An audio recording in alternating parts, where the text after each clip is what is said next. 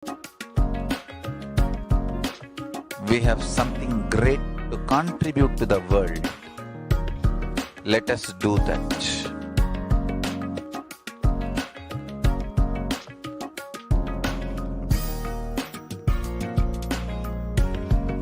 E-Kailasa is proper-customized spiritual service helping you to identify your root pattern. We have perfected the science of helping every individual from every cultural, religious, nationality background.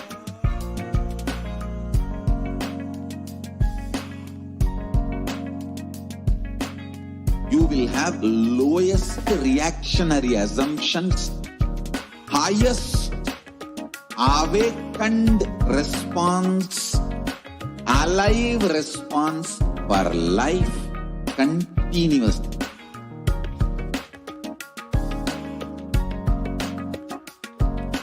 E-Kailasa is enlightenment ecosystem, literally enlightenment itself in your own home, wherever you are. Proper customized spiritual service helping you to complete with your life negativity.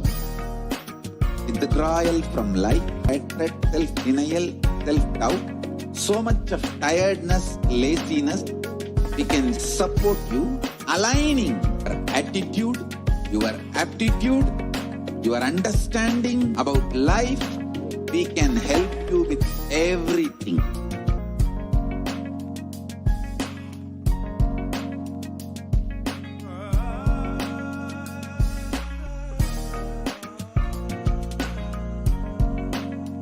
If you are interested in enlightenment, we will immediately bring this to you. If you are not interested, we will explain the whole science, inspire you and make you interested in enlightenment time. We need to cater this enlightenment science to the whole world wherever they are, because enlightenment is the birthright of all human beings. Kailasa is responsible to provide that to all human beings.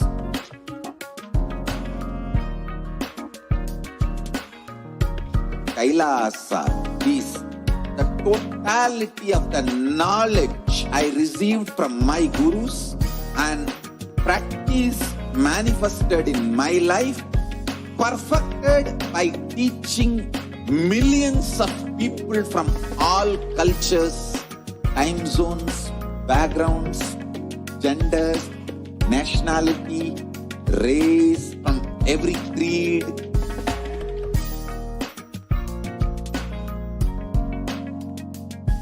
So this absolutely perfected knowledge available to you, served to you in your home, without even you moving out of your couch, free of cost.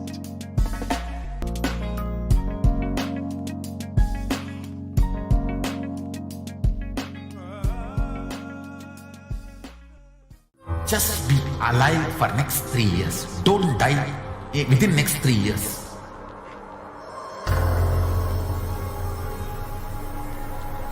Just don't die within next 3 years. Be alive, somehow be alive. I'm working sincerely. I will reach you somehow. Somehow I will reach you. It's my commitment to humanity.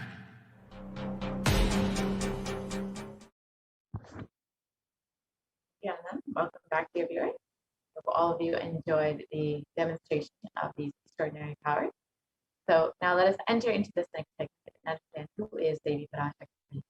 The description of Devi from Dhyana Shloka states, the Divine Mother is to be meditated upon as shining in a vermilion red body with the triple eyes, sporting a crown of rubies, studded with the crescent moon, a face all smiles, a splendid bust, one hand holding a jewel cup brimming with mead, and the other twirling a red lotus.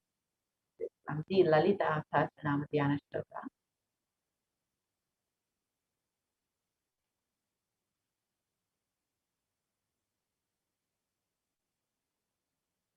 And it continues on. I meditate on the great Empress. She is red in color, and her eyes are full of compassion, and holds the noose, the goad, the bow, and the flowery arrow in her hand. She is surrounded on all sides by powers such as Anima, and she is the self within me.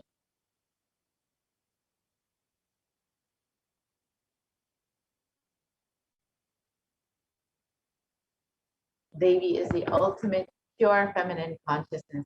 Parashakti is the cosmic mother. It is her cosmic womb from which billions and billions of universes come out and go in. Source for the Big Bang. Parashakti is the source, source Shakti, source energy, source power, from which all of us came, in which all of us are even now, in which all of us are going to merge.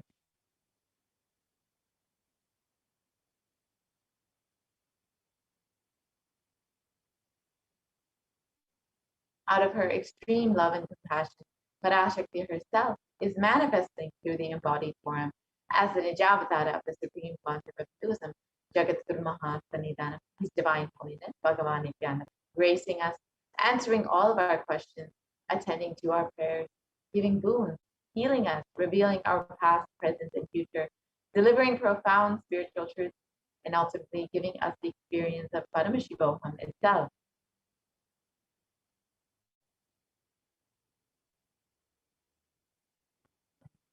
In the words of Devi Parashakti herself, describing herself, raising as Omkara, expressing as the Vedas and Agamas, blossomed as Deemkara, filled as Parashakti, living in the 40 triangles, the Kailasa Swamini, who is the Kailasa Shikura Chintamani, Parashakti, sitting as part of Paramashiva and Parameshwari, who rules the worlds, Paramashakti, Manonmani, Meenakshi.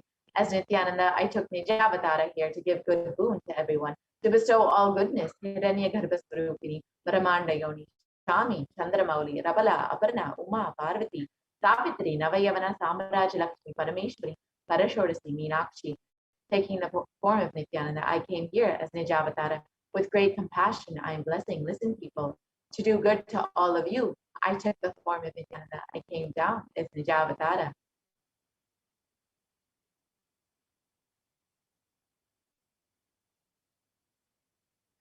And Devi continues on, raising in Omkara, blossoming as Shiva, Shiva manifesting as the source of existence, the powers of existence, the expression of existence, from the oneness of Om, blossoming into two as Prakriti and Purusha, blossoming as three, as the three Shaktis, Jnana, growing as the four Vedas, expanding as the five Panchavadas, beyond the six chakras, filled as the Gotras of the seven Rishis, expanding as the 8 directions, existing as the 9 grahas, blossoming as the 10 Indriyas, being as the 11 Rudras, creating all the world, bringing to light hell and make truth blossom, and to do good. Shodasi, Meenakshi, in the form of Nithyananda, I came to bless every one of you.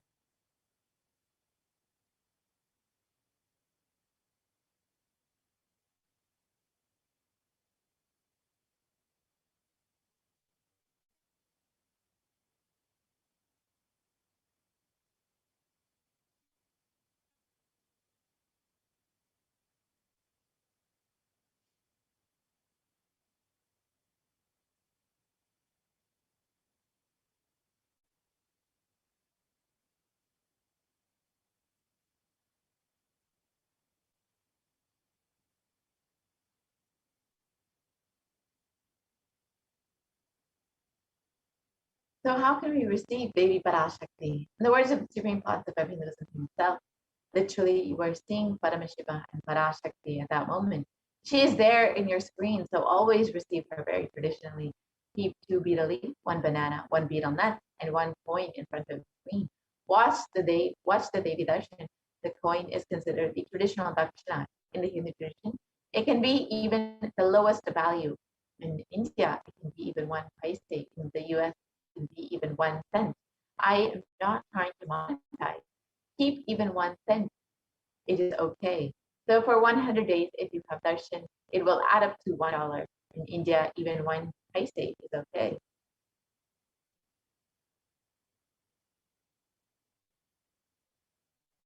and offer that to Devi. After the darshan is over, do namaskar and eat the banana, the betel leaf and betel nut. Take it as prasadam immediately. Collect those coins and send them to the LA temple. This betel leaf, betel nut may look too small, but in a few days, that really she is there. You will not take the Devi darshan for granted. Rituals will break your monotonous, unconscious mentality and lifestyle and remind you and raise you with the powerful cognition. It will break your unconscious behavior.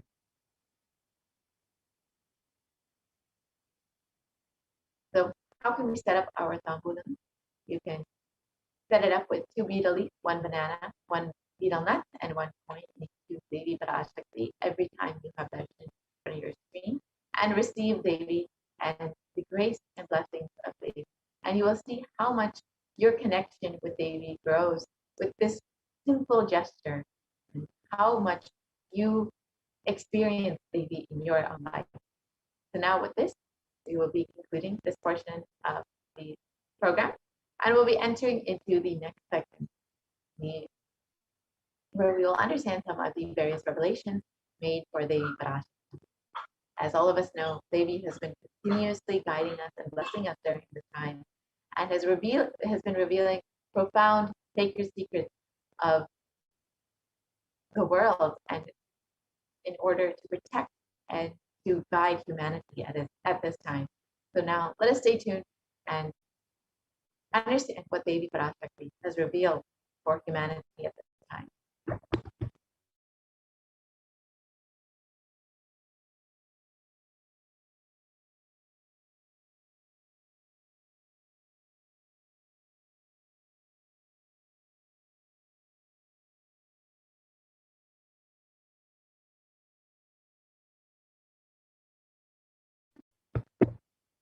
So first, let us understand the compassion of the avatar in the Guru Padaka Stotram, composed by Adi Shankaracharya. The very first verse describes how the Guru Padaka, the sacred feet of the Guru, is the boat that helps us cross the Ananta Samsara Samudra, the seemingly endless ocean of samsara or suffering.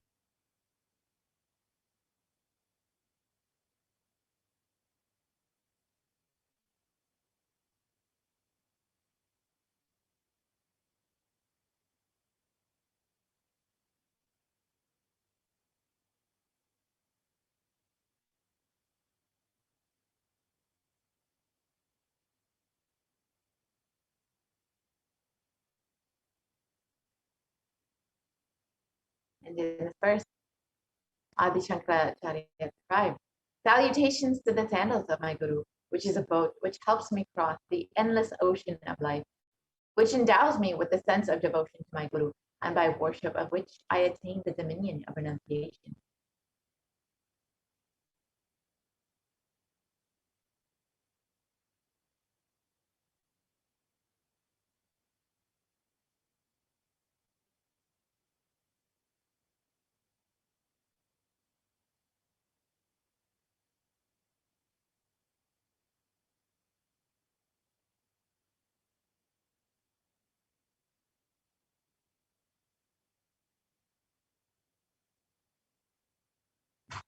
Many of us have been feeling stuck in the same storming and raging ocean, being unable to navigate ourselves and lost in the overwhelming vastness of the suffering that surrounds us during the Pralaya, the great deluge.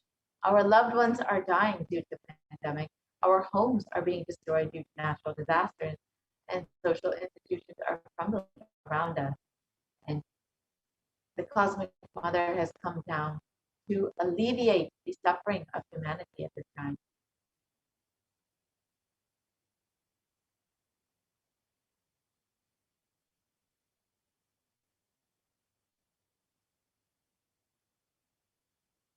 It is at this time that the Supreme Pontiff of Hinduism, the incarnation of the cosmic consciousness, out of his love and compassion, having taken the spiritual responsibility for the superconscious breakthrough of the whole of humanity, is manifesting Devi Parashakti, the cosmic mother, and guiding and healing the whole world, as literally the boat that sails us through this Pralaya, the cosmic loop.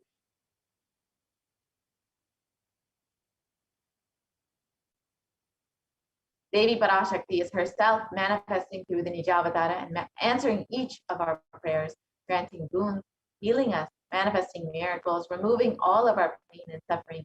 And Devi has not just attended to us individually, but also as a humanity at large.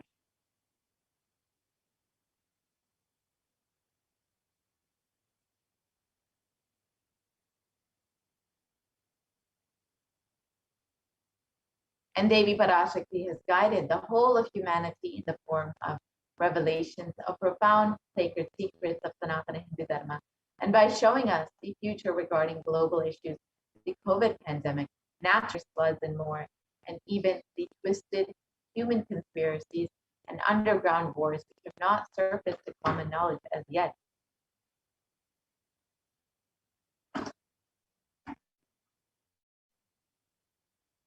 In this segment, we will be elaborating on the statistical, scientific, and scriptural references of each sacred revelation, which is manifested precisely as the same guidance emerged from Devi Parashakti for us to imbibe deeply and to start following as Devi Parashakti continues to protect us until this storm ends and we are safely harbored at the shores of our consciousness.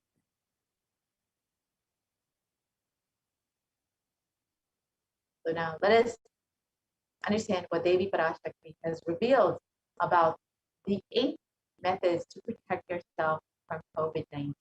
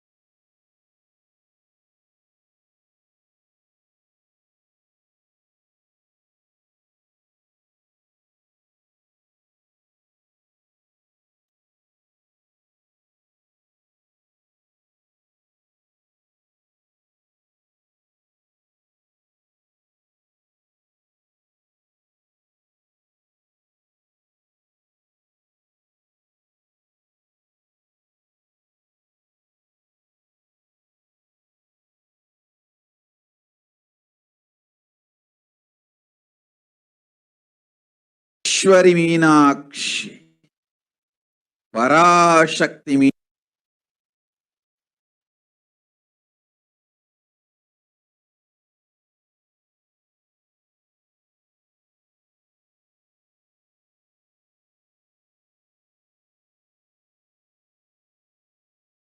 Parashodasi Meenakshi, Parameshwari Meenakshi, Parashakti Meenakshi, இங்கு எழுந்து அருளினோம் எல்லோர்க்கும் ஞானமும் தன்மையும் தந்திட நன்மையெல்லாம் அளித்திட நாமே வந்தோம் இங்கு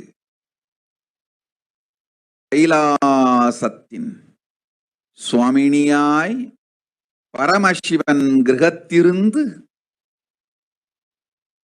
நம் அனுக்கிரகத்தினால் நித்யானந்தன் விக்கிரகமாய் மலர்ந்தோம்.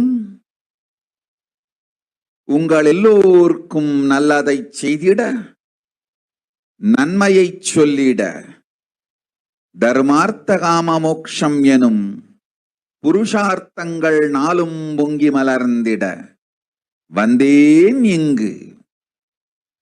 மாந்தர்கள் கொடுந்தொற்று கொரோனா கண்டு அஞ்ச வேண்டாம்.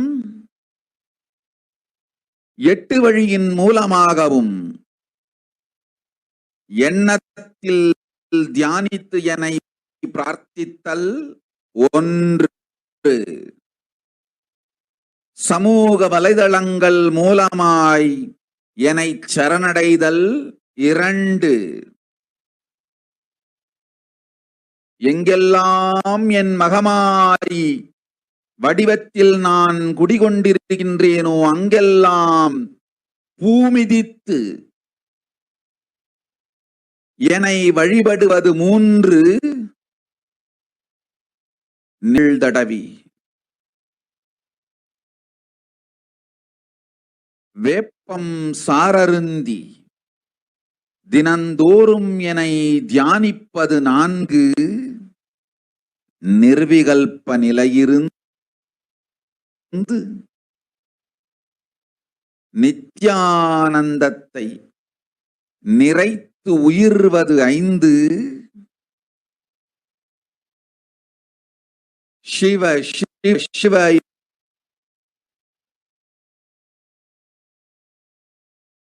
எனும் பிரபஞ்ச பெரும் நாதத்தை அஜபா ஜபமாய் நிகழ்த்தல் 6 நிறைவான பூரண மனத்தோடு வாழைப்பழத்தோலும் வெங்காயமும் குதிகாலில் வைத்து பத்திட்டு நித்திரையில் அடங்குவது 7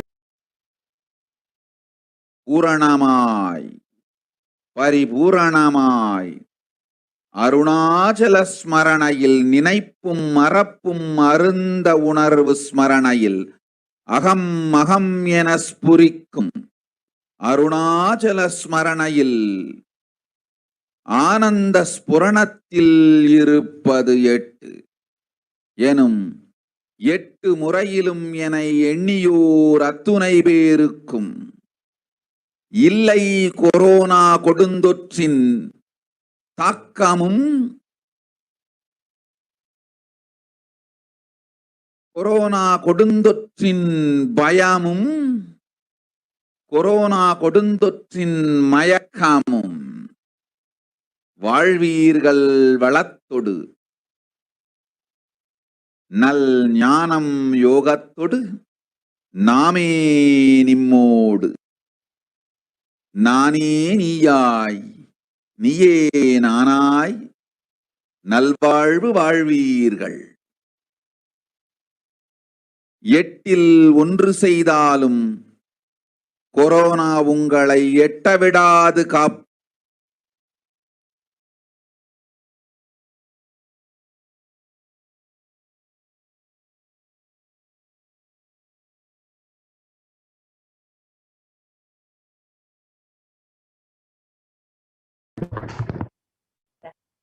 So now let us look at the translation of Devi's revelation.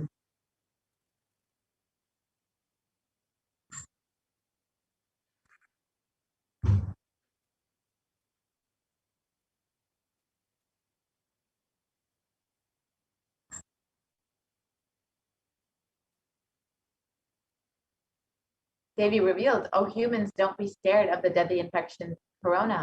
Through these 8 ways, praying and meditating on me, surrendering to me through social media, wherever I am residing, worshiping me by doing the fire walking, applying turmeric in the chest, drinking neem juice, and meditating on me every day, being in the unclutched state, filling with eternal bliss,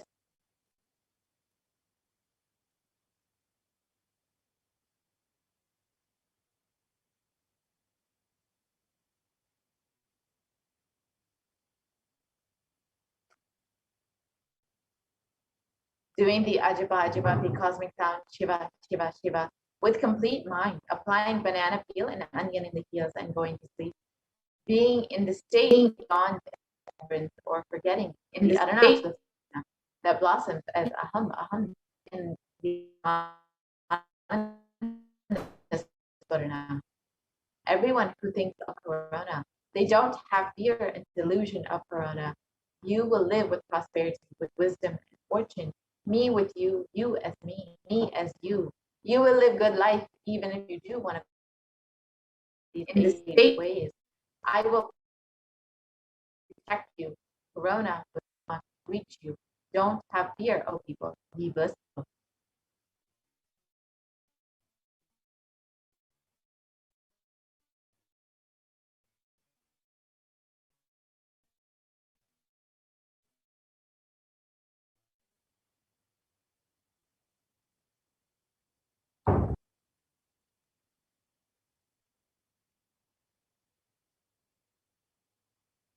In the above revelations, Devi Parashakti has revealed the 8 methods to protect all of humanity in COVID-19. We're now going to see the benefits and the science behind each of these methods that Devi Parashakti has revealed.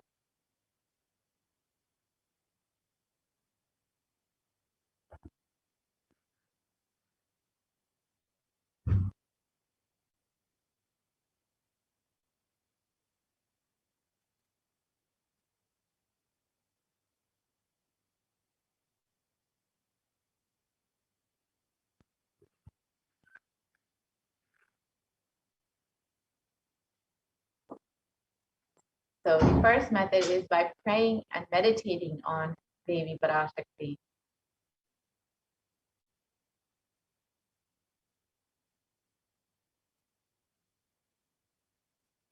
And science has extensively studied the benefits of meditation, and Healthline has published 12 of these science-based benefits. The first is that it reduces stress, it controls anxiety, it promotes emotional health, it enhances self-awareness, it lengthens the attention span, it may reduce age-related memory loss, it can generate kindness, it may help fight addictions, it improves sleep, it helps control pain, it can decrease the blood pressure, and it is easily accessible anywhere.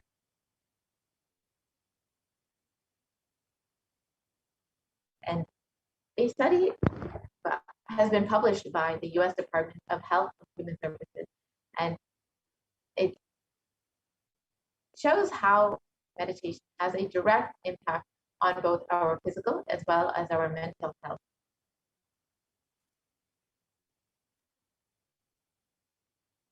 And another study by the Cambridge University Press reiterates the necessity of meditation during times of crisis, such as COVID-19.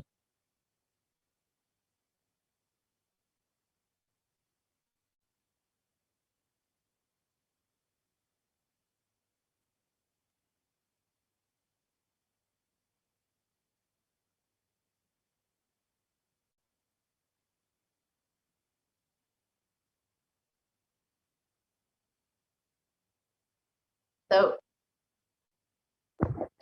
research has been published by Everyday Health, which shows the benefits of prayer and spirituality and how it protects the emotional health. And this by offering a bigger sense of purpose, by providing social support, by lifting the spirit, cope with difficulties.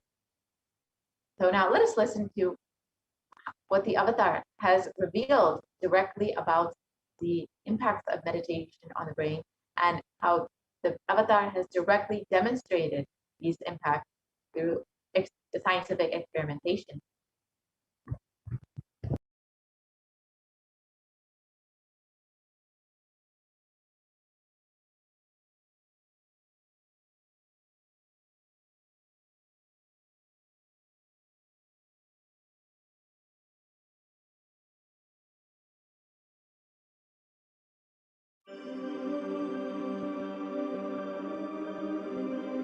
Nithyananda participates and encourages scientific researchers to derive evidences for meditation and healing through meditation.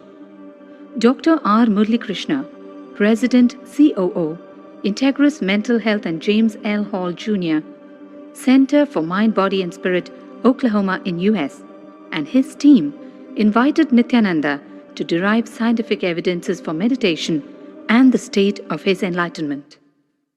When Swamiji came, I have requested him to do one thing. I asked him, would you be willing to undergo some scientific investigation of the meditation process? He very cheerfully agreed without one complaint. He went for 3 repeat sessions for PET scanning and 3 repeat sessions for quantitative EEG sessions. And these are really not very easy tests to go through. It requires a lot of patience and a lot of willingness to do that.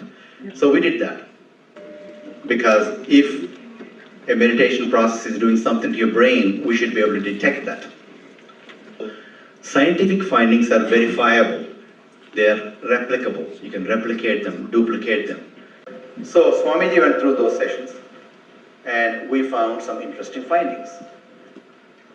In PET scan, they inject a radioactive dye which goes and sits in parts of the brain that are active.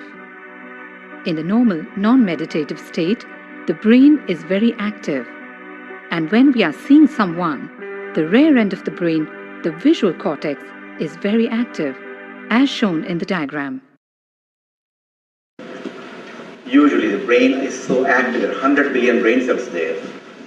But what meditation does is something very interesting. It shows the frontal lobes getting more active. The frontal lobe is where you have judgment, wisdom, reasoning. Here are some of the brain scans I'm going to share with you. This is alert, non-meditative state. The second one is 30 minutes into 30 minutes meditation. Look at the frontal lobes, how they light it up. They light it up big time. 60 minutes of deep meditation, and here is a deep, deep level of meditation where it lights up significantly right here. Right in the middle. Probably 1.5 inches, 2 inches deeper.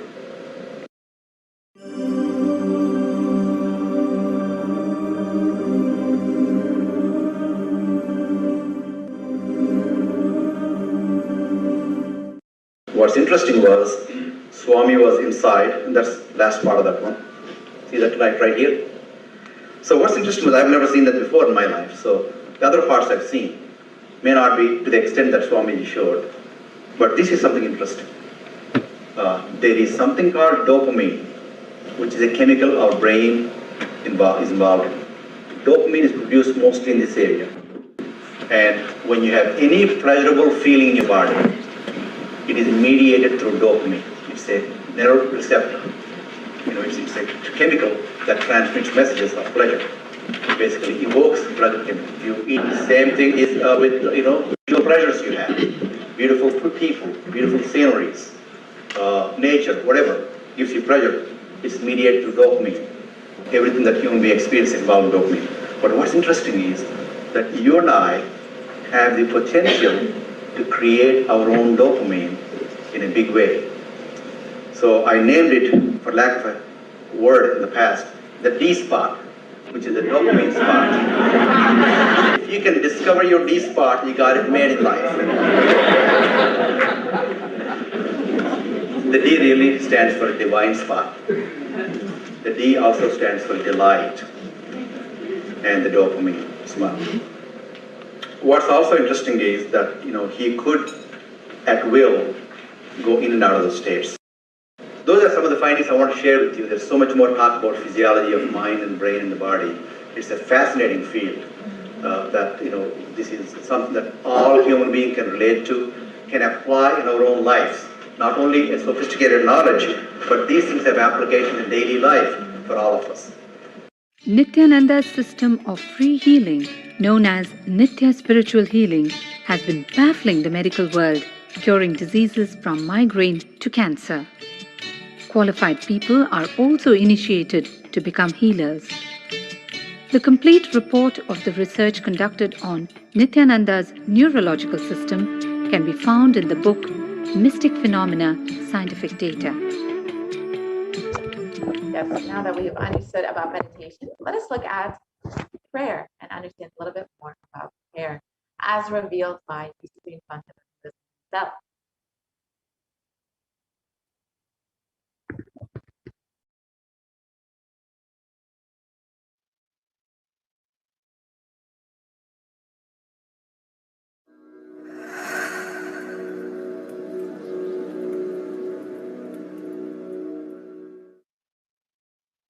If you are not allowed to do yoga, made to believe early morning sleep is the best thing in your life, you are tortured, you are abused, your divine rights are violated. If you are constantly inspired to do yoga early morning, Brahma Muhurta time, and everyday puja, sit that 30-40 minutes and melt down by feeling connection. Understand? Nothing can be compared to prayer to bust your... I tell you, prayer is the best stress buster. deep feeling connection and tears rolling in your eyes and melting down. Prayer to Paramashiva. Intense yearning, Vyakulata, talking to Paramashiva, relating to Paramashiva. Nothing can be compared to that to bust your stress. I tell you, every day puja is an ultimate recharging experience. If you do every day puja,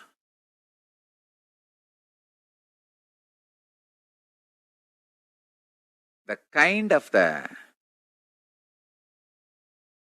stress-free life you will live,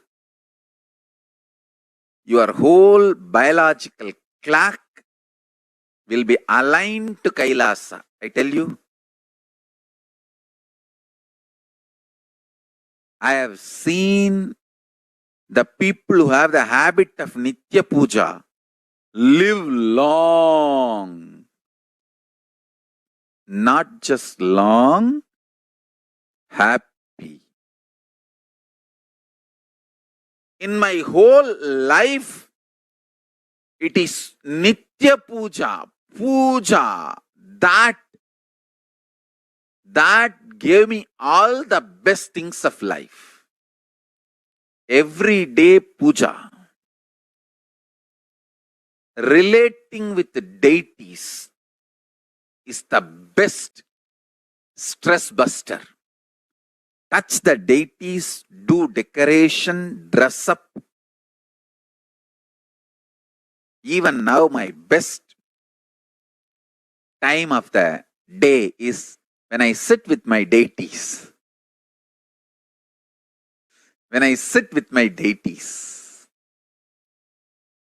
dress up the deities, jewel them, spend time with them, talk to them, intensely pray, deeply connect and pray. Understand, you do not know the power of Archavatara. God landing in physical deity form. Never underestimate the power of Archavatara. The Archavatara is equivalent to living avatar. What living avatar can do to you, an Archavatara can do. Atma Linga I am giving to all of you is literally living Archavatara. It's a piece of God. Literally.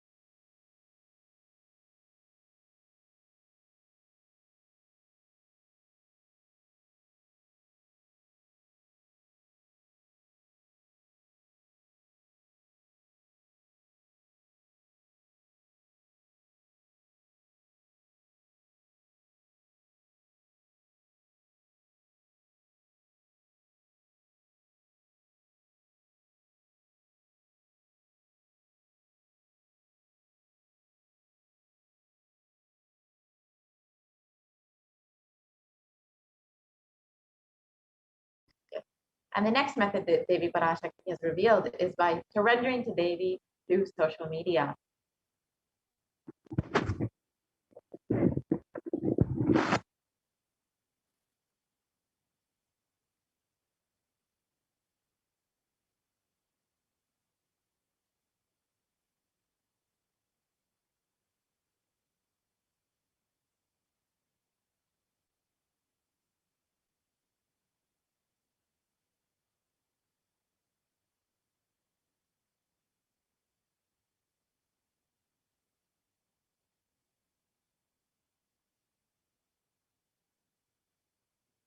So during the Akashic, Parashakti gives us the opportunity to connect with her through various social media platforms and attends to us individually through our prayer with blessings and rules.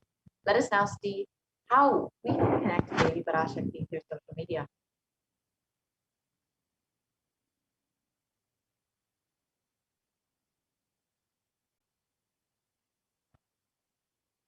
So the first way to connect with Devi is through YouTube. So you can visit Kailasa's SPH YouTube channel, and you can go ahead and join as a member.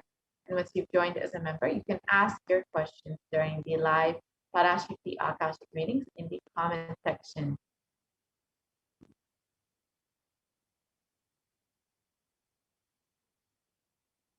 Next method is to connect via Facebook. So you can go ahead and like and follow Kailasa's SPH Nithyananda Paramashivam Facebook page.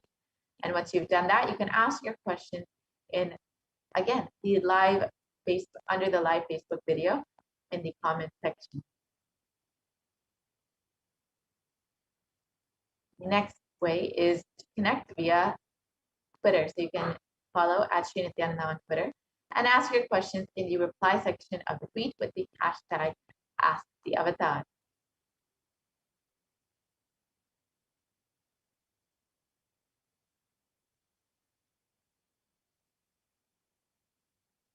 And the next way is to connect via Instagram. So you can follow Sri Nithyananda on Instagram, and you can ask your comment section.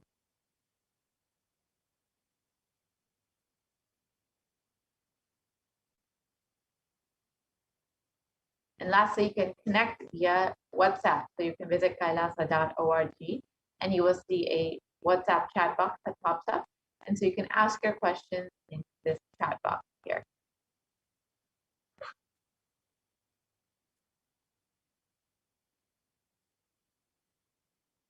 So here you can watch a short video clip of Devi Parashakti blessing people.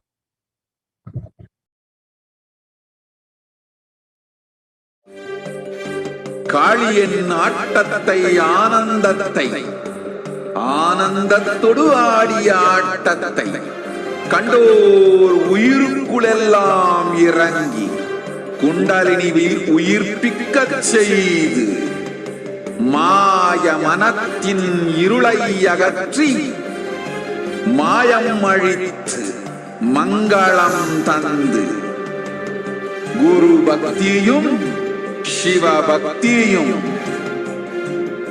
Paramasiva பக்தியும் பரமசிவ சக்தியும் அளிக்கின்றேன். மனமாயை விடுத்து குரு பதத்தை பற்றுங்கள். நித்யானந்தமாய் நிஜாவதாரமாய் வந்துதித்த என்னை பற்றி வாழ்வில் எல்லா நலமும் பெற்றிடுங்கள்.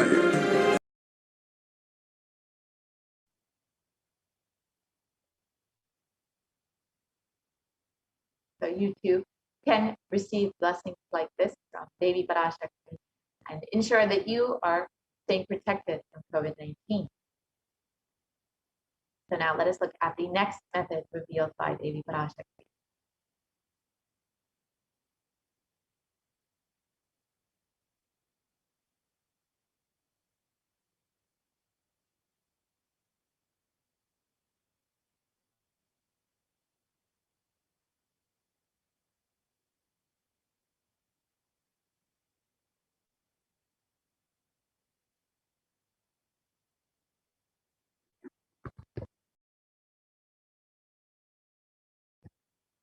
Sorry for the technical glitch. We'll be right back with the slide. As we are waiting, we can go ahead and take some time now to go ahead and join as a member of Kailasa's SPH Nithyananda Paramashivam YouTube channel. So as Devi revealed, this is one of the easiest ways to connect with her and to ensure that you are constantly staying connected, protected, and in the high state of enriching with Swamiji and with Devi's continuous blessings. So it's a very simple process. As we saw earlier, you can just go to Kailasa's SPH Nithyananda Paramashivam YouTube channel, and you can click the join button next to the membership button, next to the subscribe button.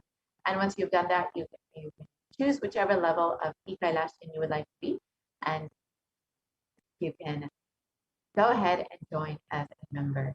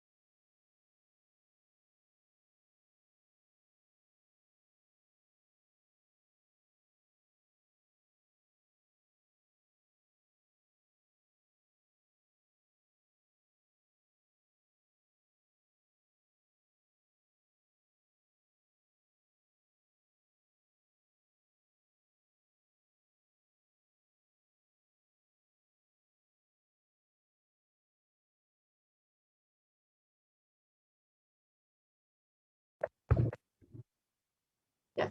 So the next method revealed by Devi Parashakti. Sorry for the technical glitch. So the next method revealed by Devi is to worship Devi but wherever she resides by doing the fire walking.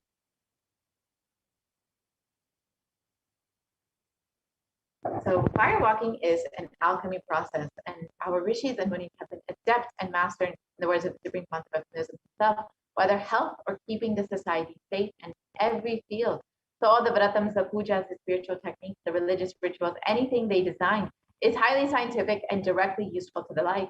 Coronavirus will not affect you at all because that fire walking time, the small blisters you get just shoots up your whole immunity. That power, the power to protect yourself from any virus or any problem, it's actually a powerful technique.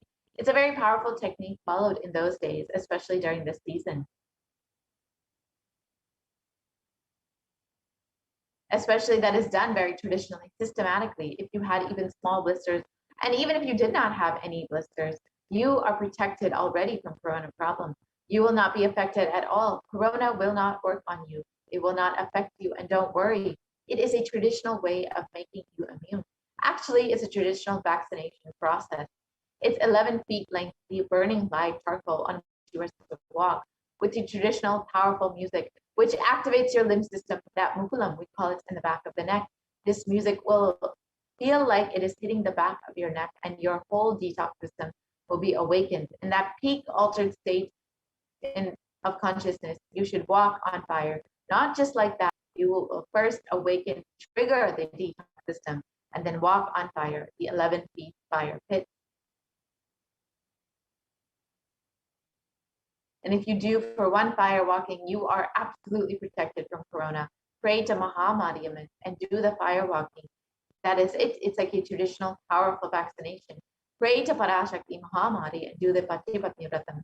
Do this traditional fire walking and you are absolutely protected from coronavirus. No need to panic. Traditional vaccination, traditional, natural, organic, no bad side effect vaccination is the Hindu fire walking.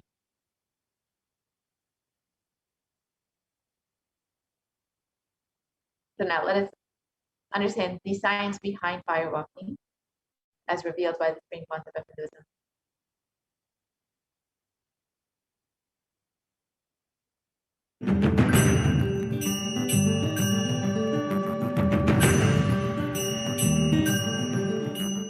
All these transmutation processes means balancing the system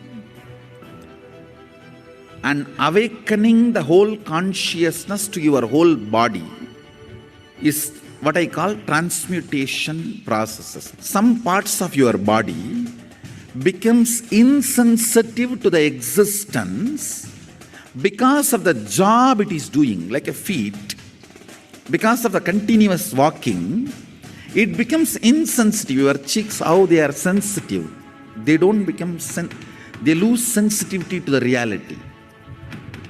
But for a complete Kundalini awakening, your whole body needs to be alive and experiencing the reality and ability to experience the higher consciousness. That is the reason we have the process of fireworking.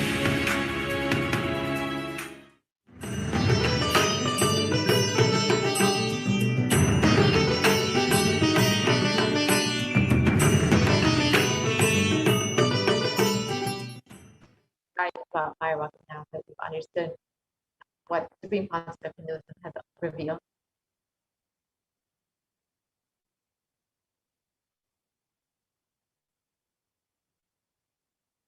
And you can watch this video of the Supreme Concept of Hinduism doing the fire walking.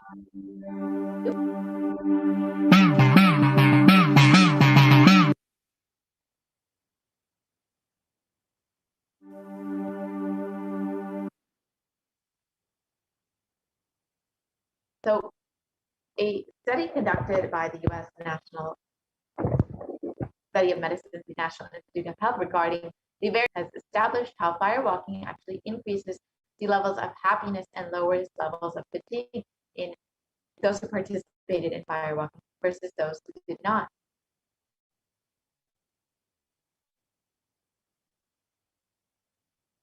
And the next method is by applying turmeric on the chest, drinking neem juice, and meditating on Devi Parashakti every day.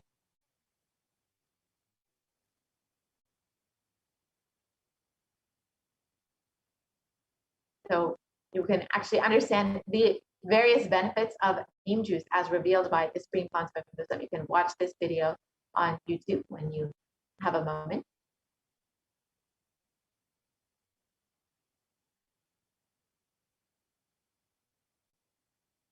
So let us understand what modern science has to say about turmeric. And traditionally, turmeric is known for its anti-inflammatory effects. And recently, though, it has been shown in the last few decades to be a potent immunomodulator agent that can modulate the activation of T cells, B cells, macrophages, neutrophils, natural killer cells, and dendritic cells, which are all immune cells. And curcumin can also downregulate the expression of various pro-inflammatory cytokines and chemokines.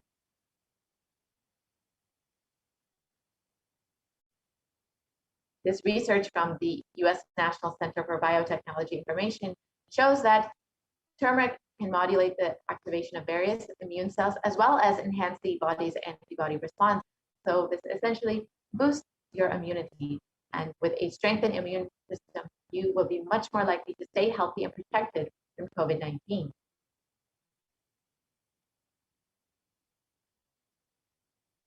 And in India.com, it was reported that neem can help in fighting against corona.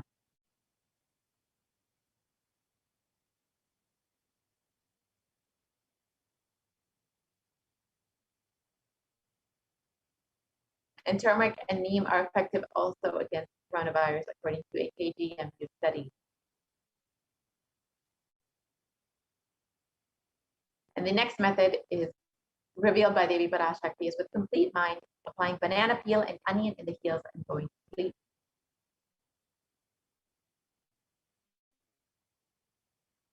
So here is how you can do this. It's a very simple process. You can just put onion or banana peel on your heel, put a sock over it and sleep, and this will completely detoxify your whole body and, of course, protect you from COVID-19.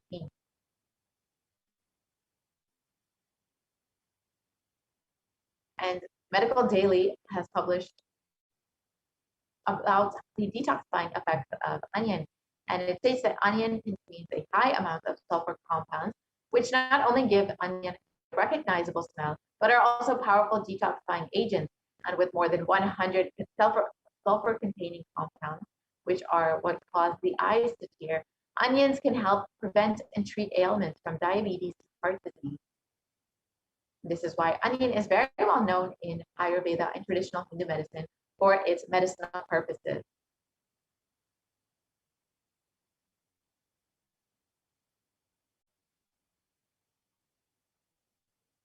And a review in the Journal of Phytotherapy on the detoxifying effects of onion has stated that compounds from onion have been reported to have a range of health benefits, which includes anti-carcinogenic properties, anti-platelet activity, anti-acidity, anti-asthmatic, and antibiotic effects.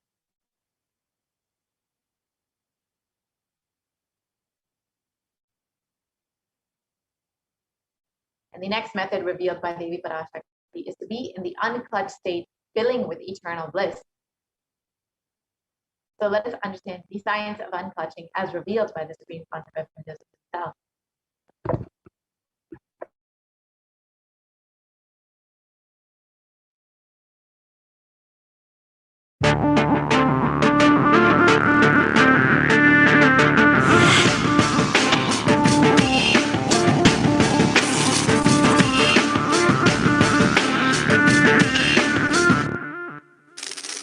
The brain is the organ which controls physical being. Once our brain has been imbalanced, it will then transmit that imbalance throughout the whole body.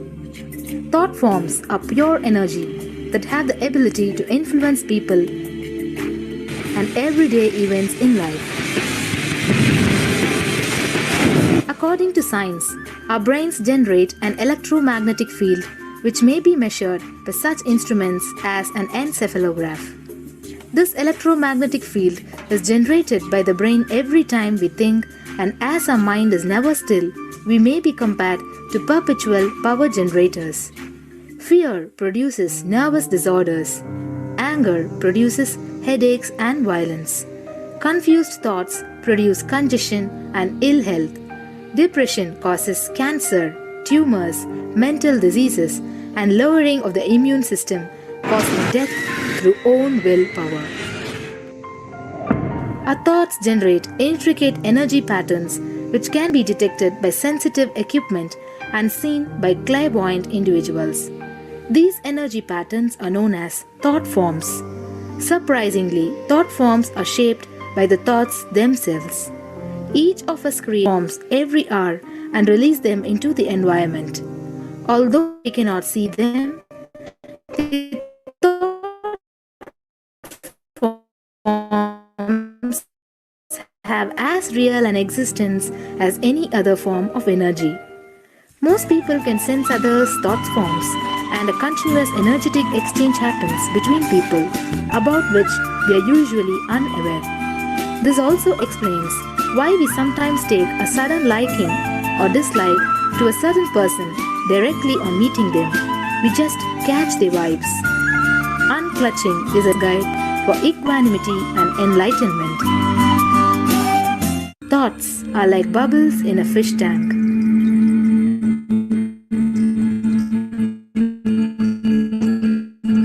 Just as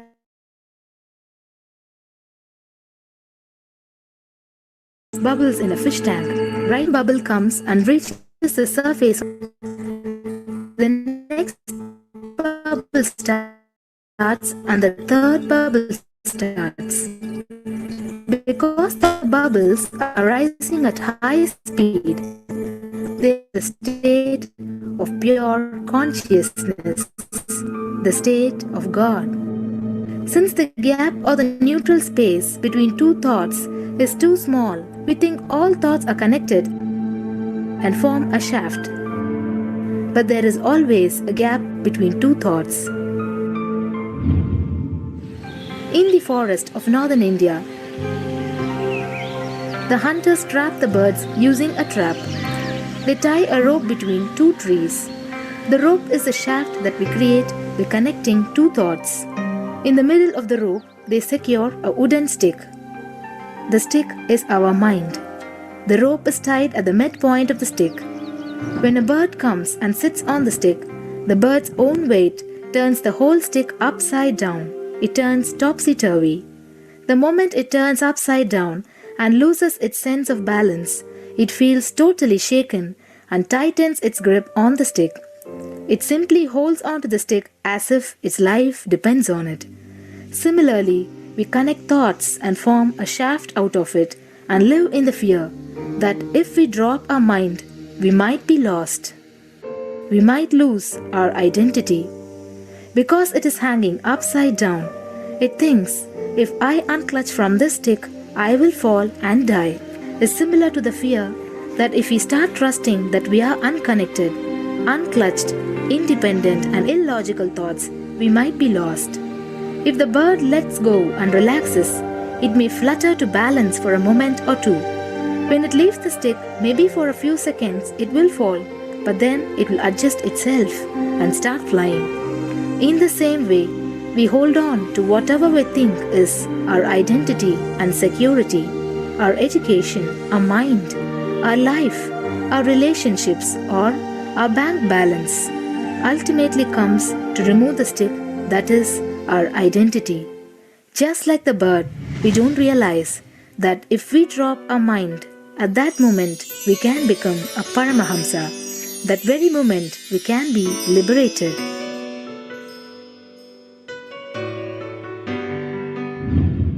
In Mundaka Upanishad, there is a story which explains, there is a huge tall tree, and in the tallest branch of the tree, there is a golden bird sitting unclutched from everything in bliss, like Dakshinamurti. In the branch, there is a small bird which jumps from here and there to various branches eating fruits. When it eats a bitter fruit, it feels bad. Whenever she eats the bitter fruit, she sees the bird which is looking above, silently, like Dakshinamurti, and feels, why I should not be like that bird. But unfortunately, when the same bird, when it eats tasty fruit, it forgets the bird sitting above it. In the same way, she keeps battling between branches, eating bitter and tasty fruits again and again. One day, as a small bird flies up higher, and as it reaches near the golden bird, it realized that he and she are the same. There is no difference between them both and realizes her original state. The small bird realizes that she also can be in the same state of the golden bird and become a Paramahamsa. This moment, trust yourself. Don't bother about losing your identity. Just trust yourself and let go of your identity. You will immediately become a Paramahamsa and be liberated. All you need to do is to trust that you're unclutched. Dropping the conclusions you can't be transformed is unclutching.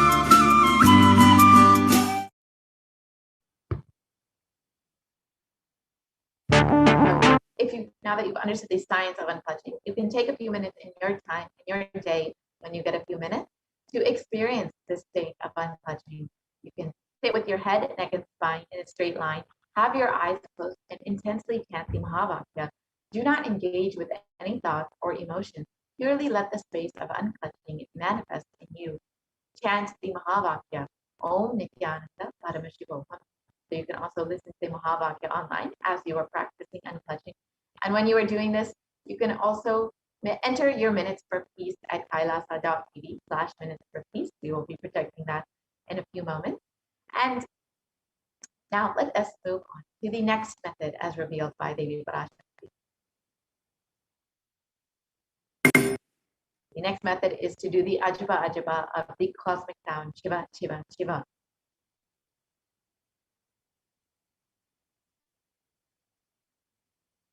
And a study conducted by the U.S. National Library of Medicine on the benefits of chanting clearly establishes how doing the Ajaba Ajaba, the chanting, has a direct and positive benefit for the physical health as well as the mental well-being. The study correlates the chanting of the Ajaba Ajaba to the vagus nerve stimulation used as a treatment for depression and epilepsy.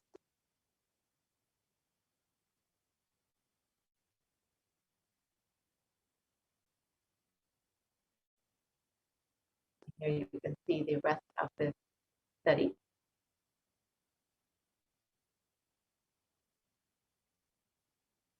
And another study conducted by Dr. Masaru Emoto establishes the human intentions, words, or thoughts can actually change the molecular structural formation in water.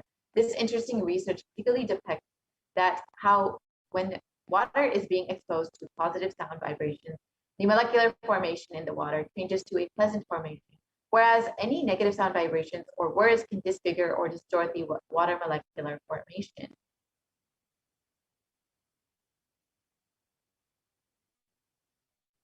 So you can see how water molecule, how the water molecule becomes these beautiful snowflake-like structures when it is exposed to positive sound vibrations or words like passion, thank you, wisdom.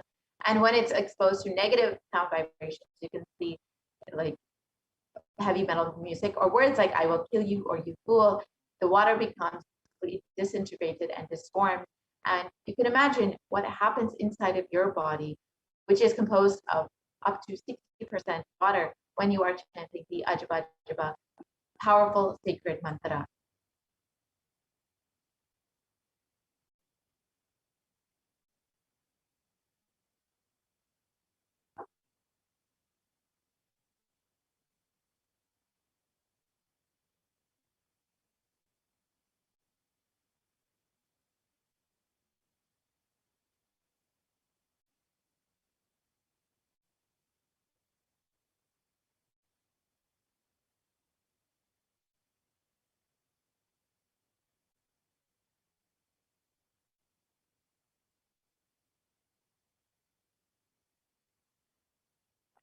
Sorry for the technical glitch. So if you would like to practice the Ajaba Ajaba or the unclutching, you can go ahead and do that. You can also play the Mahavakya and experience this state of unclutching of the Ajaba Ajaba. And when you are doing this, you can go ahead and sign up your minutes for peace at kailasa.tv/minutes for peace. And you can become a part of the Global Unclutching Initiative.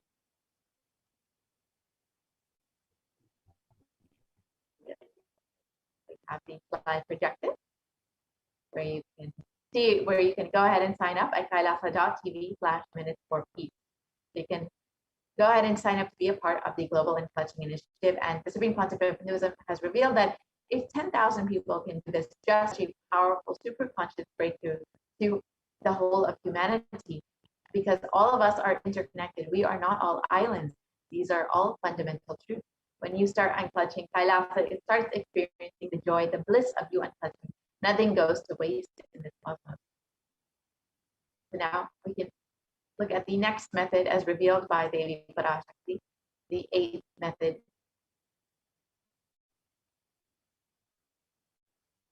Devi revealed you can be in the state, being in the state beyond any remembrance or forgetting, in the Arunachala Swarana that blossoms as Aham Aham in the Ananda Swarana. So just being in the constant state of remembering the divine and just being beyond remembrance or forgetting, you will experience this beautiful state and also be protected from COVID-19. Very simple method. And each of these methods that Devi Parashakti has revealed are independently powerful enough for you to stay fully protected from COVID-19. And one of the first methods that Devi Parashakti has revealed is that you can pray and meditate on Devi in order to protect yourself from COVID-19. And in the next segment, we will be understanding how exactly we can connect Devi, how we can pray to her and meditate upon her and receive her blessings and grace. We'll be entering into the offerings segment very shortly, understanding how we can connect with Devi Parashakti.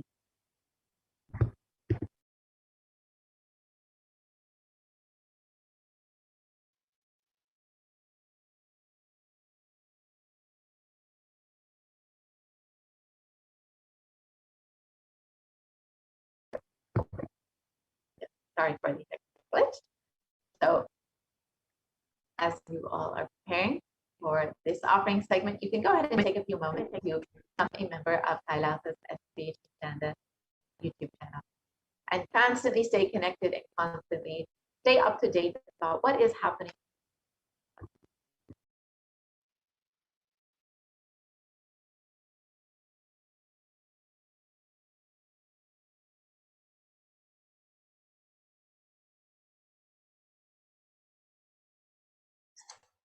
Nithyananda, and welcome back to this segment where we'll be learning more about the various offerings, the traditional offerings we can make to Devi Parashakti today as we get ready to receive her darshan and blessings.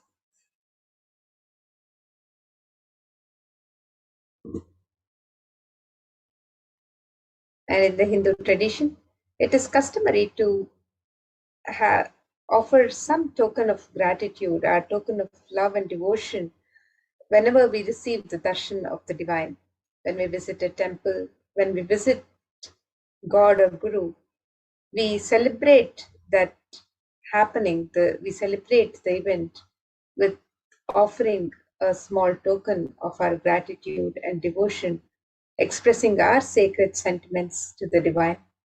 And this offering to the divine is a pure gift of love, devotion, and oneness. And when the divine accepts what one offers, the offering becomes complete. Offerings are not made out of fear and greed, but as a pure expression of our sacred sentiments for the divine. And when an avatar lands, the offerings are purely a part of the grand Leela played out only for the purpose of enlightenment.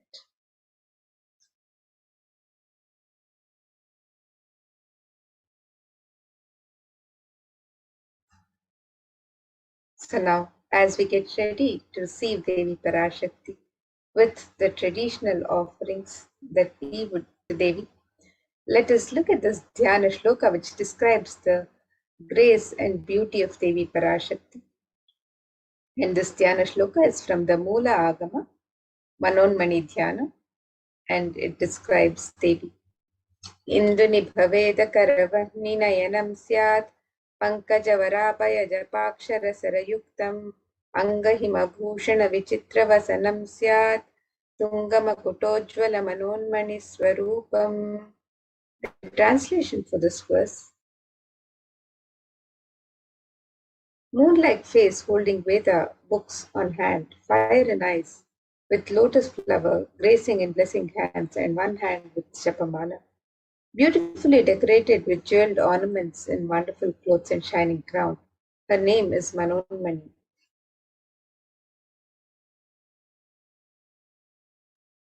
And another verse that describes Devi Parashakti from the Mula Agama Manonmani Dhyana. This verse says, ध्यायेत् देवीं त्रिनेत्रां शशिनिभवदनां वेदहस्तां दधानां सव्ये पद्मां वरदमपरे चाभयं चाक्षमालां दिव्यैराभरणैर्विभूषिततनुं ब्रह्मादिभिः पूजितां देवीमेव मनोन्मणिं प्रतिदिनं कामार्थदात्रीं शुभाम्. And the translation for this verse, I meditate on Devi with 3 eyes, glowing like a moon and holding the Veda, lotus and gracing with blessing and gracing hands. She is wearing beautiful ornaments. She is worshipped by Brahma and other many gods and showers auspicious boons for all actions every day.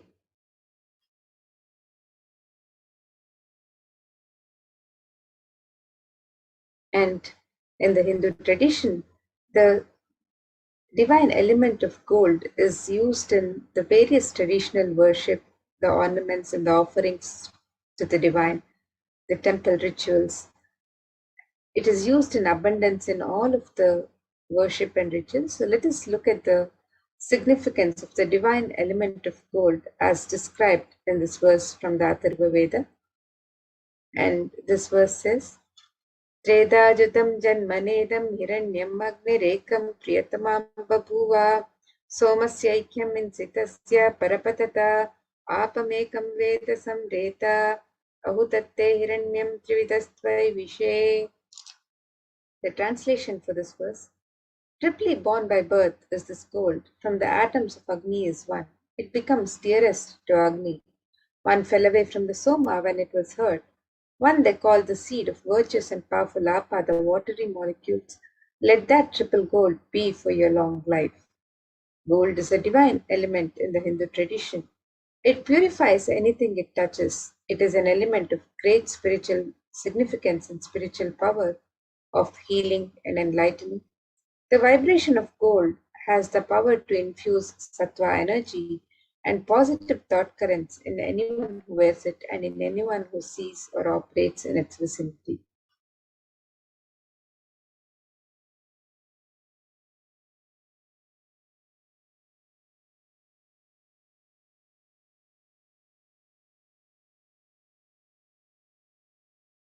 Gold is present in all the Hindu scriptures, the Agamas, Vedas, Shrutis, Smritis, Itihasas, Puranas, that gold is the most auspicious and purest manifestation. Everything was built in gold, exchanged in gold. Ritual fees were offered in gold bricks. When one was to be saved from life-threatening illnesses, gold was offered as a ritual fee.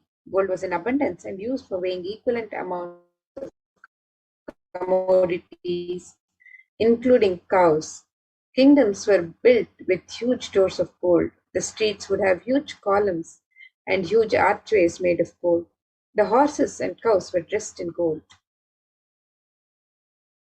And the Hindu civilization thrived on the banks of rivers of gold.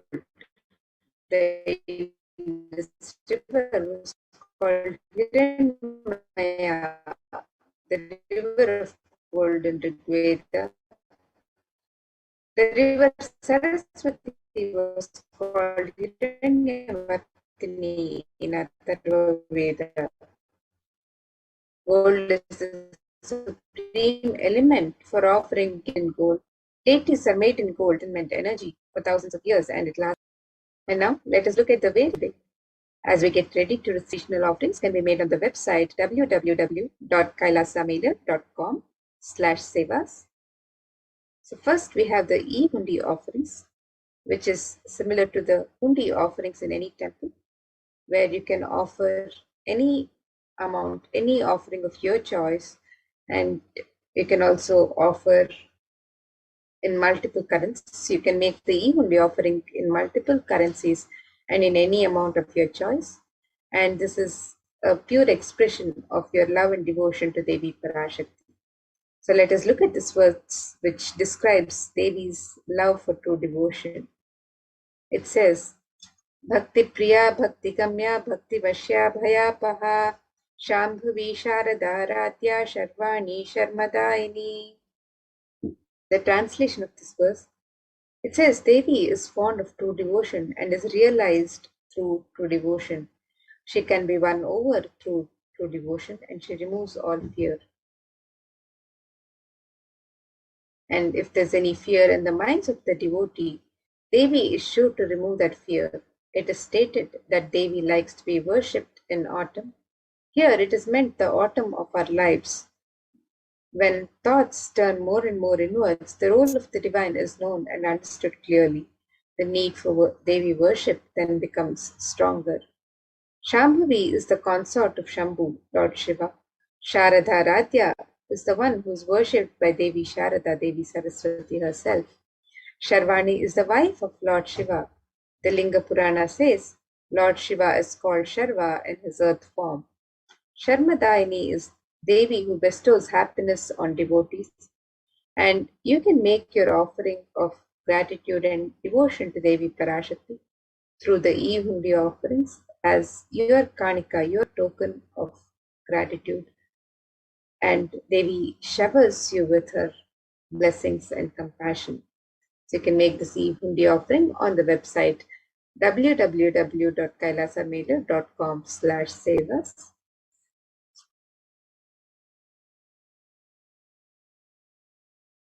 And the next offering to Devi Parashakti is the offering of the Sankalpa chanting. And this is the offering of the conscious resolution that we make to the divine. And let us look at this verse from Devi Mahatmyam chapter 12, verse 34, which describes the power of conscious intention. And in this verse, it describes Tayai tanmohyate vishwam shaiva vishwam prasuyate saya chittaja vijanam tushtaruthim prayaschati. The translation for this verse, the goddess enchants this universe and she herself gives birth to this universe. That goddess being prayed without interest in anything gives that knowledge that leads to salvation and gives wealth in the materialistic sense. And you can make this offering of the Sankalpa, the conscious resolution, and be blessed with the fruition of all the desires and wishes that you yearn for. And you can sign up for this, for the Sankalpa chanting, the conscious resolution, on the website www.kailasamela.com/sevas. And the next offering to Devi Parashakti is the offering of the Sahasranama Swarnakasu. This is the offering of the pure gold coin inscribed with one of the 1008 sacred names of Devi Parashakti. Devi is described as Nama Parayana Prita in the Lalita Sahasranama. It means she who likes repetition of her various names. And this offering of the Sahasranama Swarnakasu, the pure gold coin inscribed with one of the 1008 sacred names of Devi Parashakti. Each coin is inscribed with one of the sacred names of Devi Parashakti. This is a very special and unique archana offered to the Mahameru of Devi Parashakti. And you can make this offering of the Sahasranama Swarnakasu, the pure gold coin inscribed with the sacred name of Devi Parashakti. You can make this offering in any of 3 different denominations, and you can offer any number of coins as you would wish to. And you're blessed to imbibe the same divine qualities of Devi Parashakti herself, her Ananta Kalyana Gunas, which are inscribed on the coins, the 1008 names which describe the Ananta Kalyana Gunas, the divine qualities of Devi Parashakti. And by making this offering of the Sahasranama Swarnakasu, you can also have the blessings of imbibing these very same divine qualities of Devi Parashakti herself. So you can make this offering of the Sahasranama Swarnakasu, the pure gold coin inscribed with the sacred name of Devi Parashakti. You can make this offering on the website www.kailasamailer.com/sevas.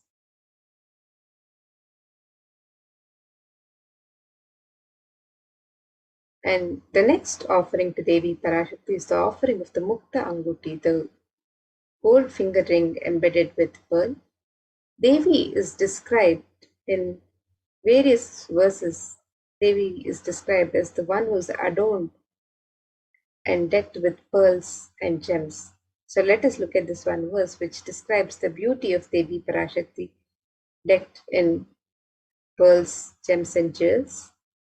This verse says, Muktahara lasat kirita ruchiram purnendu vaktra prabham Shinjannu pura kinkini manidharam padma prabhabhasuram Sarvabhita palapradam girisutam vani rama sevitam Meenakshim pranatosmi santatamaham karunyavaram nidhim.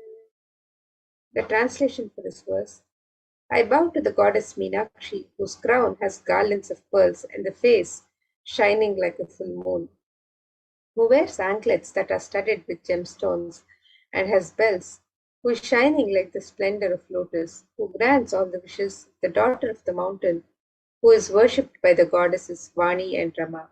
I remain ever bowing to the goddess Meenakshi, the ocean of compassion.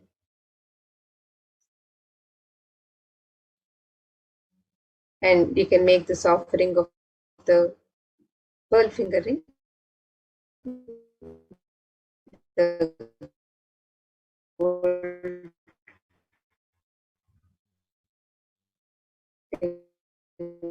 ring embedded and the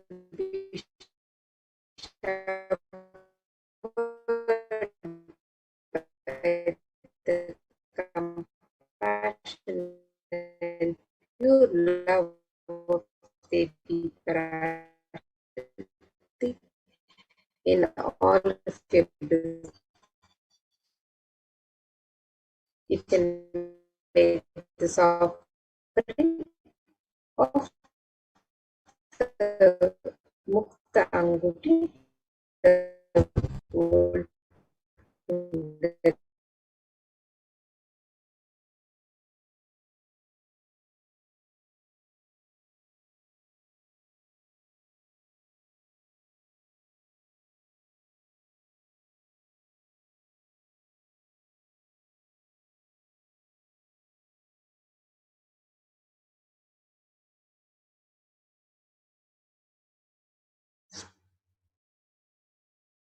Yes, we apologize for the technical glitch.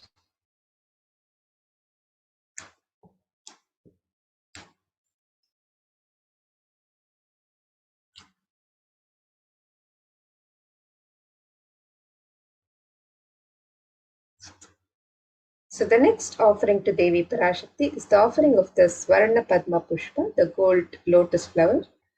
And there are various scriptural references in the Hindu scriptures which describe the significance of the gold lotus in the worship of the divine.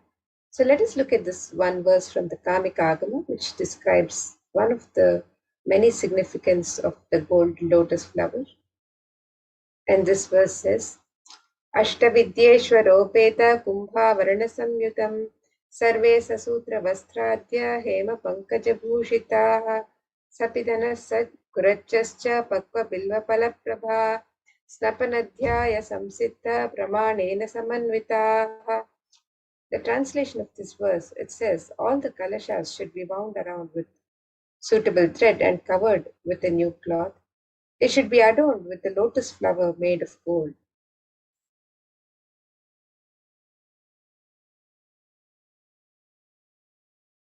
And there are hundreds of scriptural references in the Hindu scriptures for using the lotus in the worship of Paramashiva, in the worship of the divine. Almost everything in the worship of the ultimate, involving the consecration of the deities of worship or meditating on the mudras and asanas used during worship, involves the lotus flower, the lotus leaf, the lotus pericarp, the lotus petals. The lotus is a divine flower in the Hindu tradition. The Shakti of Paramashiva is also called a lotus. The base of the Paramashiva linga is a lotus. The disciple of Paramashiva is also considered a lotus, the one who is about to bloom. And you can make this offering of the gold lotus in any of 3 different sizes as you wish to, and be blessed to have the state, space, powers, and being of Devi Parashakti in your inner space amidst any and every adverse situations in life.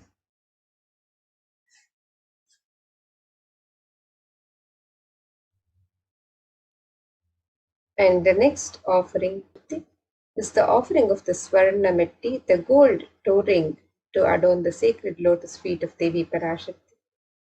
And these verses from the Saundarya Lahari describe the beauty of the sacred lotus feet of Devi Parashakti. Let us look at these verses. And this verse says, Nakhaditi sanchanna namajjanatamo guna padadvaya prabhajala parakrita saroruha. The translation for this verse, it says, you whose brightness from the toenails destroy the darkness of ignorance from the minds of your devotees who prostrate at your feet. You whose brightness from your 2 feet overpowers that of the lotus flower too.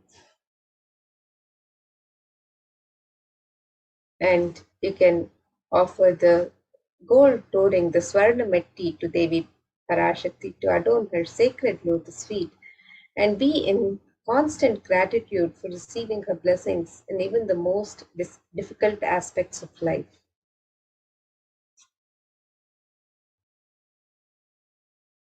And the next offering to Devi Parashakti is the offering of the Swarna Mangtika, the gold hairline jewelry. And Devi is described as Sudha Sharabhi Vashini, she who makes the nectar flow in all our nerves from the Sahasrara, she who gives the very pleasant experience of the ultimate. And the Swarna Mangtika represents the nectar overflowing from the Sahasrara Chakra, which is fully opened with the sacred sentiment of gratitude.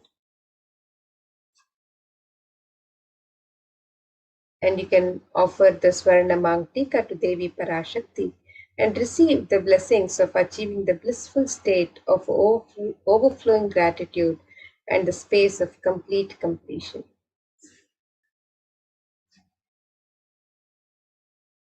And you can make all of these traditional offerings, the traditional ornaments to Devi Parashakti and the various sevas on the website www.kailasamailer.com/sevas. And the next offering to Devi Parashakti is the offering of the Pratyaksha Pada Puja. And this verse from Saundarya Lahari describes the grace of Devi Parashakti's sacred lotus feet, the grace of going down at her feet, and the compassion she showers on. So this verse from the Saundarya Lahari describes that the illumining splendor of Devi's toenails dispel the darkness of the ignorance in the devotees prostrating at her feet, and her feet defeat the lotus in beauty. It states that the nails, which have been sharpened by constantly being touched by the crowns of celestial beings who always prostrate before Devi, the tamoguna in the devotees, which is indicative of the ignorance in the mind of the devotees, and this ignorance is removed by constantly prostrating before Devi, and they attain the ultimate knowledge. So you can make this offering of the Pratyaksha Pada Puja, the most sacred ritualistic offering of gratitude from disciple to Guru. You can make this offering and be blessed with all the auspiciousness and blessings of Devi Parashakti and the Nijavatara, the Supreme Pontiff of Hinduism himself, Jagat Guru Mahasannidhanam, His Divine Holiness, Bhagwan Sri Nithyananda Paramashivam. And you can register for this offering on the website www.kailasamailer.com/sevas.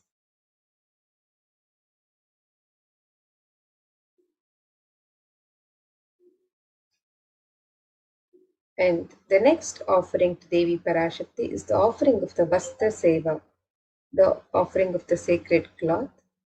And this is a traditional offering made to the divine as a token of gratitude for the protection of the divine during all difficult aspects of life.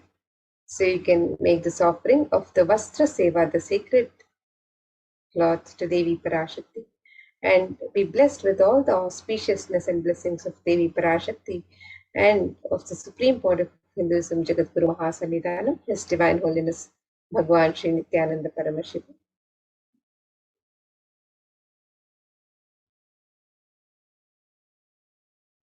And here you can see a summary of all of the offerings that you can make on the website www.kailasamailer.com/sevas.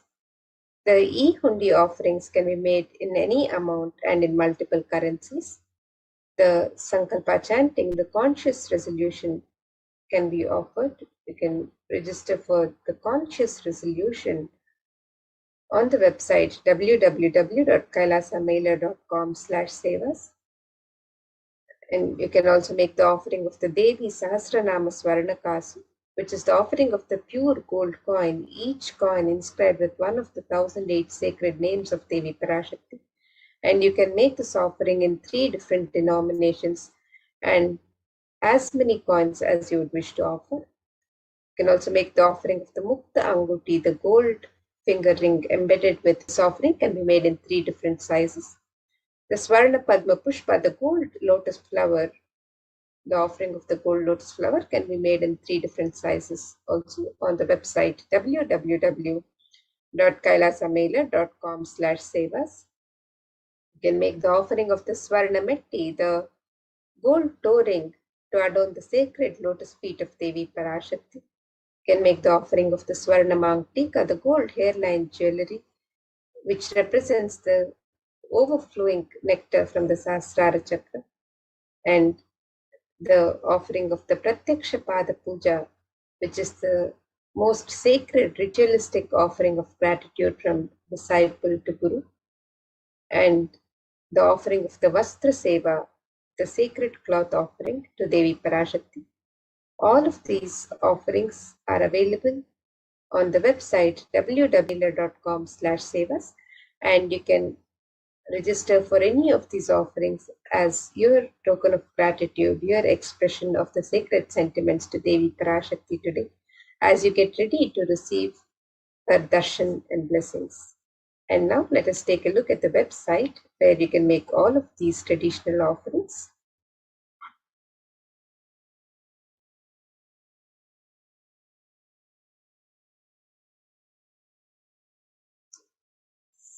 So here we have the website www.kailasamailer.com/sevas.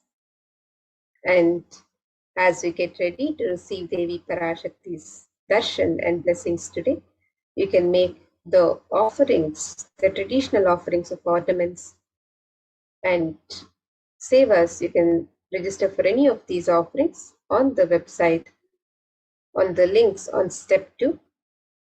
So you can make the offerings of the ornaments and sevas on this link on step 2, and you can also make the offerings of the e-hundi through this link. And if you'd like to make an intention to make an offering and receive the blessings of Devi Parashakti to manifest your intention into reality, you can fill out the form on step 1. And once you've made your traditional offerings, if you would also like to make a conscious resolution and fill the Sankalpa details for yourself and your family, the form on step 3.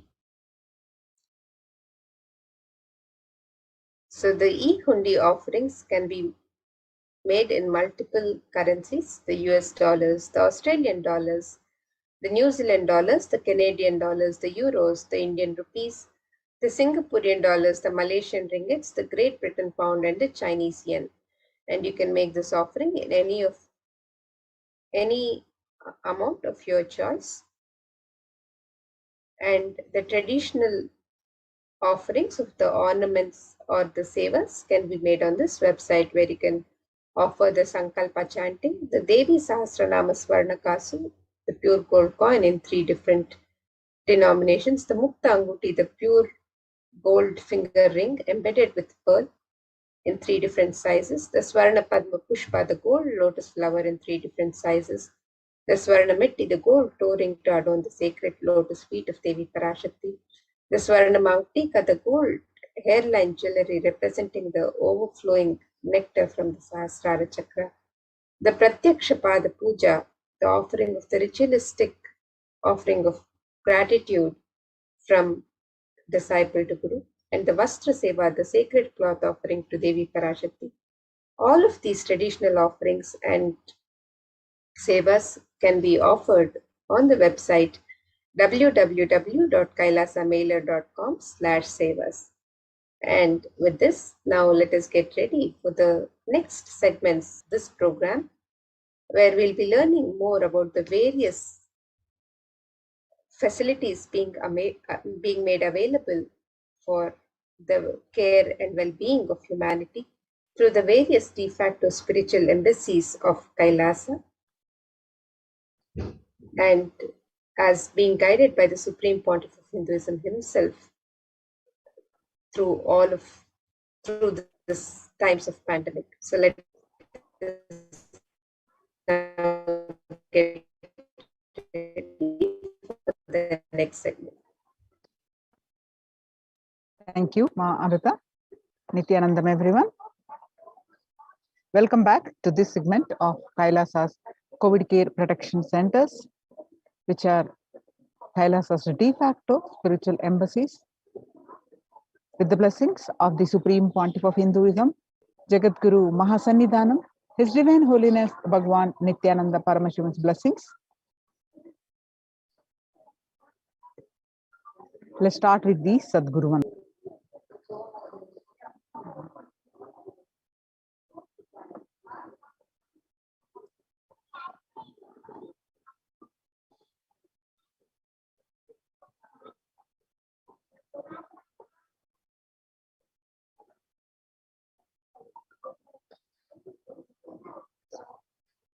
So what we learn from this segment today, so Nithyanandam Paramasugadam Kevalam Jnanamurtim Dvandvatitam Gagana Sadusham Tattvamasya Ekam Nityam Vimalamachalam Sarvadi Sakshibhutam Bhavatitam Trigunarahitam Sadgurum Tam Namami. We are going to learn the statistics across the world, the concerning statistics across the world on mental health and global peace across the world due to the COVID-19 pandemic. What are the Supreme Pontiff of Hinduism and Kailasa's contributions for global peace? Supreme Pontiff of Hinduism, spiritual solutions for COVID-19, Kailasa's COVID Care Protection Centers, some glimpses, and why temple-based ecosystems, and UN recognizes Kailasa's contributions and join Kailasa's COVID care centers. So the crisis that we are under today, people around the world are trying to grapple with the grim reality that the pandemic is far from over. The aftermath of current calamity promises to be much more devastating. The greatest economics of the world are facing disastrous futures. Countries are facing off each other with a deep mistrust. Now let us see some of the statistics and current news. In Australia, reported a record high cases amid the third wave of COVID-19. And in US, COVID-19 has killed more Americans than the influenza pandemic of 1918 to 19. The coronavirus The influenza pandemic of 1918 to 19 flu infected about 25% of the Americans and killed an estimated 0.65% with 675,000 deaths. And COVID-19 has infected more than 12% of Americans, killed about 0.2% with 676,000 deaths. Now that the US death toll from the COVID-19 has surpassed 676,000 deaths, the coronavirus pandemic has killed more Americans than the influenza pandemic of 1918 to 19. And Axios and the Associated Press both reported the grim milestone recently. And so it is recorded that the COVID-19 is now officially the US deadliest pandemic as the death toll crosses that of 1918 to 19 flu.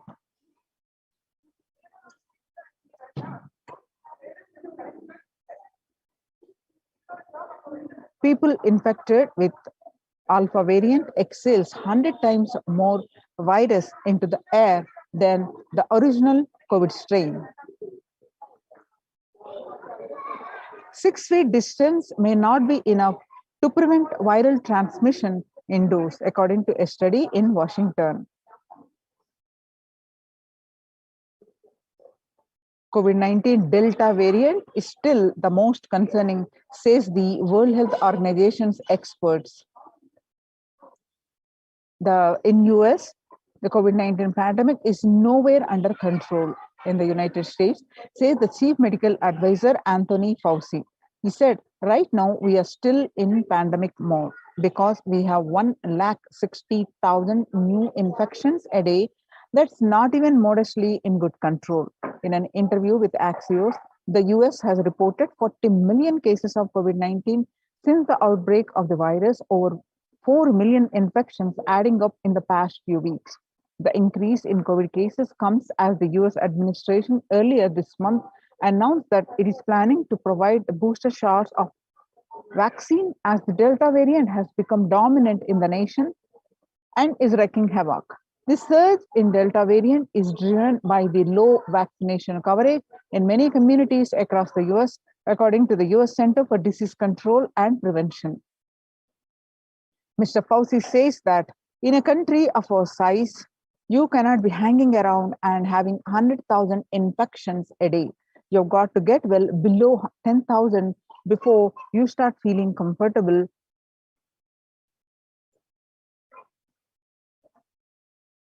According to a report of World Economic Forum, the COVID-19 made the world less peaceful, as the increase in the violent incidences and fatalities creating the world less peaceful. And the younger adults are more likely to report symptoms of anxiety and a depressive disorder during the COVID-19 pandemic.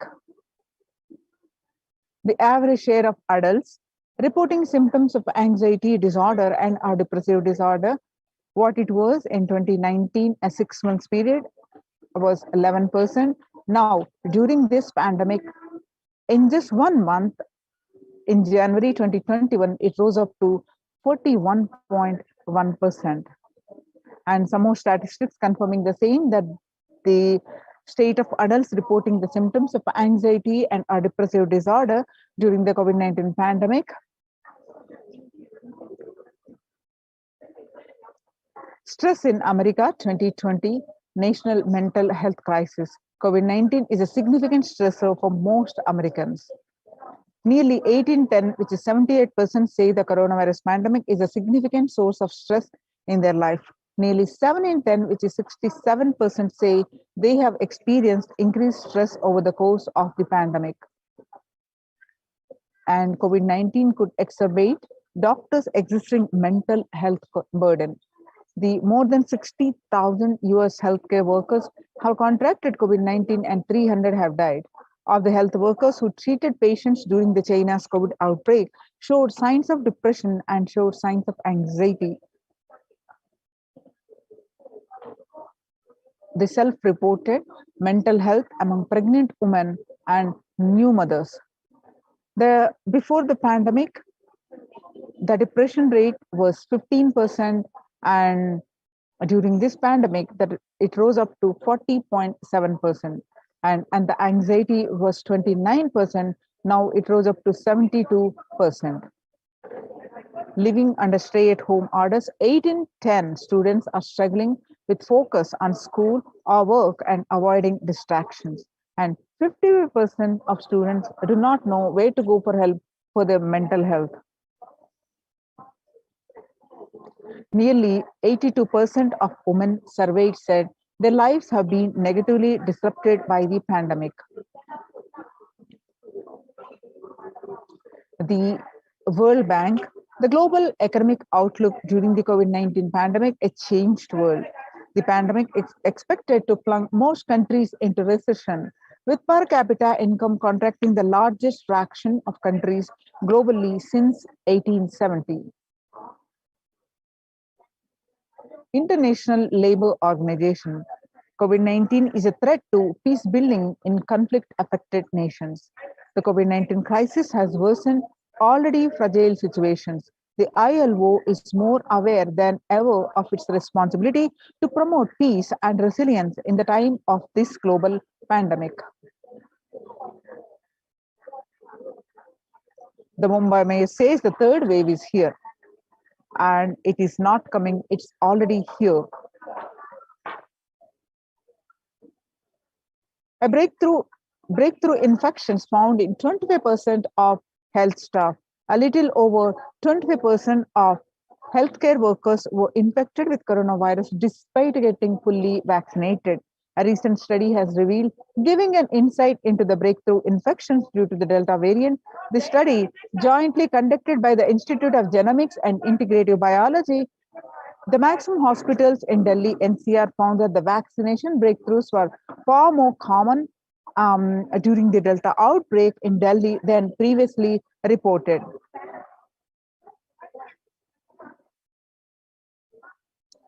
Then, now that we have seen the statistics across the virus is now vaccine resistant and it is airborne, and it is not only causing the physical health fatalities, it's causing the mental concerns, mental health concerns, especially in the younger adults, and it's leading to the global peace.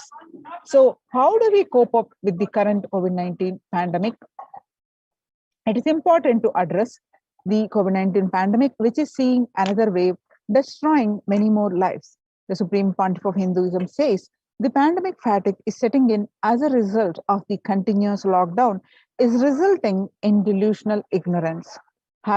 Holding on to the delusion and supporting this space of delusional decisions leads to delusional arrogance. Continuous lockdown leads to delusion thoughts like, so what, if I die, it's okay. I can live forever in this lockdown. Going out and then exposing oneself and putting the risk on yourself and the others with irresponsibility and insensitivity is the delusional arrogance. The global COVID virus pandemic has left the whole world desperately looking for answers. Life as it had been experienced even back in February 2020 is no longer recognizable. The drastic change is the order of the day, with people having to redefine the world with new paradigms of economy, society, faith, religion, and health. Had the greatest fortune to be with the incarnation of Paramashiva, the Supreme Pontiff of Hinduism, in their lives to carry them through this crisis. Join the Kailasa's COVID Care Protection Center with the link https://kailasa.org/Kailasa Care.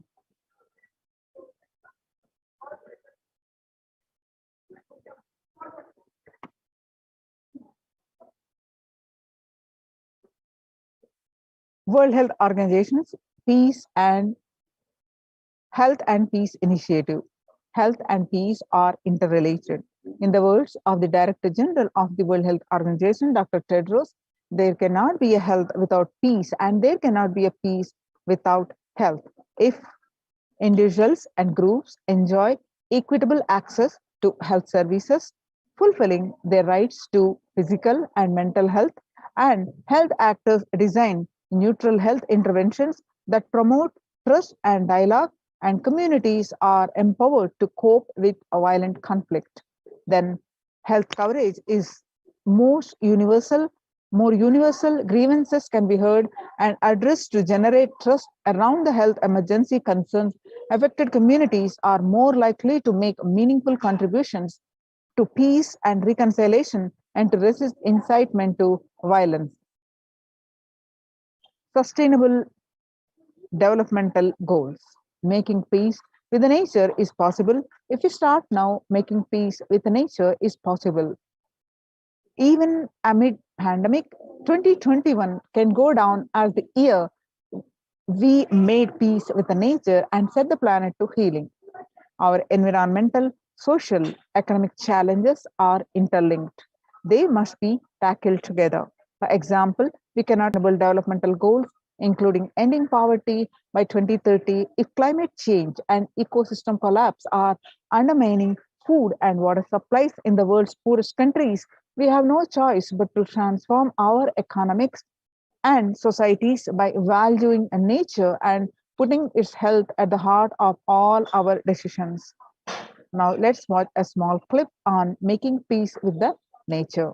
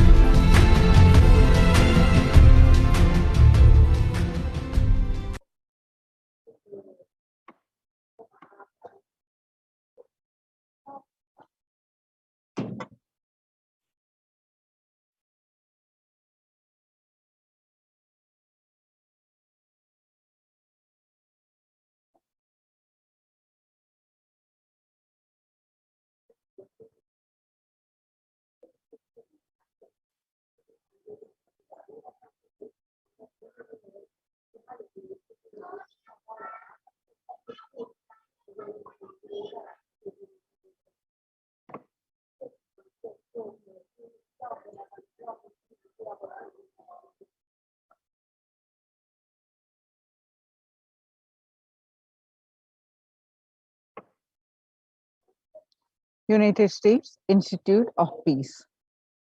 Amid COVID, we need enhanced international coordination to build peace.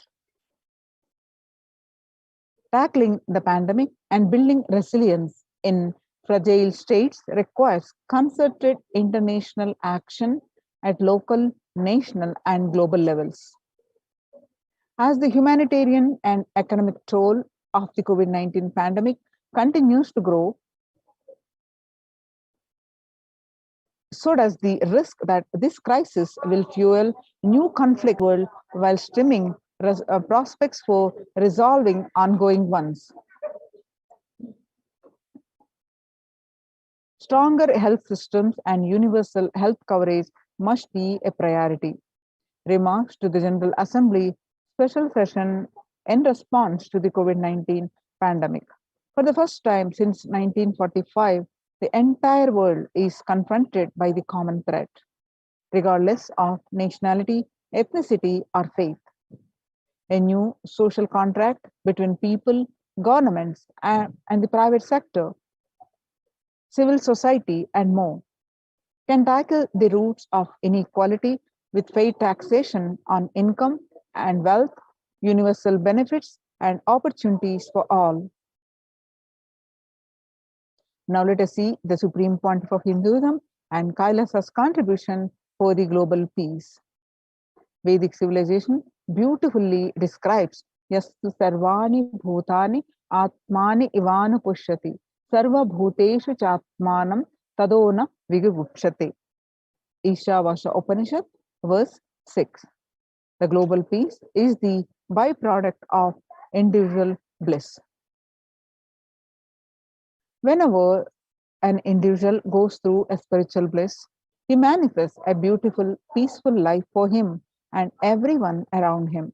If he is powerful enough, he moves the whole city and manifests peace. He is more powerful, he moves the whole village, whole country. If he is powerful enough, like incarnations, he can move the whole world and manifest peace for them. So, global peace is the byproduct of the individual peace. So, how to achieve that individual peace? By practicing completion, by practicing unclutching, by taking responsibility for the global peace.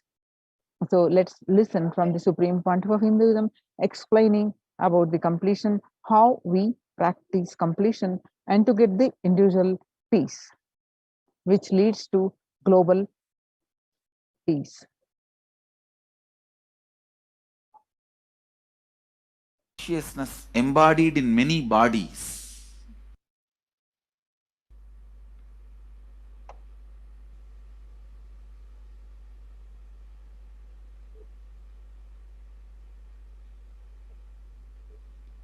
Today I wanted to expand on the science of completion.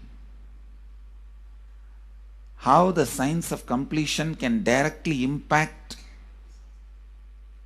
the consciousness you are carrying and the consciousness embodied in many bodies. Please understand, the more deeper you go inside you, means more deeper space you go inside you, more expanded you become, more oneness you experience. Because the more deeper you go, the more you experience the unified field of consciousness. Various words are used.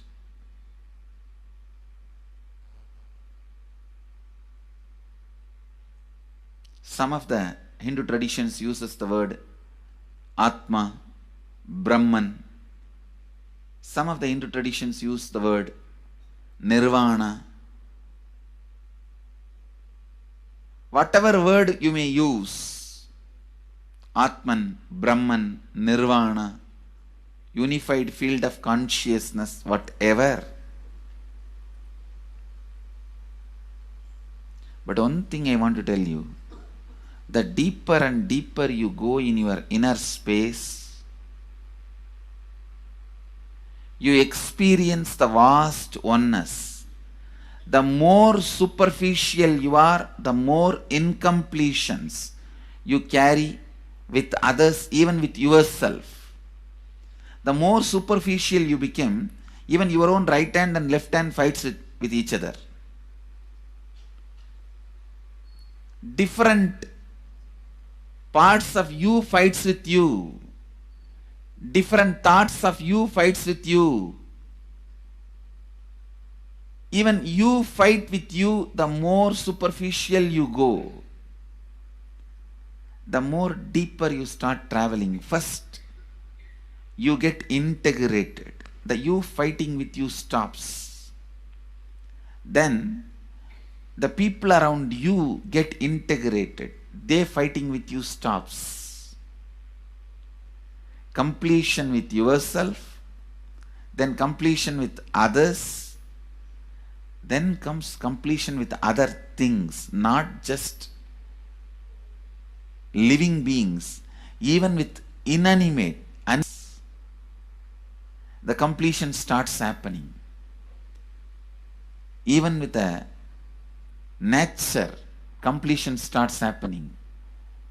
Please understand, the more deeper you travel, the more deeper you go, the more deeper you settle down, the more deeper you start living. Your cognition expands. Your cognition includes. Your cognition becomes more and more inclusive. More joy, more bliss, more knowledge, more enlightenment. Please understand.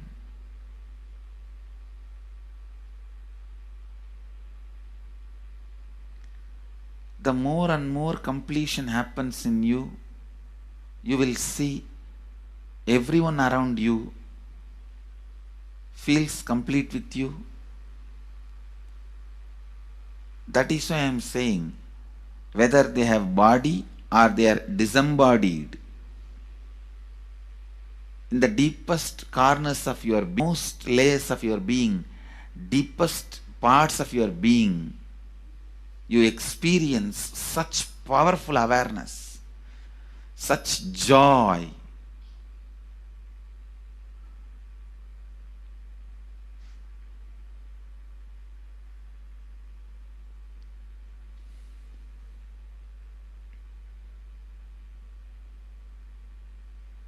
Going into the deepermost corners of your being not only is a joy, it's a power. Because suddenly you will see everybody around you, everything around you listens to you. It really becomes a vibrant power where the tendency to exploit is not there. Listen, that's a very important thing. Power without the tendency to exploit. Because as long as you feel the other person is separate from you, when you get the power, it will always be used for exploiting. Because the other person is separate from you, then naturally what you will feel? Let me suck all the possible energy, intelligence, time, talent, treasure. But when you feel the other person is your own extension, you will see, you will be showering so much, enriching so much. The power you have will not be exploiting, it will be enriching. I tell you, even if death comes at this moment, I can tell you very clearly, I can face the death directly and tell the death, I have enriched every human being more than what I received from anybody. I have given to every human being whom I met in my life more than what I received from them. My accounts is clear. I am ready. Come on, let's go. My accounts is clear. I don't have debt. No credit card money to be paid, loans to be paid, no debit card, no credit card. My accounts is clear. Understand, when you feel everyone is your extension, the power given to you, the power you gain, see, any living is power. Powerful way. Even in that, you will become powerful. So any lifestyle you choose, you will get power in that field. Whether it is exploiting or enriching, murdering or raping or go on serving. Whatever lifestyle you choose, living is power. When you go into the deepermost core of your being and start living based on completion, I tell you,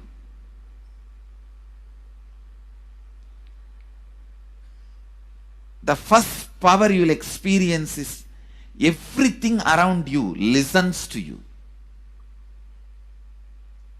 That power will simply make you enrich everyone. The best power you can have through living is power of enriching. Whatever you do, as I said, whether you live the life of enriching or exploiting, you will become powerful. I tell you, the power of exploiting brings more and more conflict within and without, and conflicts naturally bring suffering. And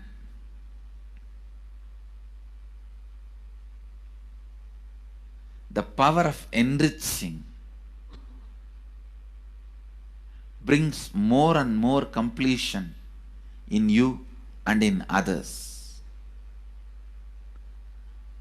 This full month, Nithyananda Sangha all over the world. The other day I was seeing, we have officially presence in more than 50 countries. As devotees, group of devotees, we have presence in 100 countries. All over the world, we are going to celebrate this whole month for Global Peace Month, impacting global peace. All of us this whole month will live completion and do samskara dahana kriya, means burning the patterns which separates us from others, burning the patterns which are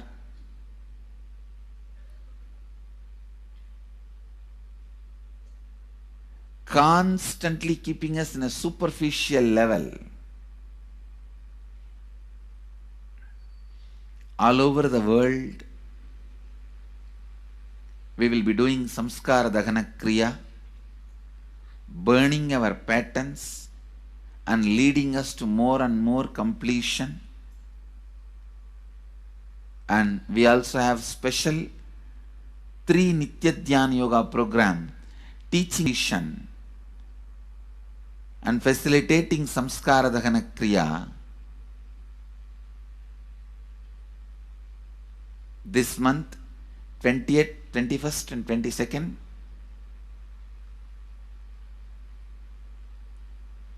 this whole month, all over the world, all our temples, ashrams, centers, yoga centers, schools should do samskara dahana kriya, should do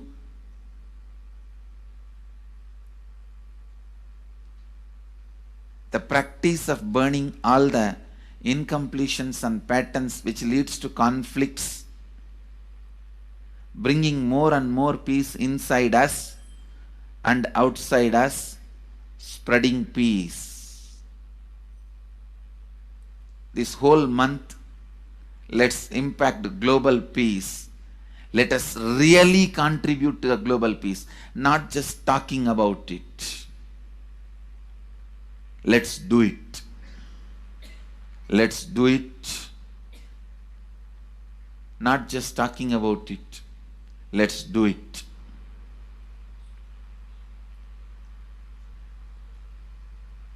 Even if you teach the Samskara Dahana Kriya to 50 people in each area, each place where we have centers, ashrams, temples, two-way centers, yoga centers, even 50 people, each Tanidar teaches, enriches them with this science.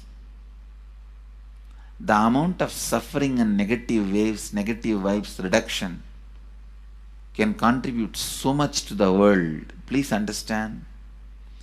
One positive person can burn people negativity. Essentially, with evidence we proved, one positive person has already burnt at least 20 million people's negativity in last 10 years and brought peace. So each one of you, if you stand up, positive being, one authentic, responsible, enriching being,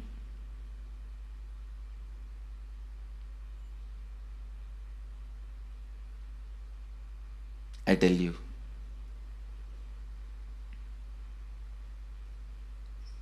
we can do so much to the world.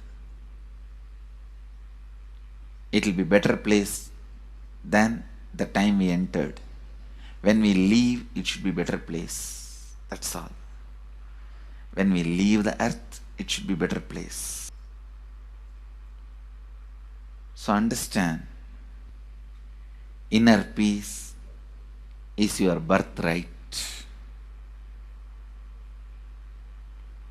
Go to the depths of your being. Bring more and more completion into you, completion with others, and start living Advaita. Today in the Inner Awakening session, it's all about completion with others. So last 6 days, literally, you worked so much, one by one, layer by layer, the completion with yourself. Now comes completion with others. Today, we are starting the science of completion with others.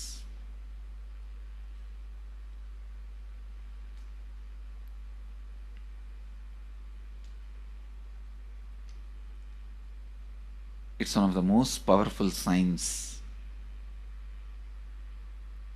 Does so much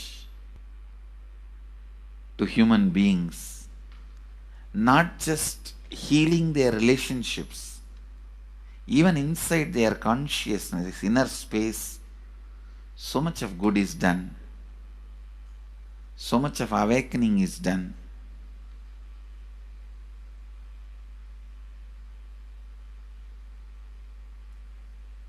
See, when you have completed with others, the kind of strength you feel is the power of Advaita, strength of Advaita.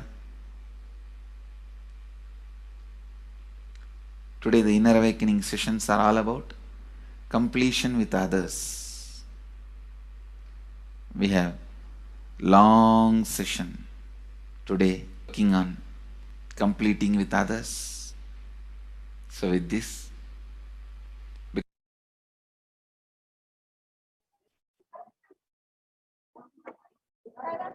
because today we have a long session.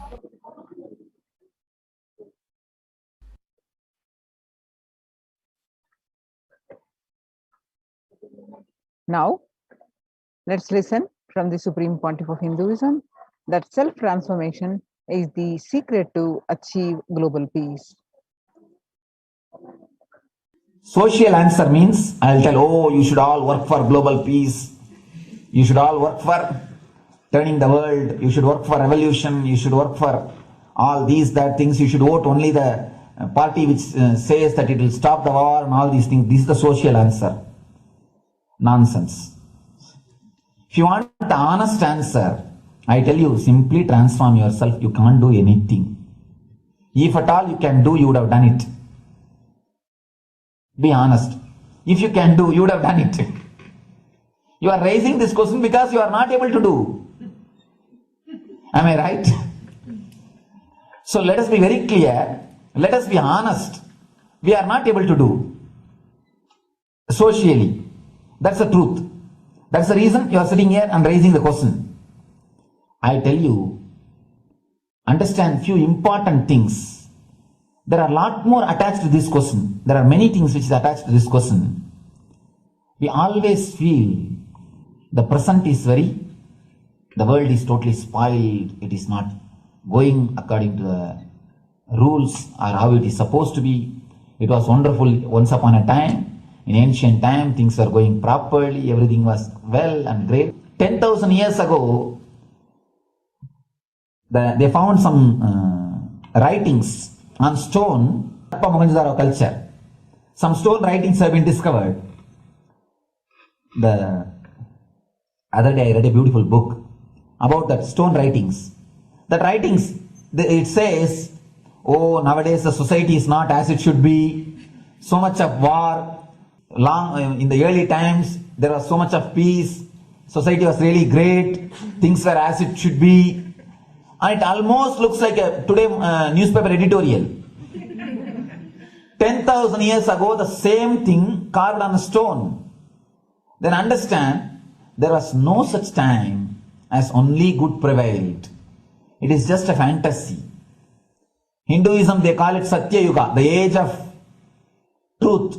There was a time only truth prevailed.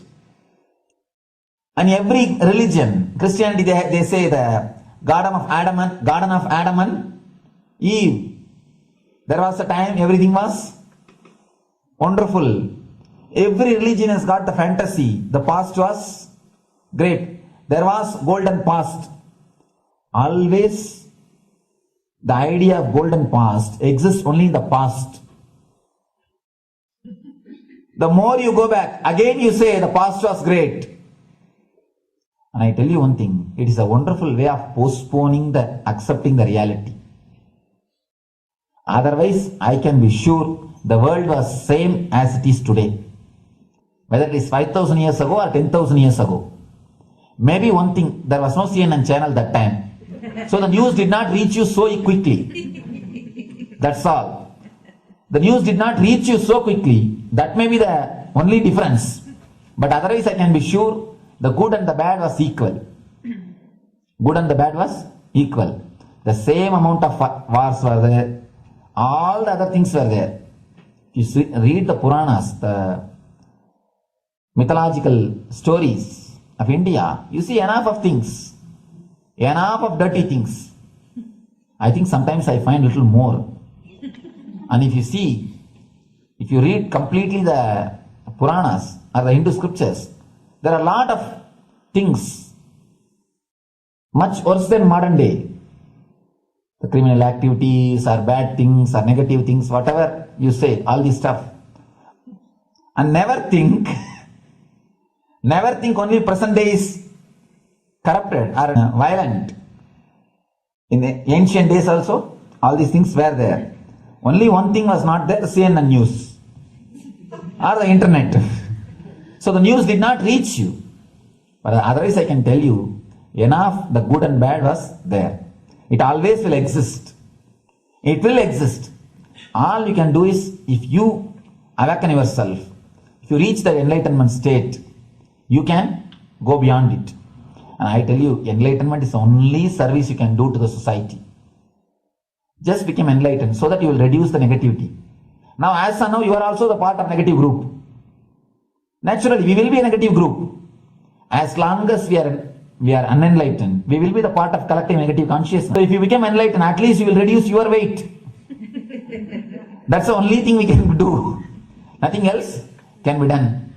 So all I request you to do is just become enlightened. Realize that you are a lion. That's the only way. to help yourself and the society. Otherwise, all revolutions, you see, all revolution again end up as one more tradition.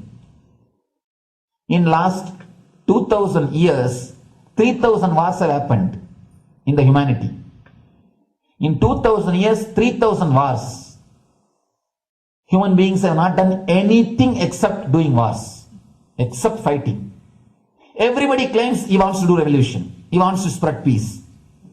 You see, every country claims their army is a defensive army. Then who is offending? Tell me. Every country says defensive army. Then who is offending? These are all just, games. The idea of peace is a pure game. Everybody wants to spread the peace according to them, not according to the other person. They want peace according to them. The other day I was in one interreligious gathering. One guy is preaching, let all of you convert to my religion so that we will not have fight. He wants peace the way in which he wanted, not the way in which. And there's a beautiful saying, the sword of Muhammad, it is written, peace alone should survive, something like that. He has written some statement about the peace on the sword. We all take sword to spread the peace. So no revolution is going to help, because in the last 2000 years 3000 revolutions have happened, but still world is same, I think much worse. So no revolution is going to help, only individual evolution is going to help. So be very clear. Instead of working in the outer world, start working in the inner world. That will help you and society some way.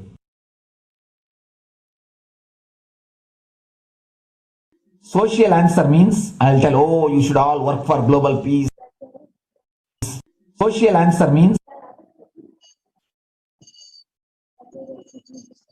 now let's listen from the Supreme Pontiff of Hinduism that Sri Kailas is all about peace-based powerfulness.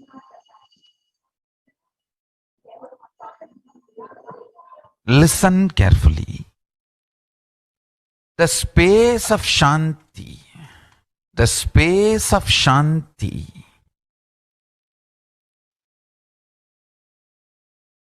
is where Kailasa grows.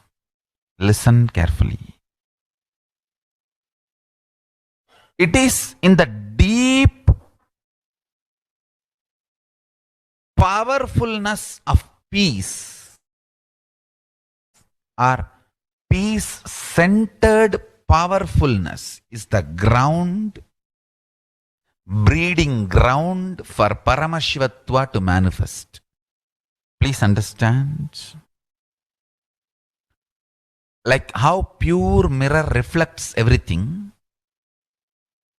pure Shanti-based Shakti,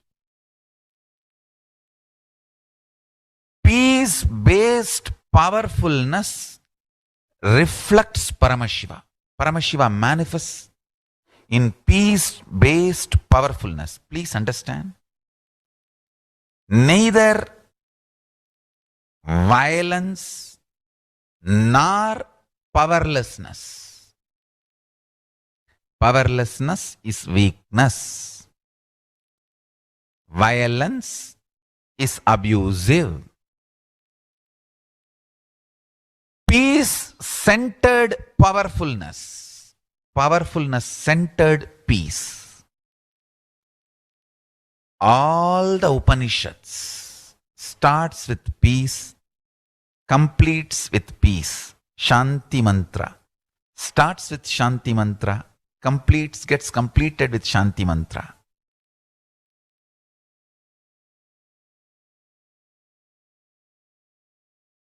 Peace-based powerfulness is a fundamental requirement for Paramashivatva to manifest. That is why People who don't want us to manifest Paramashivatva or power manifestation do not want to allow the peace in our life or do not want peace in our campus. Understand? But only if you are peaceful, which cannot be shaken even by the demons and devils and rakshasas, we can be in eternal peace. So, remember this very clearly.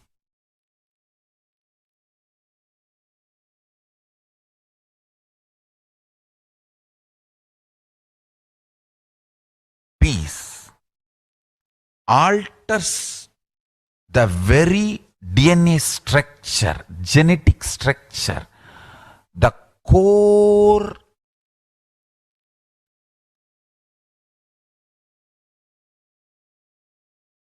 Anu Mahat structure. Understand? Anoraniyan Mahato Mahiyan. The consciousness in you is atom means more than Mahat. That Anoraniyan Mahato Mahiyan. That consciousness starts growing in you with more and more peace-based powerfulness developing in you. Nothing can be compared to unclutching. Spend more and more time, energy in unclutching. It will never be wasted. Time spent on unclutching is the most productive time for you in your life, because unclutching completely makes you altogether a different material. Understand? It makes your very biomemory, muscle memory, core structure, molecular structure, genetic structure, DNA structure, everything, all the 8 energy flow circuits, 7 energy flows, 1 the pure conscious explosion. So totally 8 energy flow circuits exist in you. Explodes when you unclutch. Understand? Unclutching is the space of Sri Kailasa.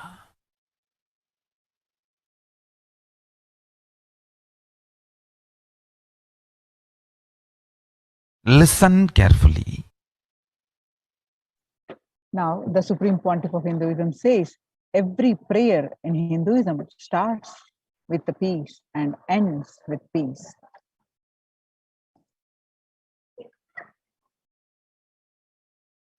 Every chanting, every prayer in Hinduism ends with Shanti, Shanti, Shanti 3 times. Means peace, peace, peace. Hinduism is the real religion. Loving peace, living peace. Individual level, social level,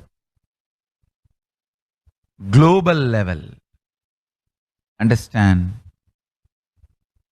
Hinduism lost all its 56 nations, 200 states, 10,000 kingdoms, samsthanas, is not a loss to Hinduism, it is a loss to planet Earth, human beings.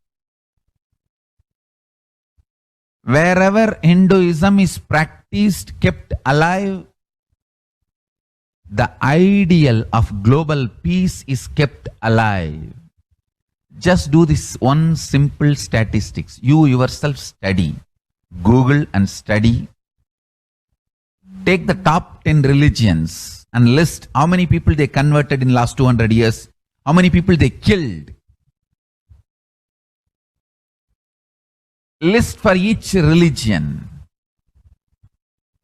I can be 200% sure you yourself will realize Hinduism is the most peace-loving and peace-living religion, neither conversion nor terrorism. Neither conversion nor terrorism.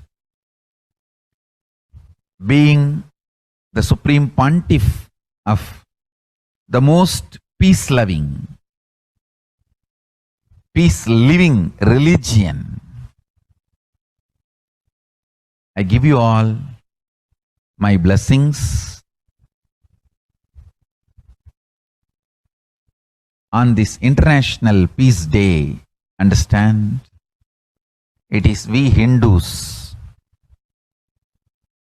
need to keep the global peace as a living possibility, and we need to make this global peace as reality.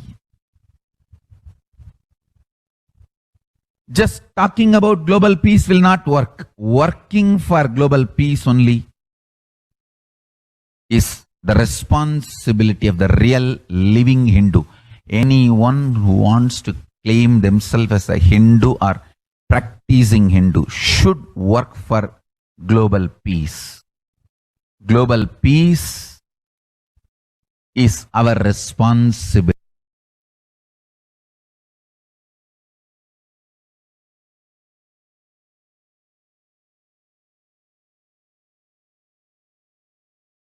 Hindus have the responsibility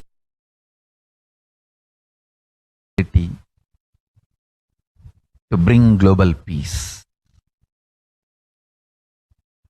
So you can also throw a challenge. See, if you are making a Hindu micronation, you can throw this challenge to each one, your friends, family, 10 people.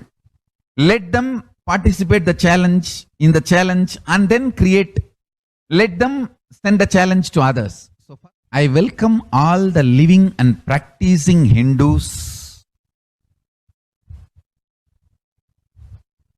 to become founding fathers of Kailasa micronation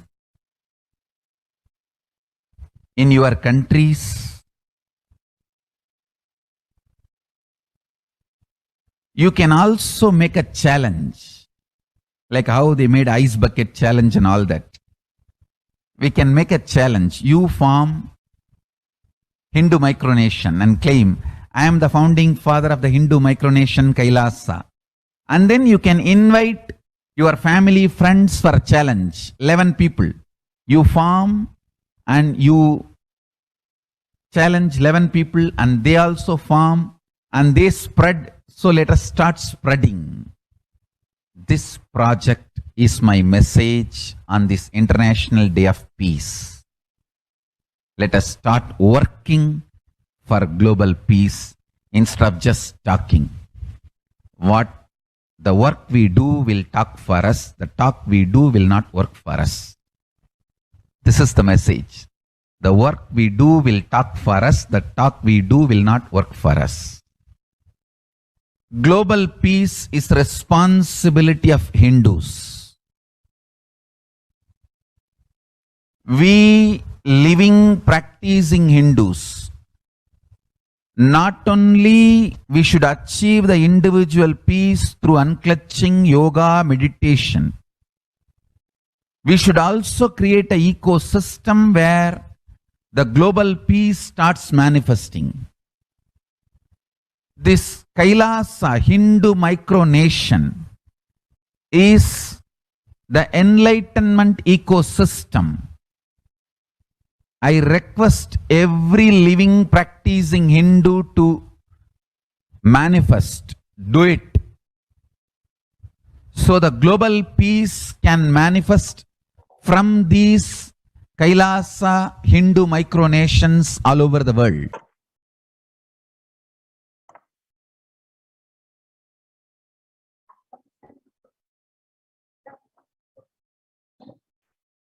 Now, let us understand the Supreme Pontiff's contributions for the global peace.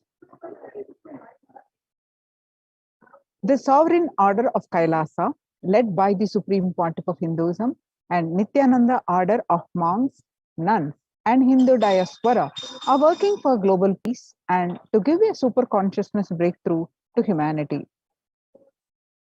It is the Supreme Pontiff of Hinduism's mission to revive a conscious world where the global issues at climate, economic, social, health, and humanitarian levels cease to exist from their very root, turning the problems of poverty, hunger, discrimination into powerful living through the The Supreme Pontiff of Hinduism has been working from the very grassroots levels to usher in an era of peace at all levels, individual, societal, national, and global.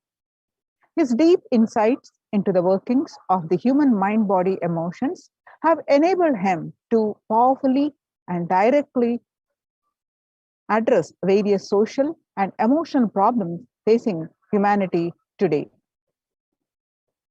Some of the ways the Supreme Pontiff of Hinduism provides spiritual solutions to combat the pandemic and other issues. Since the beginning of the global lockdown, the amount of contribution and activism Kailasa has increased multifold through the Paramashivoham program, which is an online program and free via Zoom sessions anywhere.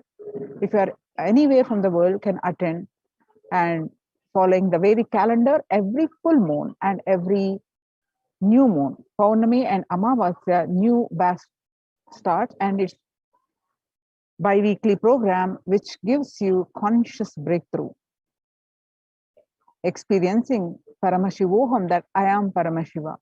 So join any one of the batch, at even as a single day program. Every day is a single day program also. So we can attend any single day and experience the Paramashivoham for yourself. You can join by paramashivoham.org.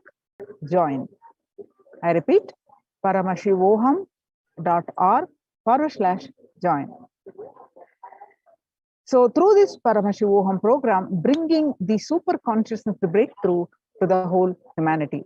The Paramashivoham program has successfully completed 38 seasons. It started since March 2020, and not every single day this program successfully running for 16 hours a day.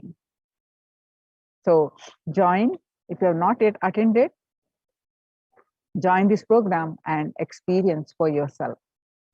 The next is by starting the Akhanda Nirvikalpa Samadhi Jnana Yajna by contributing almost 3 million minutes now. And next is Paramashiva Sankalpa chanting, that is sacred Sanskrit mantra chanting 24/7 to heal the conflict problems each one facing via the Zoom sessions. And spiritual healing available to one and all 24/7, helping humanity to cope up with insecurity, fear, disease by empowering individuals to heal themselves, learn to cope up emotions like depression and tough situations in relationships, providing alternative solutions to worldly problems through power manifestation, initiating thousands every day into manifesting innate superhuman capabilities into the Kailas Courtyard sessions, providing healthy solutions like a technique to clear stomach with the Ayurveda solution, which ultimately brings clarity out to the spiritual truths and give a conscious breakthrough. In the long term, establishing self-sufficient communities, continuing and intensifying the service of the Annadan, that is free food, in Nithyananda Annalayas around the world, including Tirunamalai and Los Angeles, paving way to the New World Order, starting the agriculture-based communities in Adi Kailas and several other locations. Peacekeepers of Kailasa offering various life solutions from the teachings of the Supreme Pontiff of Hinduism. Hinduism prescribes various methods for global healing. One such is Maheshwara Puja, nullifying the collective negativity simply through the presence of the avatar and his order of monks, offering Maheshwara Puja to the natural calamities hit victims. Maheshwara Puja, everyone can offer on every Paurnami and every Amavasya, that is every new moon and every full moon. Darshan to raise the individual conscious breakthrough. Devi Parashakti, Akashic reading, that is cosmic revelations.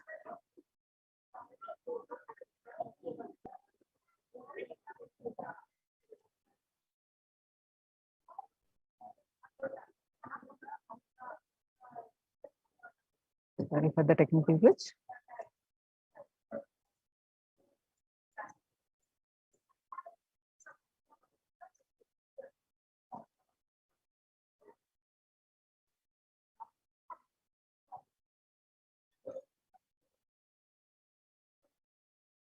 Supreme Pontiff of Hinduism,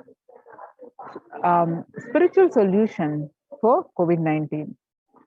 Society was created with delusional ideas of too many human beings, blind spots, and the decisions made from those blind spots. If the visionary of a civilization or country or nation has blind spots, when he develops the vision for it, the whole civilization suffers those blind spots. Now it's the time nature, Prakriti, resets itself.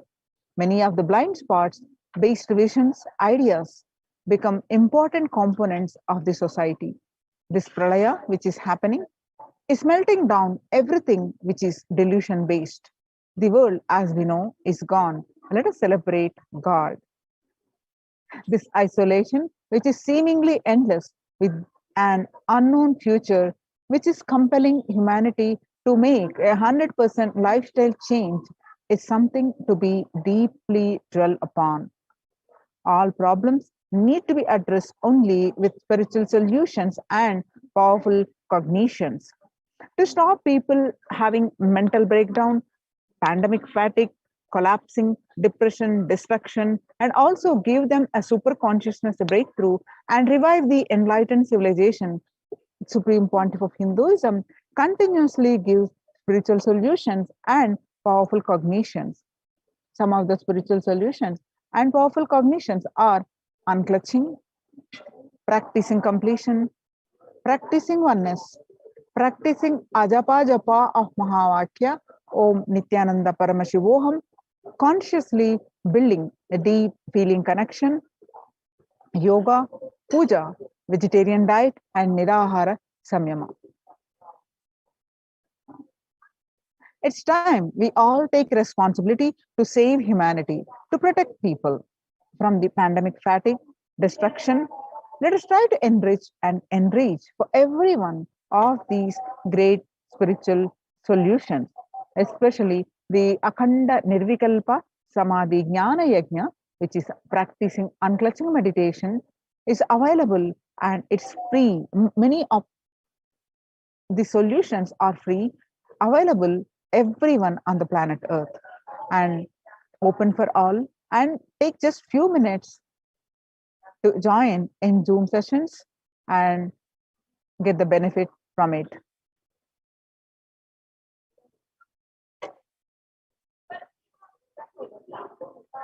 And Akhanda Nirvikalpa Samadhi Jnana Yajna, people from over 50 countries continuously radiate the space of Paramashiva by practicing the unclutching 4/7 and 7 days a week.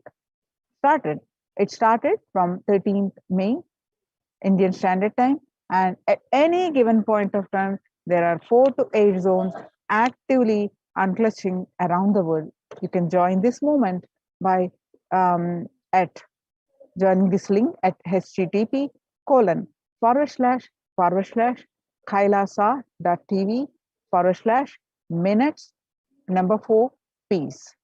I repeat, http://kailasa.tv/minutes for peace. The life solutions based on the meditation and yoga techniques.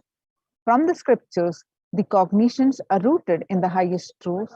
The lifestyle based on living and radiating the higher values of life and powerful way of living and realizing one's ultimate potential form the foundation of the Supreme Pontiff of Hinduism's teachings, which by their inherent nature provide the foundation for peace.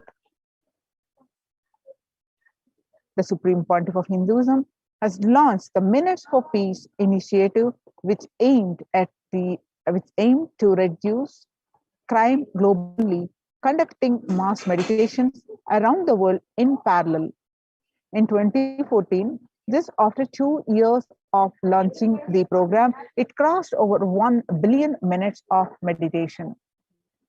Scientific studies have shown the reduced crime rate after the participation in the meditation and completion techniques in 1976. It was found that when 1% of the community practiced meditation and pujas, the crime rate was reduced by 16% on an average. The current tally on the Minutes for Peace website is more than 4.3 billion cumulative minutes of meditation logged, including all the events, programs, festivals, and where people have gathered in large numbers and participated in meditations and rituals. The total count comes out to be a staggering 409 billion minutes for peace so far. You can see some of the glimpses where at an event called Shuddhatvaitam, where 5,000 devotees gathered and participated in a 48-day meditation retreat called Shuddhatvaitam. And Supreme Pontiff of Hinduism has hosted Kumbh Mela in USA at Los Angeles since 2007. Nithyananda Sangha is entrusted as the only organization to host Kumbh Mela outside India by the Akhila Bharatiya Akhada Parishad. In September 2006, the Supreme Pontiff of Hinduism has organized the first confluence for world peace to honor the memory of those who lost their lives saving others on September 11, 2001 at Irvine, California, United States. The second conference for the peace was held in Los Angeles in 2007 in collaboration with Vedanta Society, BAPS, ISKCON, Siddha Yoga, and other organizations. The Kumbh Mela festival spread fast to other countries, including Australia, Canada, etc. In 2009, Supreme Pontiff of Hinduism has organized a month-long peace walk covering 1,000 kilometers and 1,000 villages to bring together in harmony from all walks of life, to promote feeling connection and oneness among people. During the walk, health camps were conducted in villages along its path. Supreme Pontiff of Hinduism has conducted large-scale collective meditations, and on September 21st, International Peace Day to Consciousness. One of the greatest contributions that the Supreme Pontiff of Hinduism contributing is initiating thousands into sannyas. Sannyas is our social responsibility. Let us save Hinduism and humanity. The Supreme Pontiff of Hinduism has revitalized the monastic tradition of sannyas by initiating hundreds and thousands of people into Nithyananda monastic order. The all-renouncing monks contribute the best things to human civilization, living their life with the cognition that life is for others. These monks and nuns act as the beginners of peace and empowerment for the human society distraught with violence, depression, and other forms of life negativity. Supreme Pontiff of Hinduism has also revived the ancient practice of embarking on pilgrimages, that is, spiritual journeys, taking spiritual aspirants to high energy sacred spots such as the Himalayas, Kailas, Varanasi, Angkor Wat, and various powerful temples of India. Even though prevalent in India, this practice is rapidly losing its original context, turning into a recreational family vacation. Reviving the original spiritual context, the Supreme Pontiff of Hinduism has made it possible for modern day human beings to benefit from the spiritual energy present at these centers and accelerate their journey of spiritual evolution, hence ensuring individuals and collective peace as a natural consequence. Food systems hold key to ending the world hunger. Effect of the COVID-19 pandemic, the UN has noted a dramatic increase in the world hunger. According to the state of food security and nutrition in the world, 1/10 of global population, as many as 811 million people in 2020, an increase of 118 million from 2019, according to the Eat, Lands and Commission, moving toward the diet with the diversity of plant-based foods, low amounts of animal source foods, unsaturated rather than saturated fats, and limited amounts of refined grains, highly processed foods, and added sugars could prevent from 19 to 24% of all adult deaths each year. Under the Red Home project, which is a no hunger project, at the Kailasas de facto spiritual embassies through Annalayas at these Kailasas de facto spiritual embassies established by the Supreme Pontiff of Hinduism have served over 5 billion meals, organic, sattvic, vegetarian meals so far. Giving free food to all the citizens is the economic policy of Kailasa, deriving the reference from Vedas and Agamas.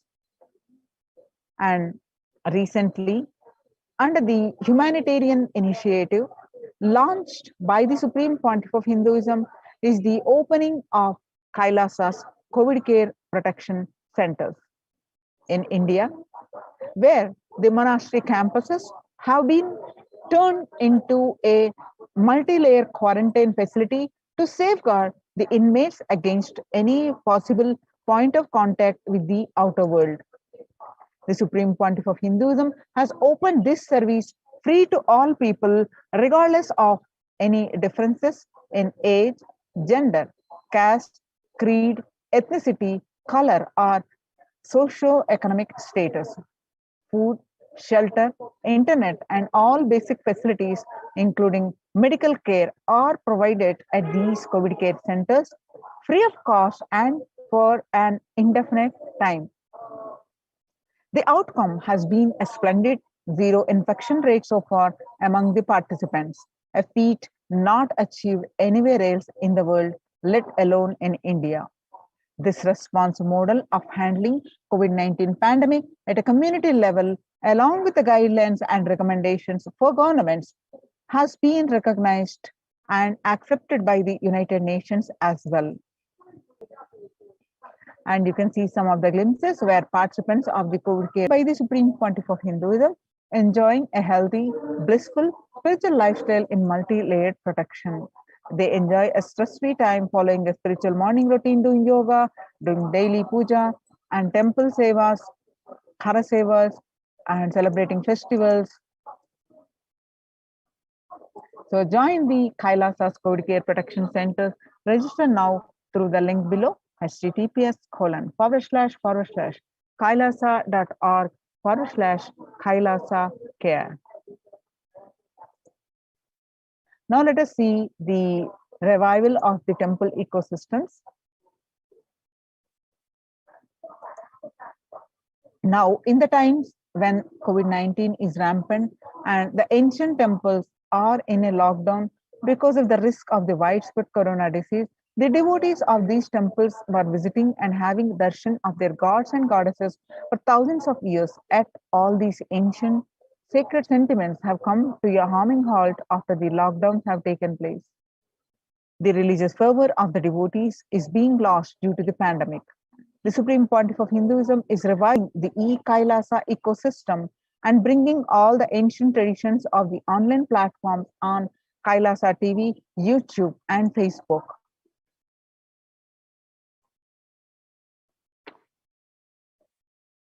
Now, on various occasions, Devi Parashakti has revealed about the significance and importance to join the Adi Kailas, especially if you are in India, how important it is to go to Adi Kailasa during this pandemic.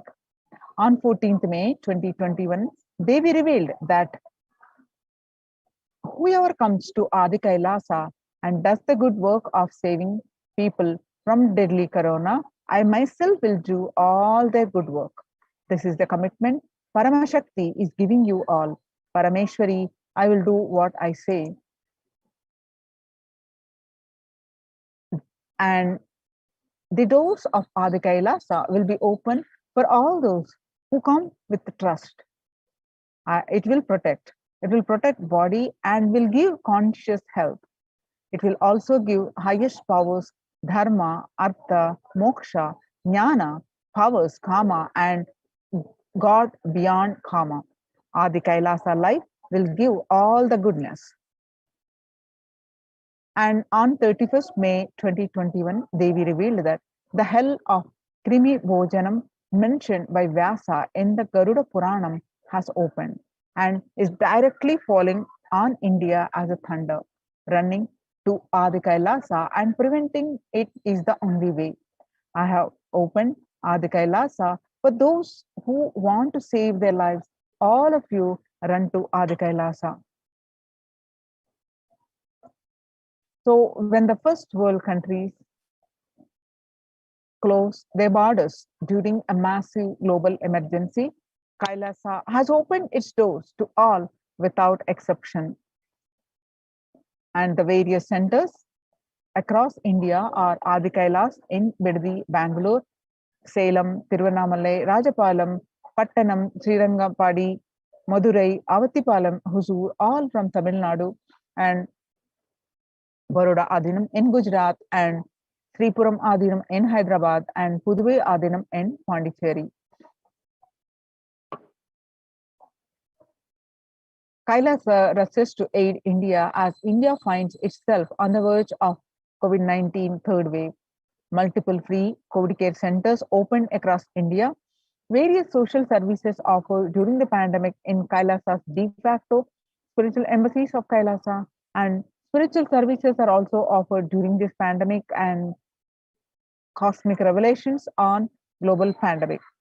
And pre-social services offered during the pandemic in Kailasa's de facto spiritual embassies across India are medical care, allopathy, Ayurvedic, and Siddha medicine, infrastructure to accommodate thousands, accommodation for multi-layered quarantine, emergency ambulances, ICU on wheels, personal protective medical equipment, food security management through food banks, and organic farming. Join the Kailasa's COVID Care Protection Centers. Register now through the link below, https://kailasa.org/Kailasa care. I repeat, https://kailasa.org, kailasa.org/Kailasa care, KAILASACARE. With this, we are going to move on to the next part of our program after a very short break. Thank you, Nithyanandam.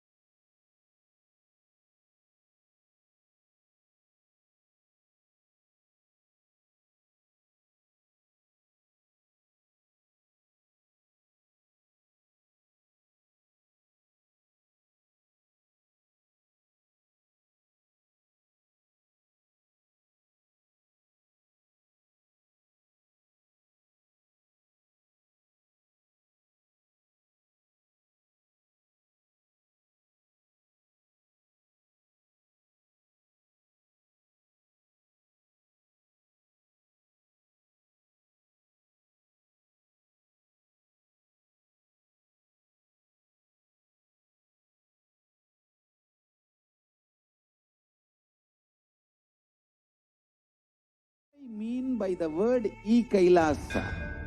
Listen intensely.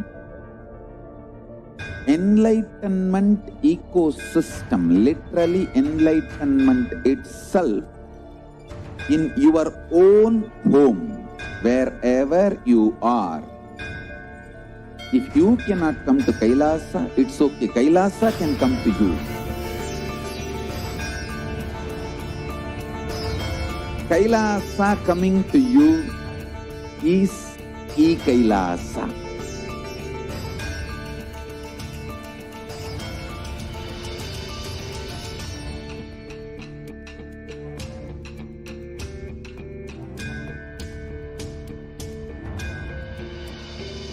I will revive Hinduism. I am a Hindu revivalist, not by any revolution, but by evolution.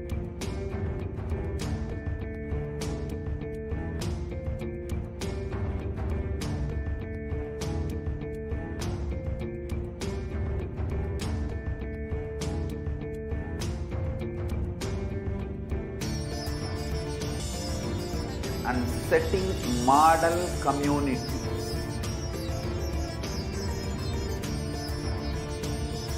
Kailasas, enlightenment ecosystems, Sarvanya Pitas all over the world.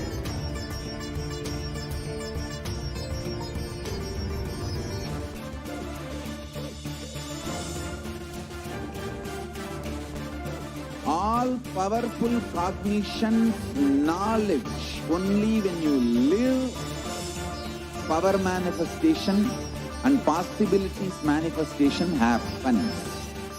It's a fundamental truth.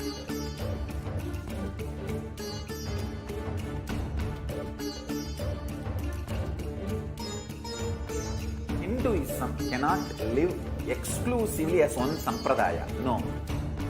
All sampradayas of Hinduism is an ecosystem.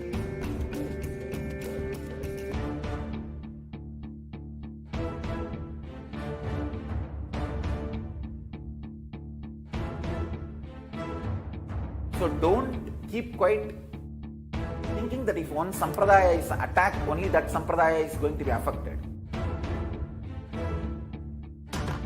All of us are ecosystems.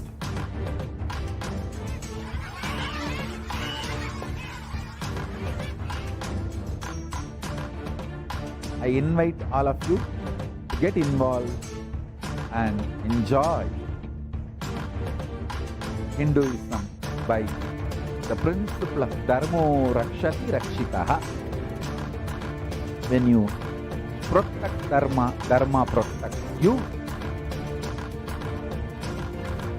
We will make the whole planet flourish spiritually. The spiritual prosperity will happen to the whole planet. We all have to coexist together.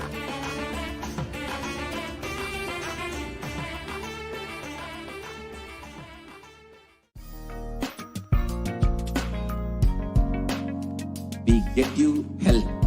We get you ability to build beautiful relationships in your life. We get you direct spiritual support, and we make sure you become wealthy.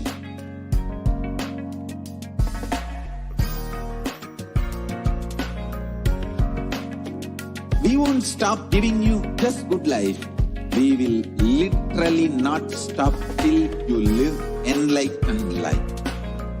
Manifesting the state of Paramashiva, space of Paramashiva, powers of Paramashiva, being of Paramashiva.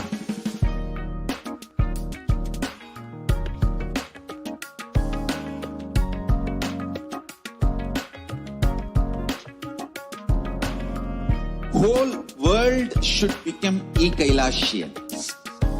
I want the whole world to know Hindus have something great to contribute to the world.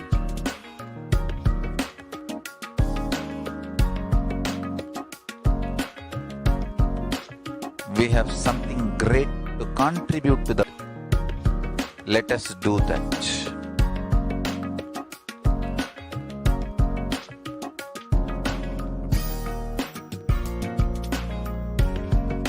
E-Kailasa is proper customized spiritual system helping you to identify your root patterns of suffering. We have perfected the science of helping every individual from every cultural, religious, nationality background.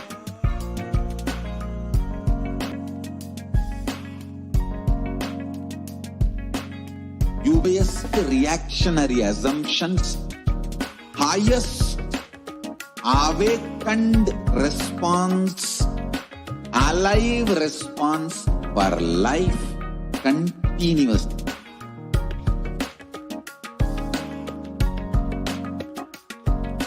E-Kailasa is enlightenment ecosystem, literally enlightenment itself in your own home, wherever you are. Proper customized spiritual service helping you to complete with your life negativity, withdrawal from life, self-hatred, self-denial, self-doubt, so much of tiredness, laziness. We can support you aligning your diet, your attitude, your aptitude, your understanding about life. We can help you with everything.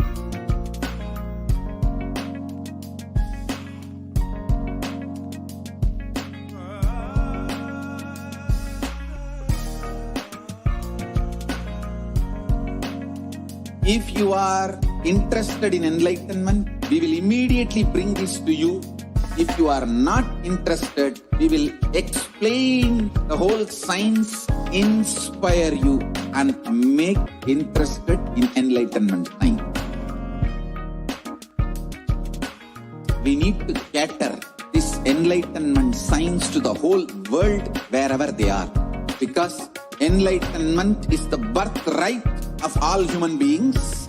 Kailasa is responsible to provide that to all human beings.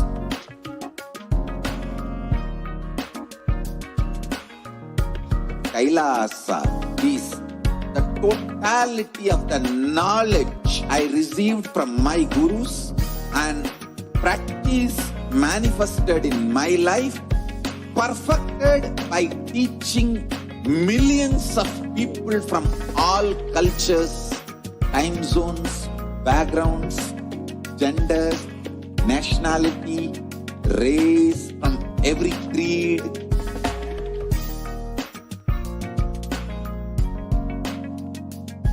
So this absolutely perfected knowledge available to you, served to you in your home without even you moving out of your couch, free of cost. Just be alive for next 3 years. Don't die within next 3 years.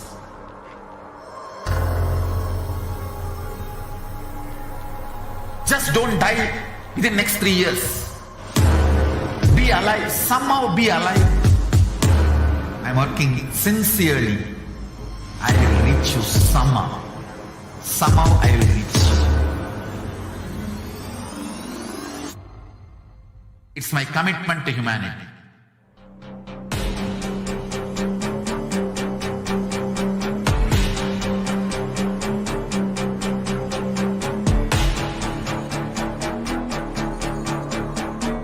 Just don't die within next 3 years. I will reach you wherever you are, whichever corner of the world you may be. I will reach you with enlightenment. You manifesting the space, state, powers, Paramashivoham. It is possible, and it is possible for you.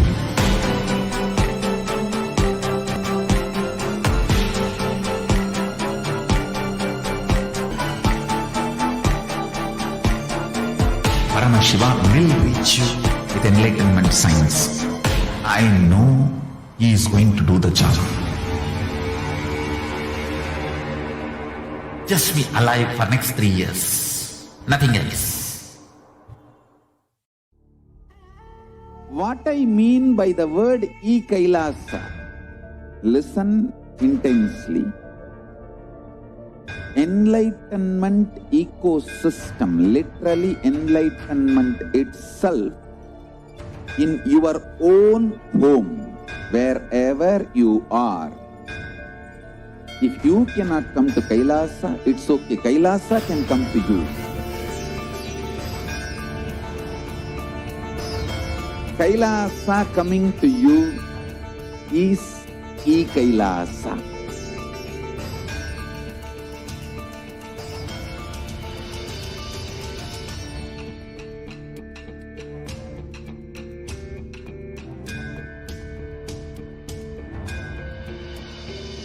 I will revive Hinduism.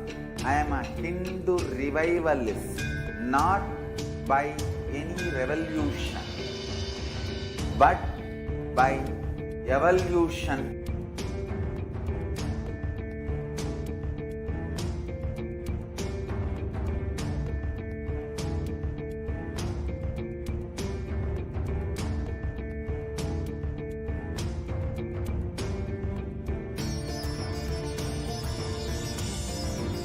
And setting model community.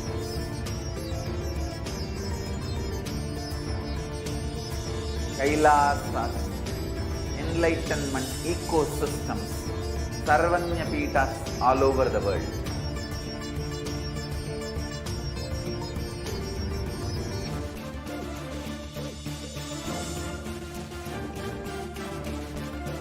All powerful cognition, knowledge, only when you live, power manifestation and possibilities manifestation happens. It's a fundamental truth.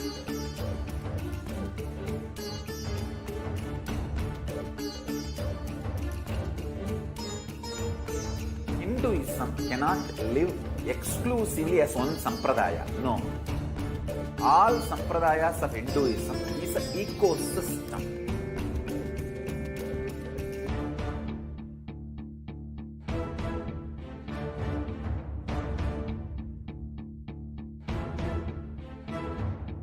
So don't keep quiet thinking that if one sampradaya is attacked, only that sampradaya is going to be affected.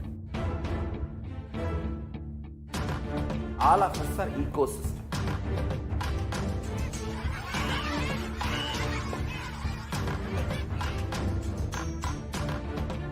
I invite all of you to get involved and enjoy Hinduism by the principle of Dharmo Rakshati Rakshitaha.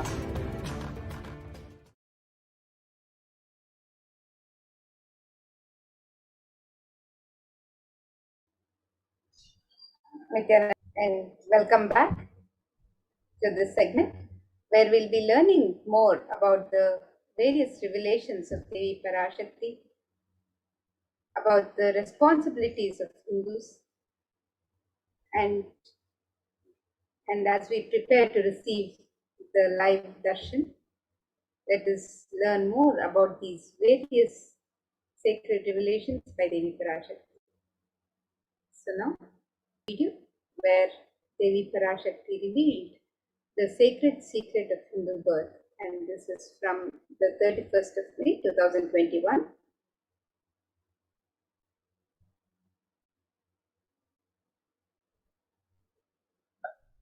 நன்றாய் கேட்டுக்கொள். உன் கேள்விக்கு உன்மூலமா உலகெங்கும் இருக்கும் இந்துக்கள் எல்லோர்க்கும் அளிக்கின் உத்திரம். கேட்டு வாழ்ந்தால் உங்கள் வாழ்க்கை பத்திரம். நன்றாய் கேளுங்கள்.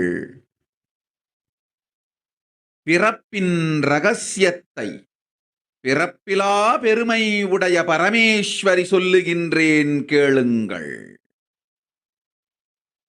அண்டஜம், யோனிஜம், ஜலஜம், பீஜம் எனும் 4 விதமான பிறவிகளில் 84,000 யோனிகளில் பிறக்கும் பிறப்புகளிலேயே பெருமை வாய்ந்ததும் உத்தமமானதும் மனிதப் பிறவி. அந்த மனிதப் பிறவியிலும் பலமுறை பிறந்து உழன்று அரசியல், பொருளாதாரம், சுகபோகம், தர்மம், அர்த்தம், காமம் எனும் ஆசைகள், துக்கங்கள், அச்சங்கள் அனைத்திலும் அழன்று உழன்று இனி வேண்டாம் இப்பிறவி, வேண்டுவது மோட்சமே என்று முடிவெடுத்தோர்க்கு மட்டுமே ஹிந்து மத யோனிஜம், ஹிந்து பெற்றோர்க்கு பிறந்திடும் சனாதன ஹிந்து தர்ம யோனிஜம், மனித பிறவி உத்தமம், சனாதன ஹிந்து தர்ம மனித பிறவி உத்தமோத்தமம். இந்த உத்தமோத்தம பிறவி எடுத்த எல்லோருக்கும் ஜீவன் முக்த விஞ்ஞானத்தையும் சனாதன தர்மத்தையும் காக்கின்ற கடமையும் உண்டு. அதனால் வருகின்ற நன்மையெல்லாம் அனுபவிக்கும் உரிமையும் உண்டு. இந்த கடமையை செய்வோம் என்று சத்தியம் செய்ததனால்தான் அந்த உரிமை அளிக்கப்பட்டது.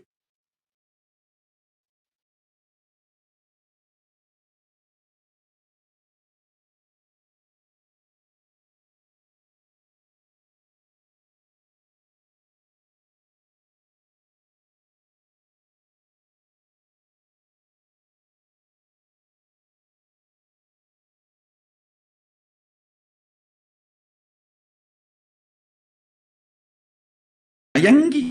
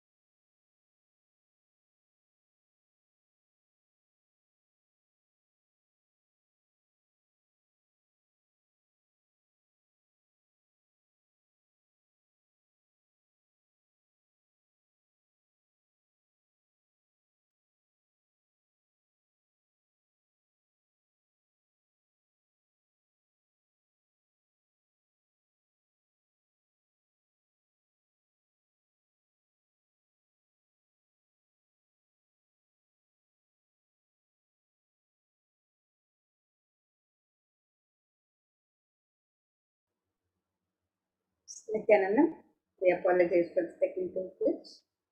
We'll continue watching this video where Devi Parashakti has revealed the sacred secret of Hindu birth. ஊழிப் பெருவலியால் ஆசை அச்சங்களை உதறவிடாது, உதறியும் விடாது சனாதன ஹிந்து தர்மம் காக்க மறந்தோரை உயிர் வாழத் தகுதியில்லாதவர் பட்டியலில் உடனடியாய் மாயை சேர்க்கின்றாள். அதனால் ராட்சசர்களும் அசுரர்களும் தானாகவே இவர்கள் உயிரை எடுக்கின்றார்.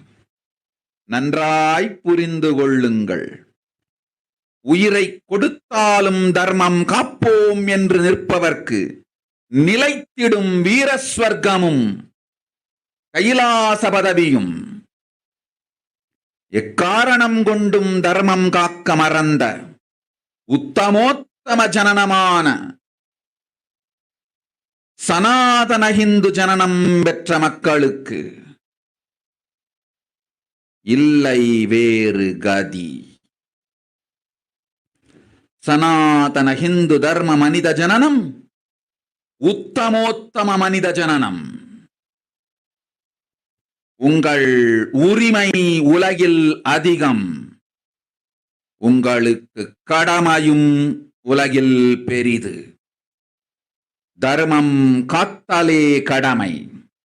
தர்மம் காக்காதார்க்கு உயிர் வாழும் உரிமை இல்லை.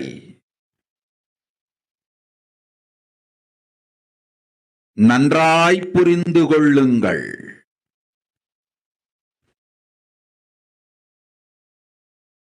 உத்தமோத்தம பிறவியான சனாதன ஹிந்து தர்ம பிறவி எடுத்த எல்லோரும் புரிந்து உங்கள் வாழ்வின் முதற்கடமை தர்மம் காத்தல்.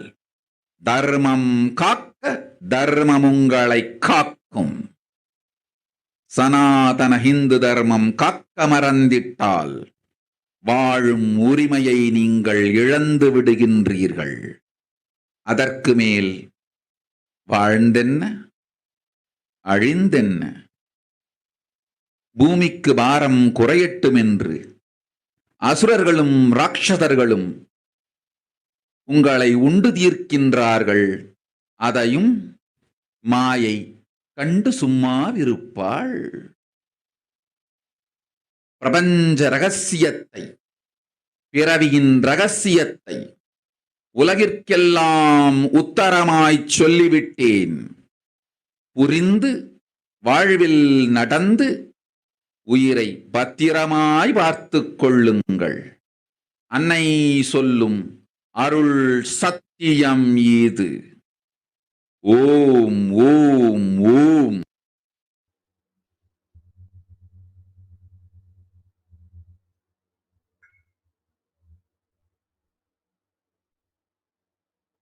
Yes, now let us look at the revelations mapped, Devi's words mapped into English. Devi says in this video, she has revealed, listen, Andajam, Yonijam, Jalajam, Bijam, like this in 4 types of births, in 8. In all these births, the most greatest birth of them all is the human birth.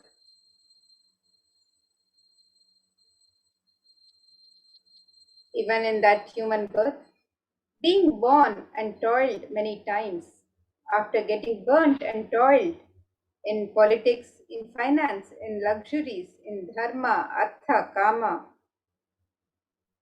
and those who decide of not wanting this birth, wanting only moksha, only those will have Hindu Dharma Yonijam, the Sanatana Hindu Yonijam of being born to Hindu parents. Human birth is Uttamam, the best.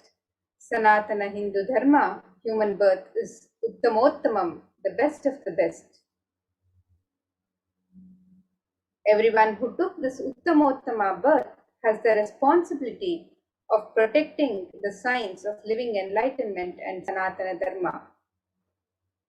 And also they have the right of experiencing its benefits. This right was given to them because of their commitment given by them to do this responsibility. After coming to Bhuloka, by getting mentally deluded and forgetting the dharma of protecting Sanatana Dharma, Maya, she is taking away all their soul. Understand carefully, I am giving the Sanatana Hindu Dharma Yonijam only for those who gave the commitment of protecting Sanatana Dharma even by giving their life. After getting the body, because of painful deluge, not dropping fear and greed, for those who forgot to protect Sanatana Hindu Dharma, Maya, she will immediately add them to the list of those who are not worthy of living. Therefore, Rakshasas and Asuras are automatically taking away their life. Understand properly, for those will permanently have Veera Swarga and Kailasa Padavi. For any reason, people who forgot to protect Dharma, having the Uttamottama birth of Sanatana Hindu birth, there is no other way for them. Sanatana Hindu Dharma human birth is Uttamottama human birth. Your rights in this world are immense. Also, your responsibility in this world is large. Protecting Dharma is responsibility. Those who do not protect Dharma, they do not have the right to live. Understand properly.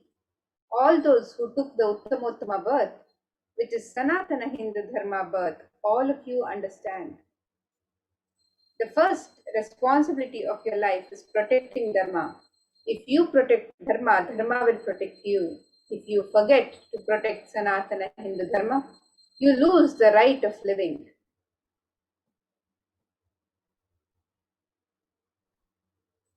After that, what bothers whether you live or get destroyed? Asuras and Rakshasas will eat you, so that the burden on earth is reduced. Seeing that Maya, she will keep quiet.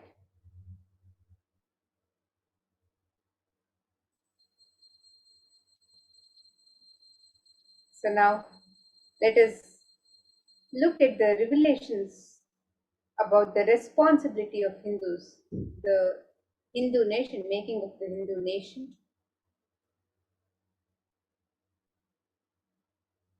Hinduism represents the world's most ancient yet progressive indigenous spiritual tradition.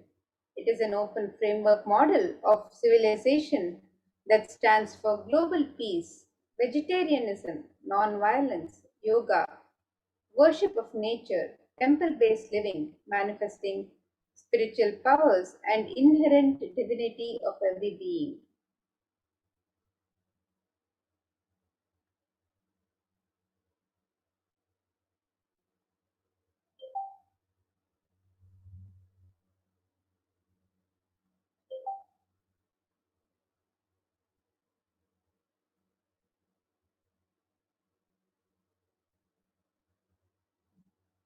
The Hindu nations were ecosystems where more and more enlightened beings could be produced, so that enlightened civilization could be kept alive and its great gifts shared with the world.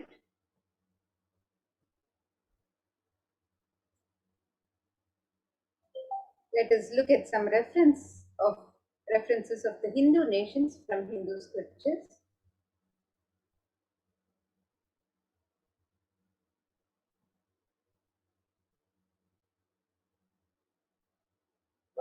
The Rama Rajya is the Hindu nation which was ruled by Bhagavan Sri Rama, and this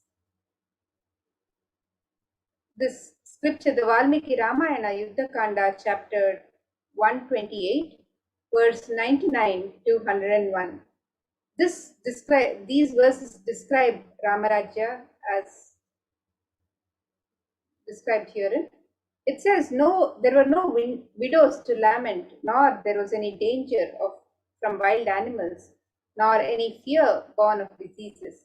The world was bereft of thieves and robbers and robberies. No one felt worthless, nor did old people perform obsequies concerning youngsters. Every creature felt pleased. Turning their eyes toward creatures did not kill one another.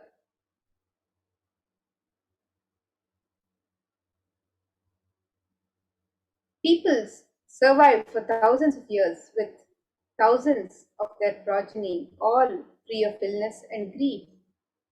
The trees there were bearing flowers and fruits regularly without any injury by pests and insects. The clouds were raining in time, and the wind was delightful to the touch. Every caste were performing their own duties, satisfied with their own work and bereft of any greed. People were intent on virtue and lived without telling lies. All the people were endowed with excellent characteristics. All were engaged in virtue. And this is a description of the Rama Rajya from Valmiki Ramayana Yuddha Kanda, chapter 128, verses 99 to 101. And We also have the descriptions of the Hastinapur kingdom as it was ruled by Yudhishthira. And this description from Srimad Mahabharata, Ashwamedhika Parva 14, chapter 15. And here, sage Vaishampayana, the narrator of Mahabharata, speaks to King Janamejaya, the grandson of the Pandavas. And it is described, Devas granted rains to fulfill all wants. The world became free of all disease. There was no hunger or thirst anywhere. There was no mental suffering. Those without livelihood were given livelihood. There was abundance all around. There were no worldly worries left for anyone, and there was no cause to fear either. Happiness on earth was in fact even greater than in the heavens.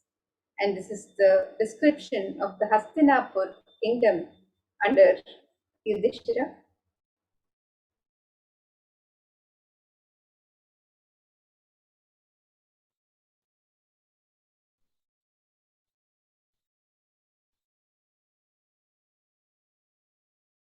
Health, in the field of medicine, in the field of art, in the field of science, in the field of technology.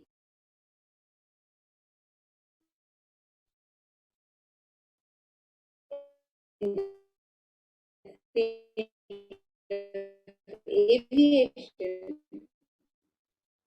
in the field of dance and music, in the field and in the field of judicial field, the Hindu nations have. And now let us understand how were these Hindu nations destroyed. The destruction of the Hindu civilization, the first phase, which started with the Islamic invasions in the years 800 to 1700 AD, where it was a physical destruction of the Hindu civilization. The Mohammedan conquest of India is probably the bloodiest story in history. The Islamic historians and scholars have recorded with great glee and pride the slaughters of Hindus, forced conversions, abduction of Hindu women and children to slave markets, and the destruction of temples carried out by the warriors of Islam during 800 AD to the 1700 AD. And millions of Hindus were converted to Islam by sword during this period. Millions more were raped and murdered and dismembered. And this is from the story of this passage is from the Story of Civilization, Our Oriental Heritage, written in 1935 by Will Durant. So Will Durant says that millions were raped and murdered and dismembered.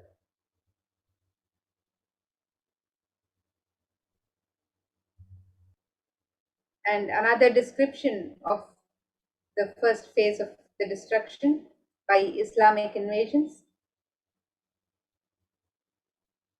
This description from Abdullah Wasaf in Tasjiyat ul Amsar, which describes the Islamic law prescribed for Hindus as conveyed to Alauddin Khilji by his Qazi or legal advisor. And in this it is described, Hindus are like the mud. If silver is demanded from them, they must with the greatest humility offer gold. If a Mohammedan desires to spit into a Hindu's mouth, the Hindu should open it wide for the purpose. God created the Hindus to be slaves of the Mohammedans. The Prophet has ordained that if the Hindus do not accept Islam, they should be imprisoned, tortured, and finally put to death, and their property confiscated. To keep the Hindus in abasement is especially a religious duty because they are the most inveterate enemies of the Prophet. And this is again from a description from Tasjiyat ul Amsar. written by Abdullah Wasaf in 1606. And here you can see the picture of Hindu women being forced to wear garlands made from the bodies of butchered children.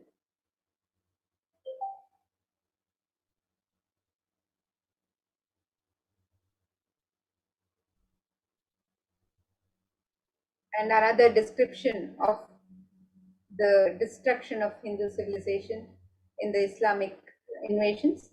Here is a quotation from Kanha Dade Prabandha, written in 1456 AD.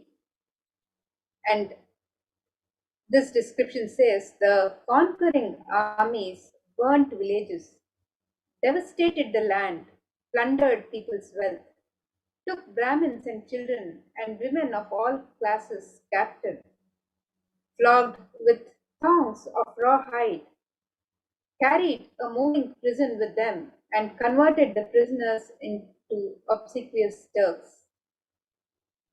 And here are some of the statistics. The statistics show that over 200 million Hindus were slaughtered by Muslim invaders. Over 100,000 temples were destroyed during the Islamic invasions, and over 1 million deities and sculptures were destroyed in invasions.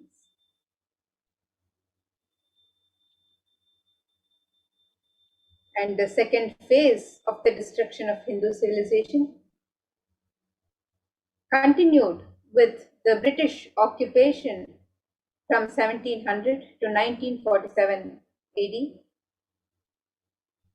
And this phase was the economic and psychological destruction of the Hindu civilization. And let us look at this quote from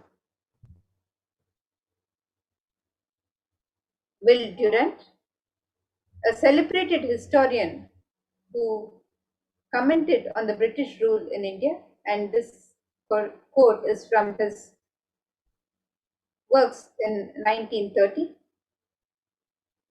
And Will Durant says, I have seen a great people starving to death before my eyes, and I am convinced that this exhaustion and starvation are due not, as their beneficiaries claim, to overpopulation and superstition, but to the most sordid and criminal exploitation of one nation by another in all recorded history.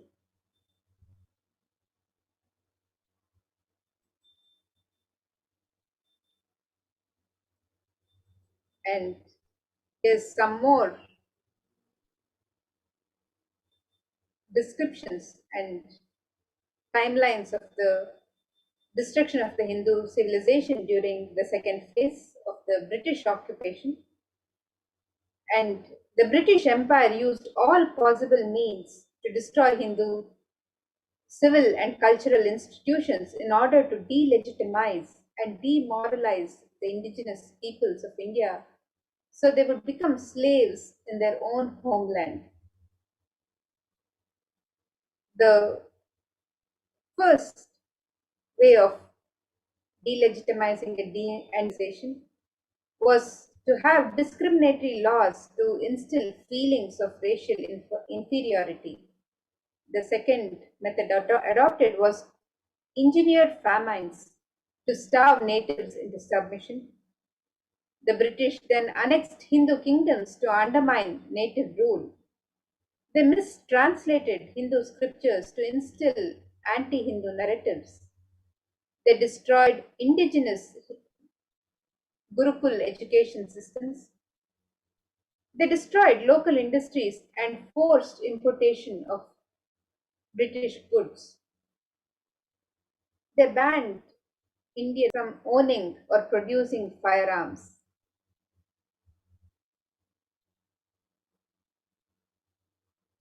And during the British occupation, was a member of the Indian Parliament, and the statistics show that over $4 trillion US dollars was looted from India over the 200 years. And over 45 million Hindus were dead due to famines and poverty imposed by British policies and reprisal killings for, from the 1857 mutiny, and over 680 native kingdoms were usurped by the British Raj. And the third phase of the destruction of the Hindu civilization, which is the phase of secular India from 1947 to the present day, where brown faces, British attitudes, and policies towards Hindus have continued the destruction of the Hindu civilization. And this quotation from the first Prime Minister of India, Jawaharlal Nehru, has said in his prison diaries in 1935. He said, "What a disgusting savage people we are. Politics, progress, socialism, communism, science. Where are they before this black religious savagery? India can never be a Hindu republic." So this is a statement made by the first Prime Minister of India, Jawaharlal Nehru.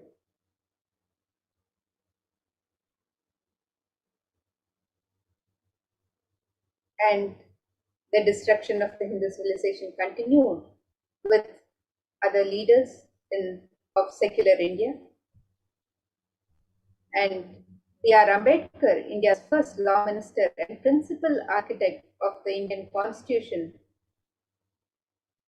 has said in the Pakistan or the partition of India in 1940, he said, "If Hindu become a fact, it will no doubt be the greatest calamity for this country. No matter what the Hindus say, Hinduism is a menace to liberty, equality, and fraternity.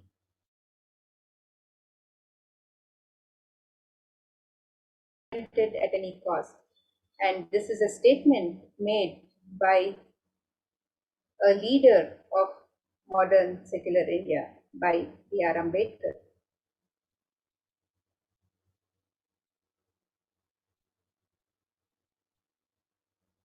And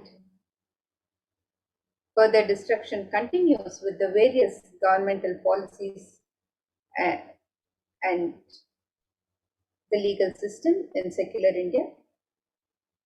The modern Indian legal system, academia, and media all systematically undermine, suppress, and delegitimize Hindu institutions and culture. India's constitution established government control and taxation over Hindu temples, schools, etc., while other religions are free from interference.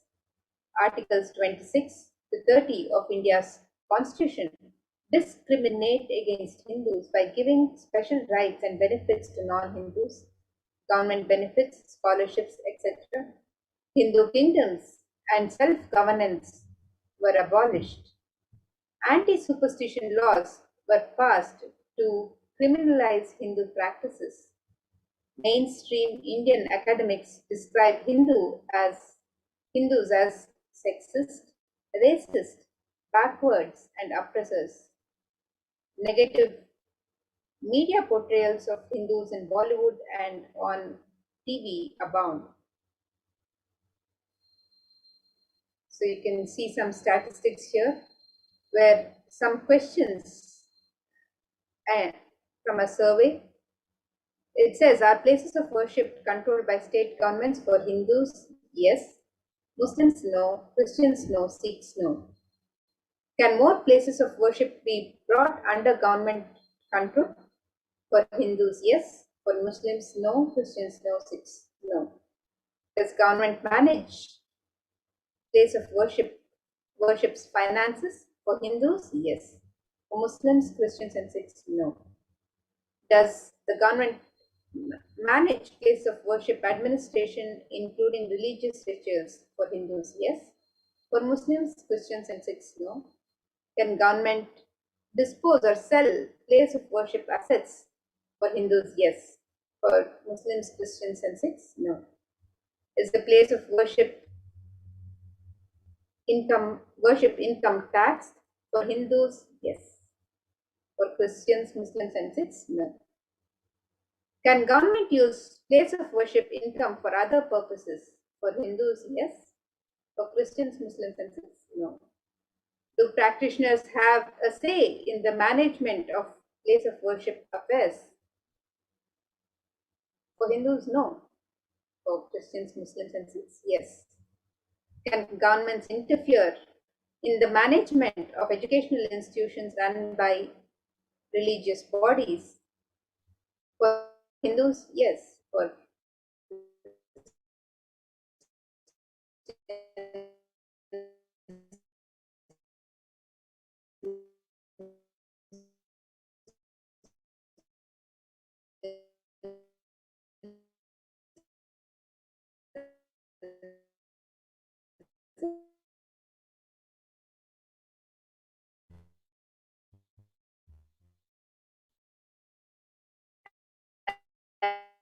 and this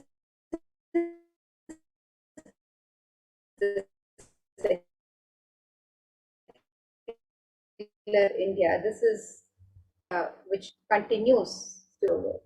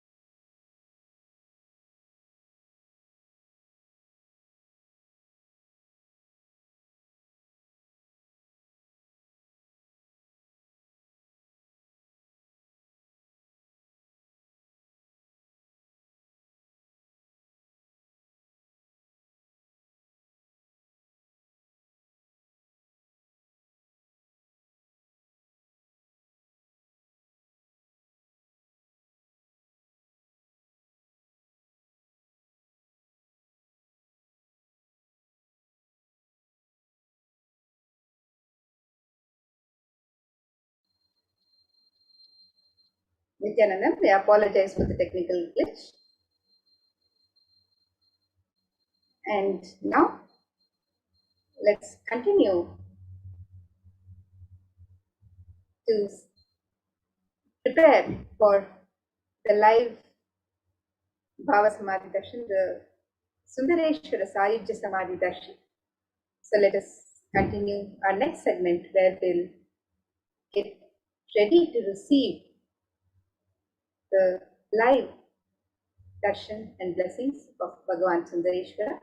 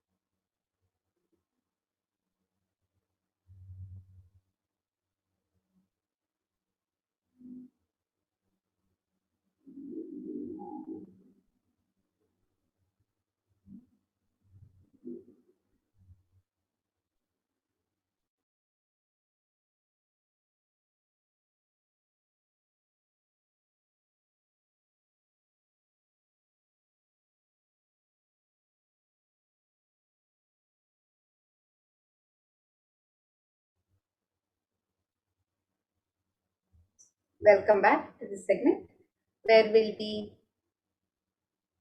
learning more and getting ready to receive the live darshan of Bhagavan Sundareshwara Paramashiva Sayujya Samadhi Darshan. And let us manifest the super conscious experience of the Shiva Sayujya Samadhi through the darshan of Irayanar Bhagavan Sundareshwara Paramashiva.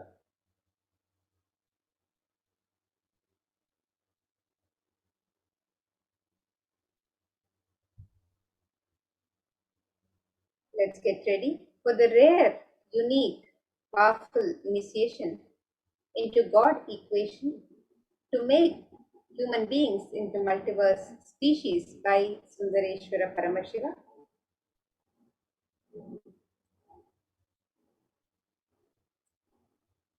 So what is Sundareshwara Paramashiva Sayujya Samadhi Darshan? Let us watch a video where Sundareshwara himself describes this beautiful darshan.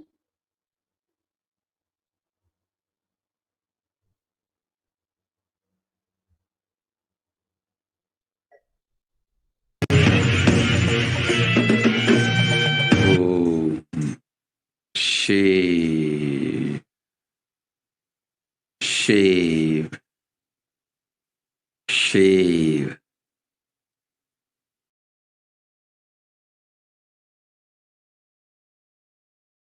Paramashiva, I will manifest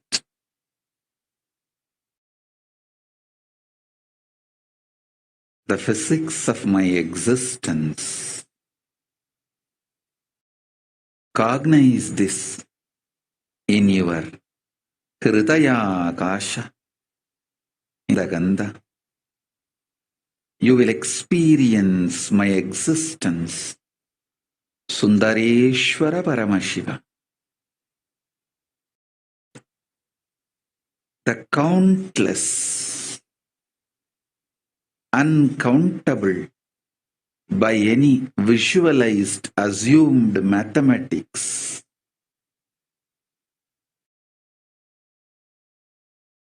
Brahmandas manifest in me, exist in me,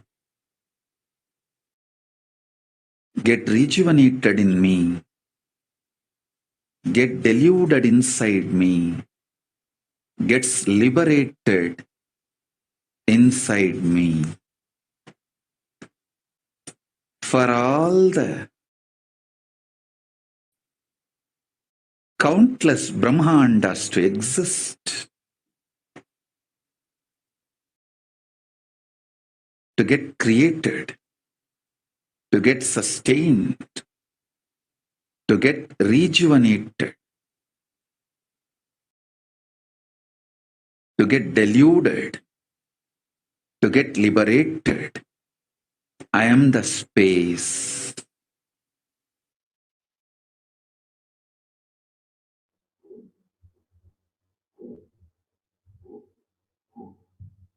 And beautifully, Bhagavan Sundareshwara Paramashiva revealed in this video. He said, I will manifest the physics of my existence.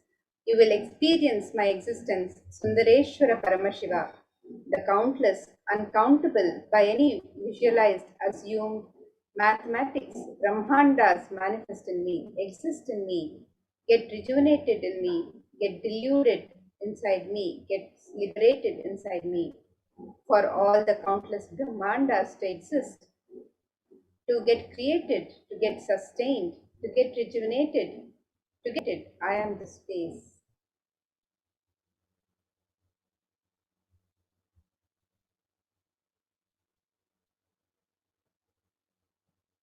And let us now take a look at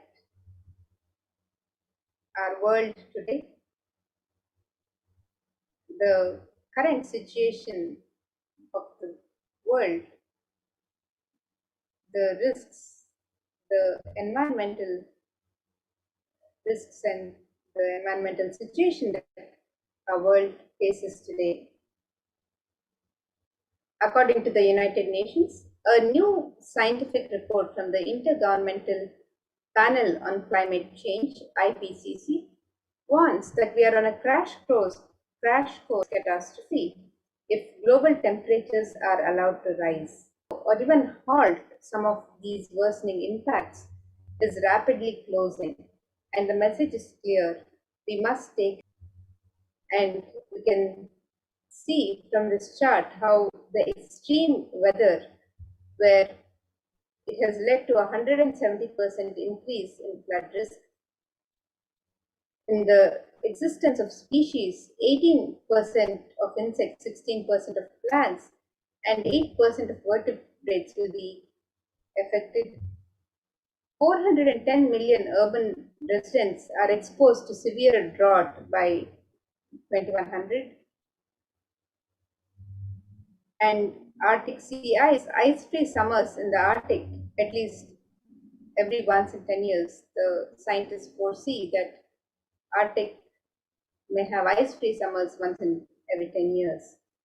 And 28% of the world's population, or 2 billion people, will be exposed to extreme heat waves at least once every 20 years. 49 million people will be impacted by sea level rise of 56 centimeters by the year 2100, and lower economic growth at 2 degrees Celsius than at 1.5 degrees Celsius for many countries, particularly in the low-income countries. And risks to marine biodiversity, ecosystems, and their ecological functions and services at 1.5 degrees Celsius compared to 2 degrees Celsius increase in the global warming. And coral bleaching. Virtually all coral reefs are lost by 2100. If we have a 2 degree Celsius increase in global warming, the scientists expect that virtually all coral reefs will be lost by 2100. And the food, with every half degree of global warming, will consistently lead to lower yields and lower nutritional content in the tropical regions. So these are the various impacts of global warming as reported by the United Nations in their scientific report. And let us now look at this video by the United Nations about the state of our world today.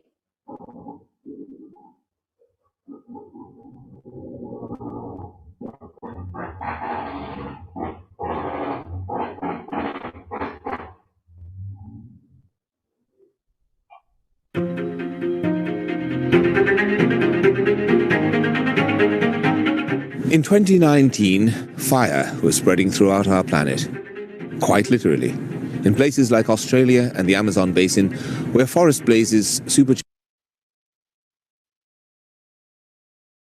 by climate change wreaked havoc. In other places, mass protests flared up, fueled by a combination of job insecurity, growing inequalities, and discontent with the current economic, social, and environmental status quo.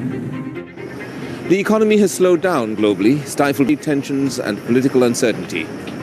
The little growth we have had has failed to reach those who need it the most. Progress towards higher living standards has stalled for many countries and vulnerable groups of people. This has only deepened inequalities which were already growing in many countries, spurred on by automation, climate change, and other global trends.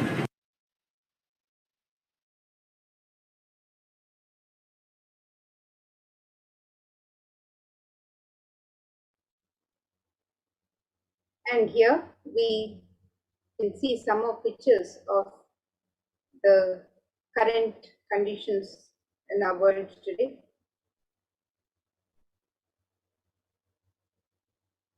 According to the World Health Organization, the total cases for COVID-19 is over 221 million to date. Healthline.com states that new COVID-19 cases have risen to more than 150,000 per day in the United States, and experts warn that with emerging variants, this could lead to another surge in cases.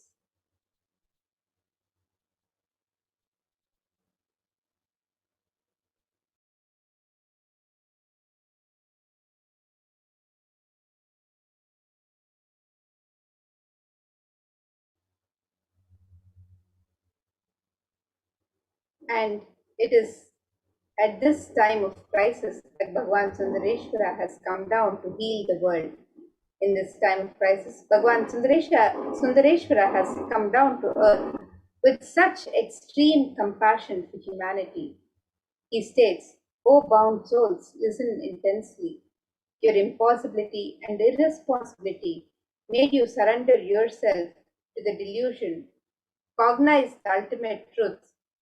Sundareshwara Paramashiva, I exist. Sundareshwara Paramashiva, I exist. The moment you remember me, call me, I am here for you."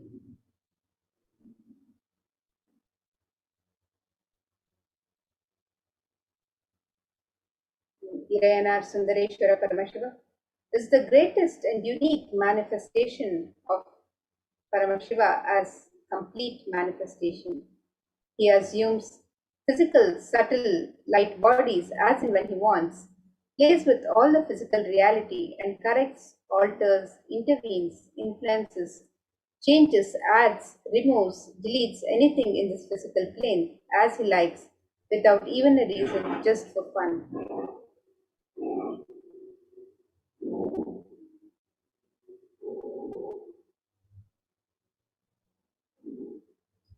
Sometimes they manifest as Meenakshi and Sundareshwara as two bodies, one being. Sometimes as both in one body. That's the reason all his manifestations and plays are called Tiruvilayadal or Leela. And due to his causeless, limitless compassion, Irayanar Sundareshwara Paramashiva Parampuru is manifesting in all his glory as Purnavatara through this being, Bhagavan Sri Nithyananda Paramashivam as Nijavatara. From the Shuddhadvaita Paramashiva Sayujya Samadhi space, Irayanar Sundareshwara Paramashiva Parampuru will be manifesting through the supreme manifestation. Irayanar Sundareshwara Paramashiva Parampuru will give darshan, bless and shower boons as Leela.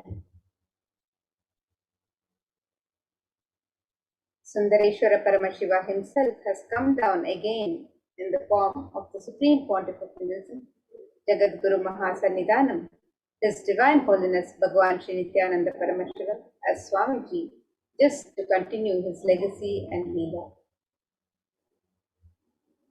To continue being available to all of us, playing his divine Leela, performing miracles in the lives of his devotees, attending to our prayers, and continuing the legacy as ruler of the whole of Madurai.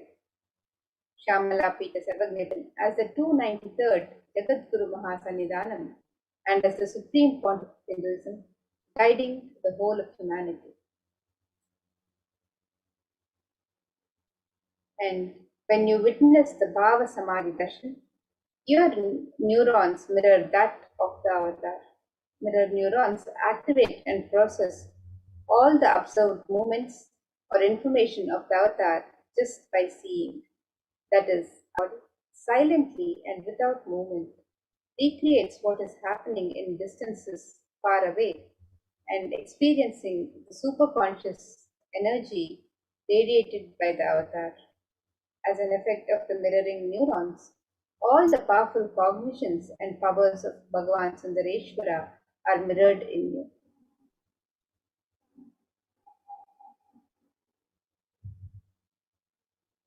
Let us now understand what is the God equation as revealed by Bhagavan Sundareshwara Paramashiva.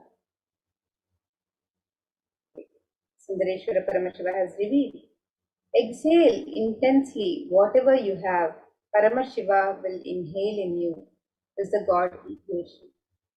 Nothing is more powerful than power manifestation science. It is the most exciting spiritual science.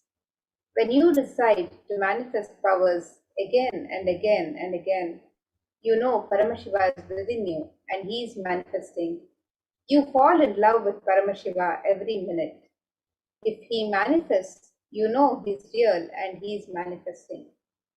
Even if you don't manifest what you declared, you will manifest the Gnana and Vijnana, the knowledge and understanding.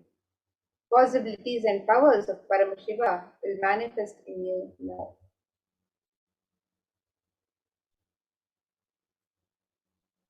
And let us now understand and learn more about the Supreme Pontiff of Hinduism, who is giving us this beautiful and powerful science of manifestation and guiding humanity superconscious breakthrough. The Supreme Pontiff of Hinduism, the 293rd Jagadguru Mahasannidhanam of Kailasonatha Shamalapita Sarvanyapita, His Divine Holiness Bhagwan Shri Nithyananda Paramashivam is the reviver of Kailasa, a macrocosmic, ancient, enlightened Hindu civilizational nation. The Supreme Pontiff of Hinduism is the 1008th incarnation of Paramashiva as per Hinduism, recognized by his predecessors who are enlightened masters and adepts. The Supreme Pontiff of Hinduism has made the science of power manifestation, yoga, and temple-based universities a lifestyle for humanity. The Supreme Pontiff of Hinduism is ordained as the 233rd Guru Mahasannidhanam, the Pontiff of Kanchi Kailasa Sarvagnya Peetham, which is the Tondai Mandala Adinam. He is the incumbent emperor of Surya Vamsha Surangi Samrajyam. He is the present 293rd Jagadguru Mahasannidhanam, the Pontiff of Kailasonatha Shamalapita Sarvanya Peetham. He is the present Mahamandaleshwar, the supreme spiritual head of Mahanirvani Akada, the largest apex monastic order.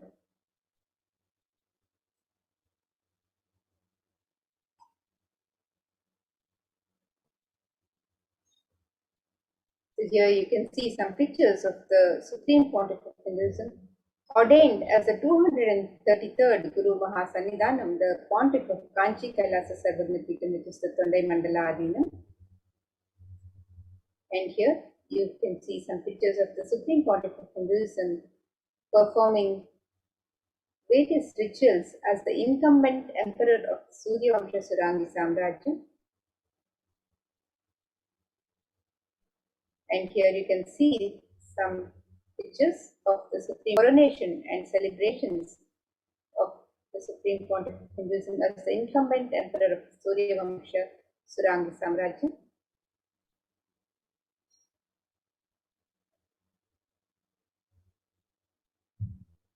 Here you can see some pictures of the Supreme Pontiff of Hinduism being coronated as the present 293rd Guru Mahasannidhanam, the Pontiff of Kailasonatha Shamalapita of Kailasonatha Shamalapita Sarvanya Peetham of Madurai, which is the oldest Hindu papal state and the monastic kingdom.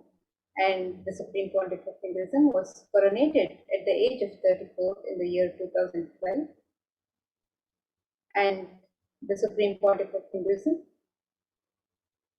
was coronated and assumed the responsibilities as the 293rd Guru Mahasannidhanam of Madurai in the year 2012 at the age of 34. So you can see more pictures here where he has assumed the responsibilities and performing the duties and rituals as the 293rd Jagadguru Mahasannidhanam.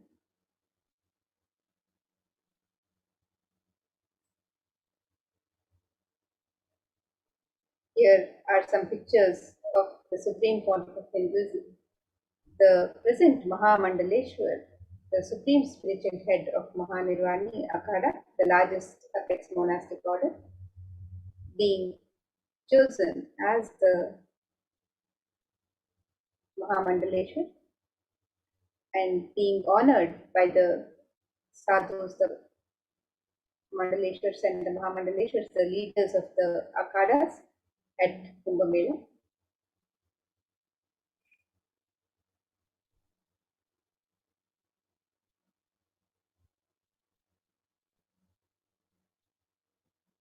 And the Supreme Pontiff of Hinduism is the 1008th Acharya Mahamandaleshwar, the head of all spiritual leaders of Atal Akhada, which is the ancient apex body of Hinduism. He is the present 23rd Sannidhanam of the Dharma Mukti Swargapuram Adinam. He is elected as the Supreme Pontiff of Hinduism by a congregation of over 1000 Hindu leaders, the pontiffs.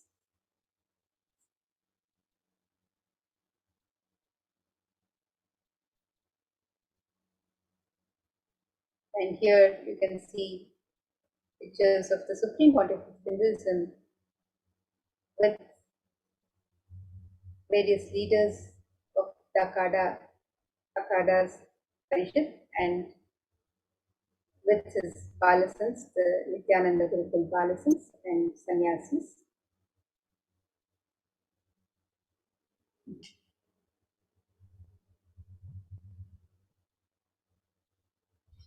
The Supreme Pontiff of Hinduism is also honored as the leader of Hinduism, the most awarded, internationally recognized Hindu leader,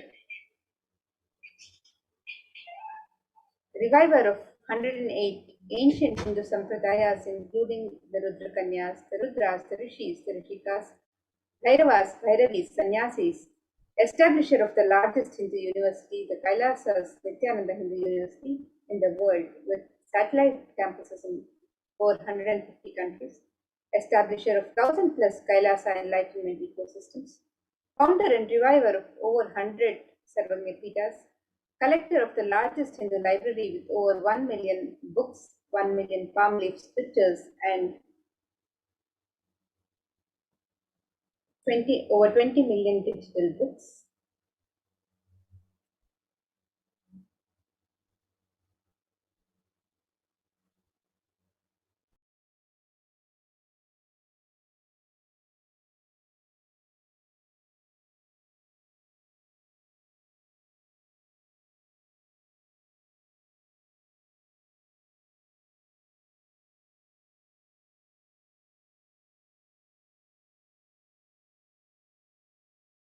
And here you can see the various de facto embassies of Kailasa established by the Supreme Pontiff of Hinduism, over 22 Hindu universities, more than 38 temple monastic complexes, 19 kingdoms or Sarvagapitams, 120 temples, 34 satsang temples, 186 extended campuses of Nithyananda Hindu University,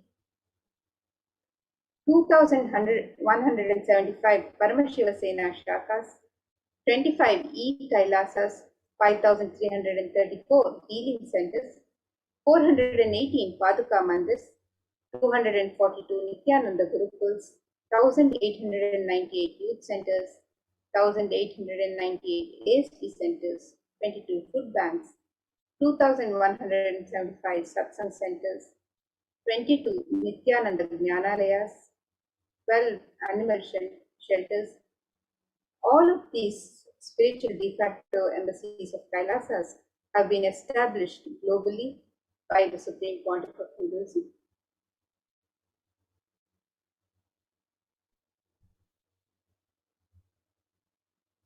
And here you can see a pictorial representation of the peace walks of the Supreme Pontiff of Hinduism, which has covered over 100,000 kilometers and has gifted the science of spiritual healing to more than 2 million human settlements thus far. So here you can see from the year 2000, the various Padaya and the world tours, the various yatras undertaken by the Supreme Pontiff of Hinduism, the peace walks, where millions have benefited from the science of spiritual healing. So the Padayatra in the year 2000, which covered over 15,000 kilometers. The World Tour Yatra, which covered over 4,000 kilometers. The Himalaya Yatra, which covered over 5,060 kilometers. The Himalaya Yatra in the year 2005, which covered over 7,000 kilometers. The Kodikand Ratha Yatra, which covered 960 kilometers. The Himalaya Yatra again, which covered over 6,000 kilometers. The Cambodia Yatra, which covered over 1,000 kilometers. The Himalaya Yatra again, which covered more than 6,000 kilometers. The Kodikand Ratha Yatra again, which covered 960 kilometers. The Himalaya Yatra, which covered 5,608 kilometers. The Himalaya Yatra, which covered 4,580 kilometers. The Tiruvannamalai Yatra, which covered 300 kilometers after the year 2010. The Kailash Yatra, which covered 600 kilometers. The India Tour Yatra, which covered over 5,000 kilometers. The Bali Yatra, which covered over 1,000 kilometers. And the Vijaya Yatra, which covered over 300 kilometers. So these are the various yatras from the year 2000 till date that the Supreme Pontiff of Hinduism has undertaken as the peace walks to bless and spiritually heal humanity, and more than 2 million lives benefited from these peace walks.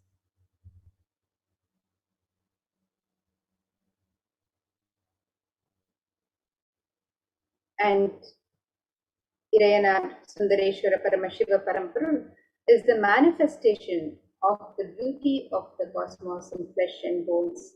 Irayanar Sundareshwara is the embodiment of superconsciousness expressed in the human body, playing with all his glory.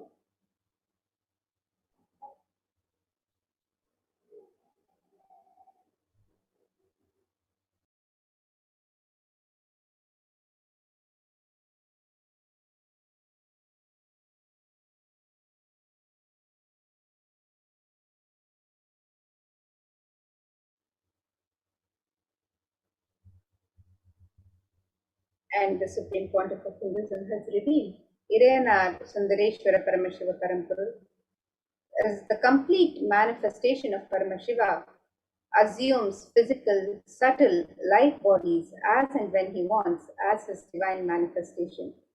He plays with all the physicality and corrects, alters, intervenes, influences, changes, adds, removes, deletes anything in this physical plane as he likes without even a reason.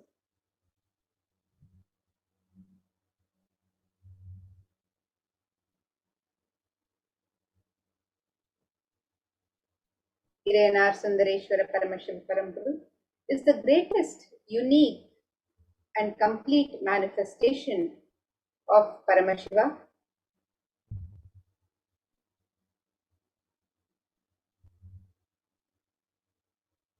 Sundareshwara is the embodiment of superconsciousness expressed in the human body, playing with all his glory.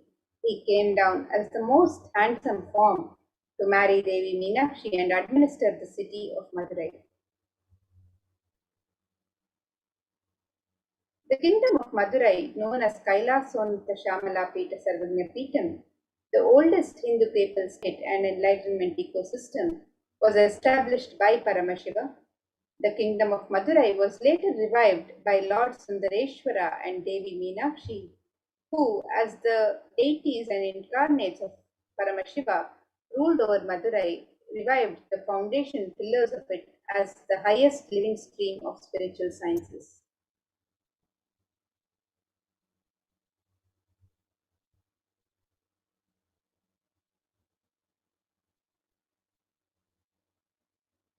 And to ensure this tradition continues to elevate humanity for millennia, they enthroned their direct representatives and their divine energies in the form of the continuing lineage of living masters, the Guru Mahasannidhanas, with the responsibility to train and groom the kings in administration, constitution, and governance, acting as regents. They also performed the spiritual initiations on the kings and the citizens of the kingdom, imparting the enlightenment science to them.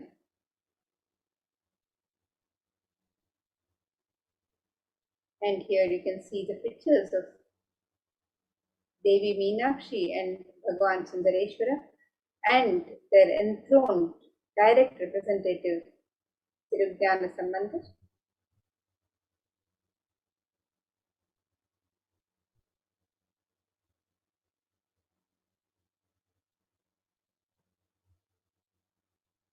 And this lineage of living masters is also described in this verse, which says, Guru Paramparayatam Adrishtam Sarvavadibihi Bhavabandha Vimokshartam Paramam Sarvatomukham.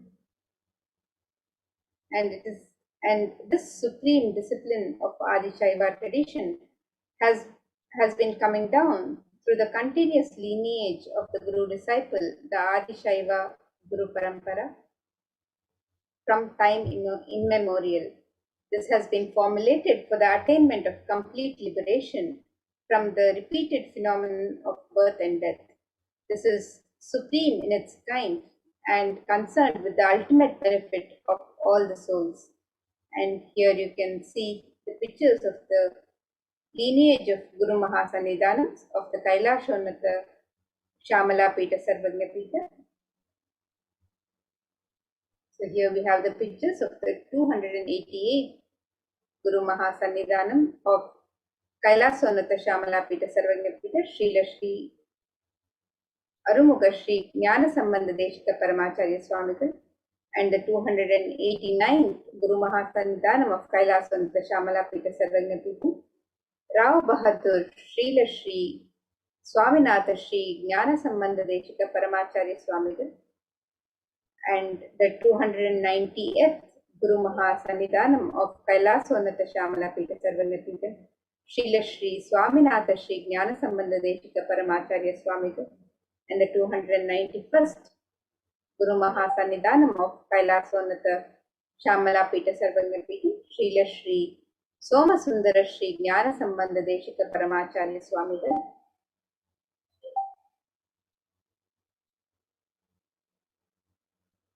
And now the lineage of masters continues. Kailashonnatha Shamala Pita Sarvagna Pitam's rare and sacred lineage of pontiffs has been systematically carried over in an unbroken progression from ages. The chosen emissaries of Lord Paramashiva and Devi Parashakti, the Guru Mahasannidhanams, the pontiffs of Kailashonnatha Shamala Pita Sarvagna Pitam, are the direct representatives of the cosmos. So here you can also see the 292nd Guru Mahasannidhanam of Kailashonnatha Shamala Pita Sarvagna Pitam Srila Shri Arunagirinath Shri Jnana Sambandha Deshika Paramacharya Swamigal, and now the present 293rd Guru Mahasannidhanam, Jagat Guru Mahasannidhanam of Kailashonnatha Shamala Pita Sarvagna Pitam Bhagavan Srila Shri Nithyananda Paramashivam Shri Jnana Sambandha Deshika Paramacharya Swamigal, the Supreme Pontiff of Buddhism.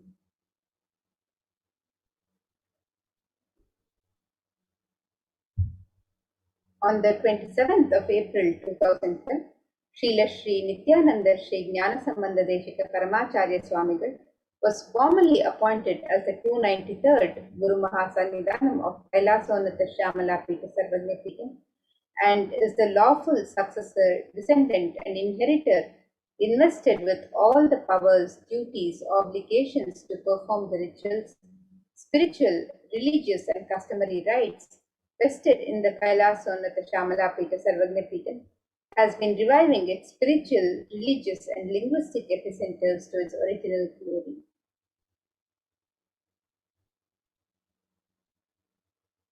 And let us now watch a short video which discusses of the Kailashonnatha Shamala Pita Sarvagna Pitam, the Madurai Adinam, which is the world's oldest Hindu establishment.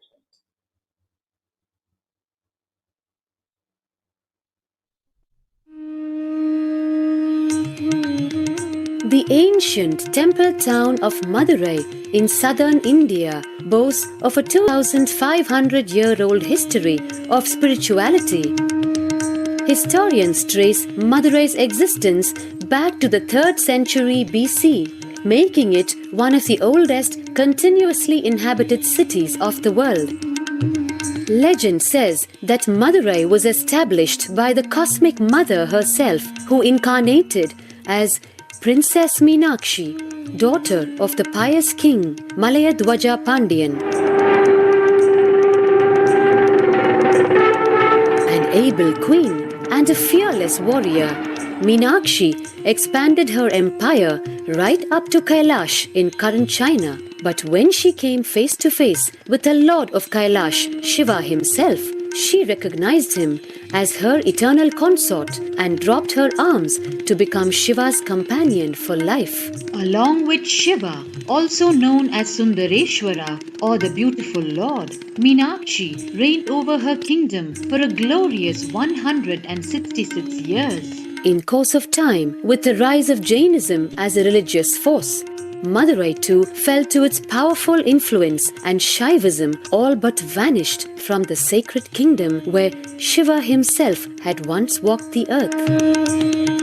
The renaissance of Shaivism in Madurai was the sacred task of a child incarnation, Tirunjana Sambandar, one of the 4 visionary saints of Shaiva Siddhanta tradition. The story goes that as a baby, Tirunjana Sambandar was once nourished by the milk of enlightenment from the cosmic mother herself.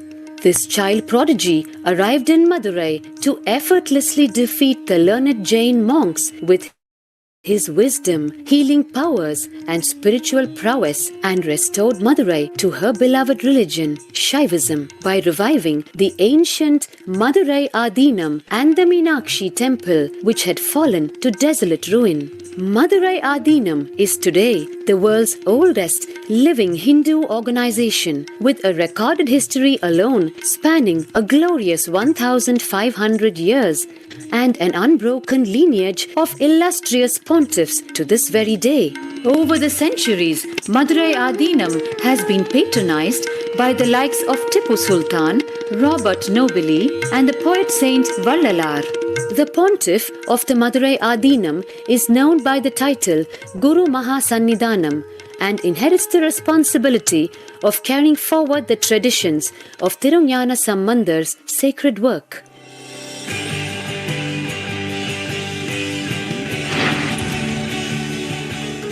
On 27th April 2012, a new era began in the history of Madurai Adinam. The 292nd Pontiff, Srila Sri Arunagirinatha Jnana Sambandha Desika Paramacharya Swamigal, guided by intuition and inducement by Lord Shiva, coronated a charismatic young saint as the 293rd Pontiff of the Madurai Adinam. An accomplished yogi, a pragmatic social visionary, and an adept in mystical sciences, His Holiness Paramahamsa Nithyananda is revered as a divine incarnation by millions worldwide. Within weeks of his ascent to the sacred throne, he brought about sweeping changes to the Adinam, including the renovation of the ancient monastery, Annadan, free food for thousands every day, free medical camps, yoga classes, scriptural study, spiritual healing, and meditation programs. The traditional Adinam now has a website, and thousands participate in the morning worship and spiritual talks via live streaming and two-way video conferencing. Vast properties belonging to the Adinam are being reclaimed from illegal encroachment. Its numerous temples are being restored to sanctity, and the neighboring villages are being adopted, with basic amenities, education, and medical care being provided for all. His Holiness dreams of an authentic Vedic Renaissance for which India has already waited too long. Here, I take the commitment of making Madurai Adinam as an international religious organization.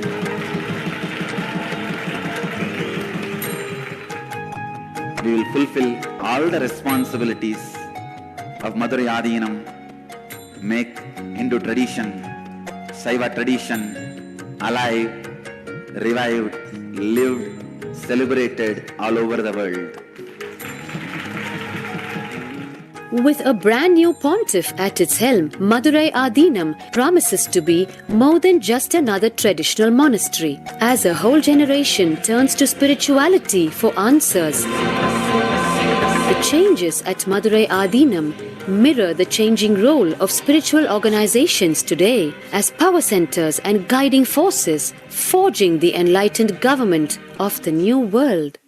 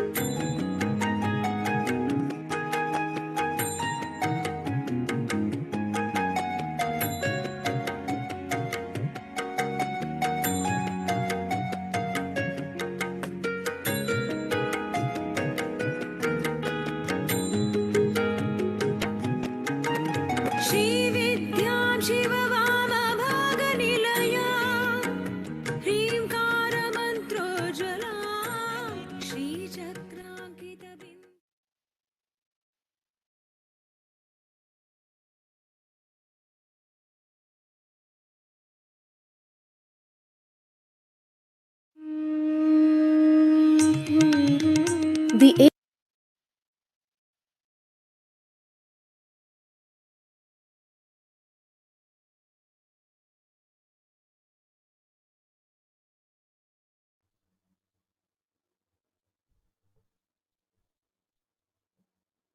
Today, for all of humanity, out of the billions of people on planet Earth, we are the most blessed people. For us, Sundareshwara is not a history, he's a happening. Sundareshwara Paramashiva himself has come down again in the form of the Supreme Pontiff of Buddhism, Jagadguru Mahasannidhanam, His Divine Holiness Bhagwan Shri Nithyananda Paramashivam, as Swamiji, the 1008th incarnation of Paramashiva to revive Hinduism, to continue being available to all of us, playing his divine Leela, performing miracles in the lives of his devotees, attending to our prayers, and continuing the legacy as ruler of the whole of Madurai, Shamalapeta Sarvamipita, as the 293rd Jagadguru Mahasannidhanam, and as the Supreme Pontiff of Hinduism, guiding the whole of humanity.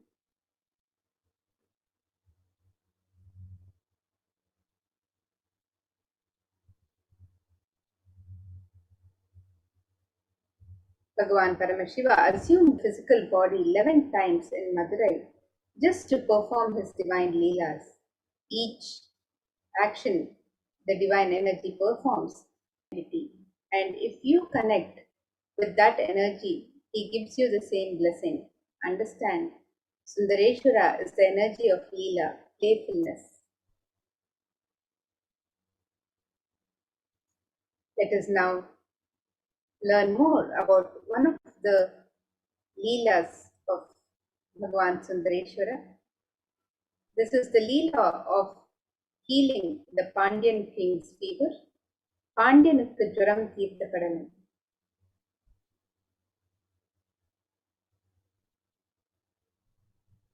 And here we can see a pictorial depiction of the various Leelas of Bhagavan Sundareshwara.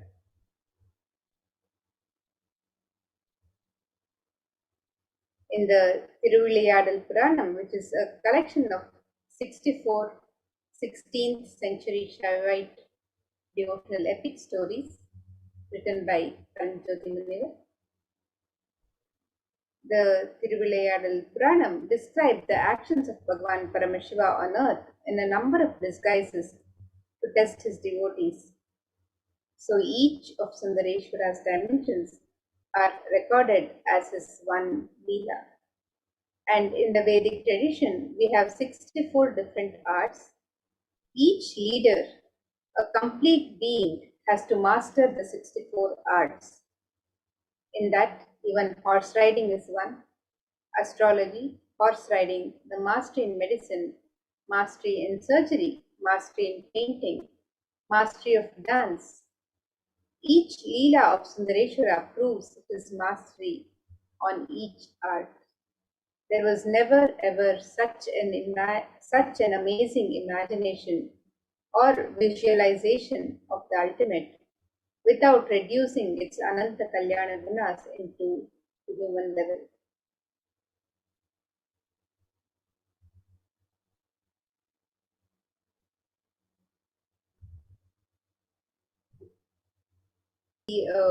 Video where Swamiji has spoken about the Shiva Leelas, and this video is available on the YouTube channel, Kailasa's HDH Nithyananda YouTube channel.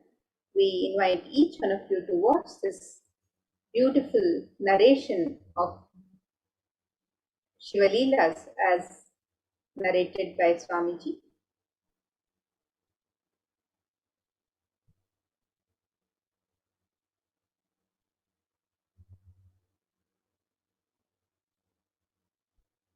So let us now understand more who are the Nayanmars. The Nayanars or the Nayanmars were a group of 63 saints living in Tamil Nadu during the third, who were devoted to Paramashiva. The list of Nayanmars was initially compiled by Sundarar or Sundaramurti Nayanar, and in his poem Tiruttondathugai, he sings in 11 verses the names of the Nayanar saints up to Karaikal Ammayar and refers to himself as the servant of servants.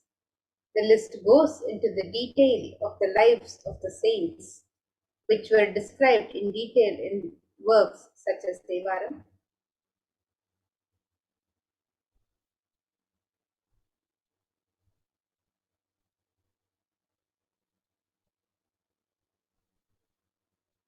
And Paramashiva assumed the physical body 11 times in Madurai just to perform his divine Leelas, and each action the divine energy dependent entity.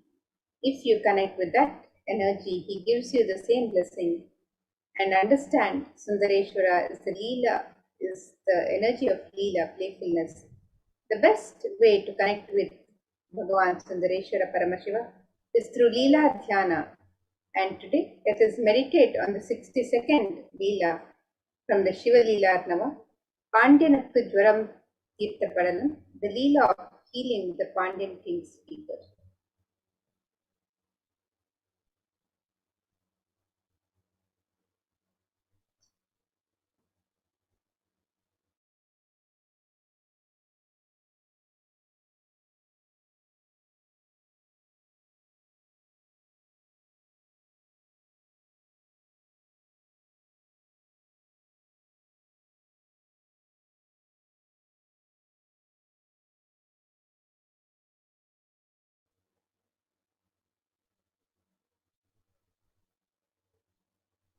And these verses from the Shiva Leela Tantra describe this Shiva Leela of the 62nd Shiva Leela, which is the Leela of healing the Pandyan king's fever. And these verses describe that in the clan of Arimathana Pandya king, a king who was known for his magnanimity and who stood tall due to his widespread fame, was born with hunchback. Hence, people called him Poon Pandyan, the Pandya king with the hunchback.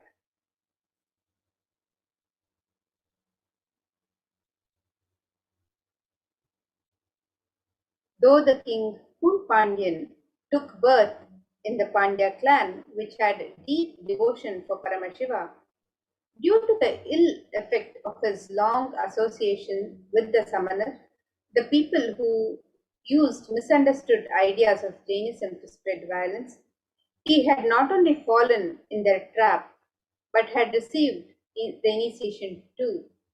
So what to do? It is difficult to revert from the association with the wicked people.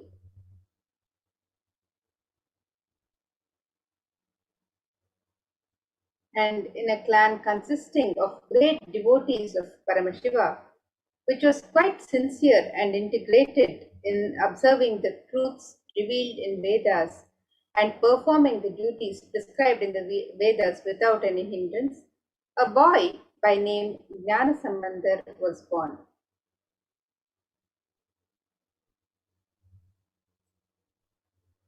Goddess Parvati herself protected the child by feeding her breast milk, who was once struggling without his biological mother.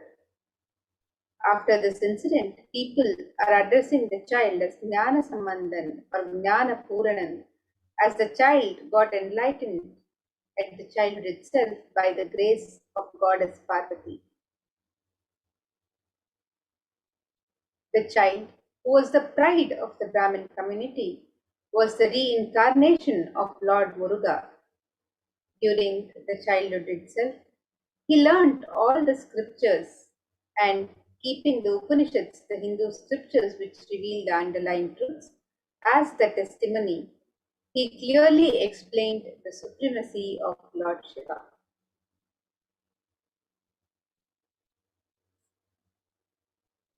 Jnana Sambandar, being of tattvas like sacred ash, Rudraksha, and the Shadakshara mantra, the Sharavana Bhava of Lord Muruga, was considered as an enlightened being, and some people worshipped him as a result of their good deeds in the past births and won over the evil attacks of the Kali Yuga.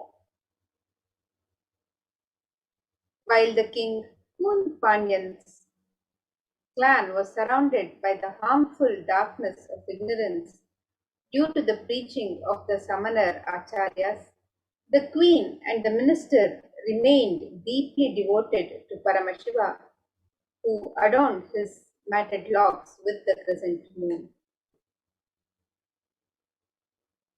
Both the queen and the minister, who had incomparable and deep devotion at the lotus feet of Jnana Sambandar, explained to him about the position of the king and tried to save the king, who was drowned in the heat of the dilapidated well, which is the deep ignorance.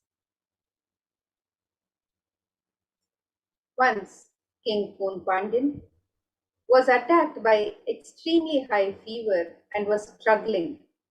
All the efforts taken by the Samanar Acharyas for the king to heal the king were unsuccessful. At that time, for the sake of the king's health, the queen herself very much pleaded with Jnana Sambandar, the enlightened master. The enlightened master, Jnana Sambandar, while entering the king's palace, remembered the form of Lord Shiva, who always remains cool due to the oozing out of the nectar from the crescent moon adorning his crown, and meditated upon the sacred truth, Shivoham, I am Shiva, in his inner space for a moment, and looked at the king, who was affected by the heat of high fever. He showered his grace on the king through his eyes.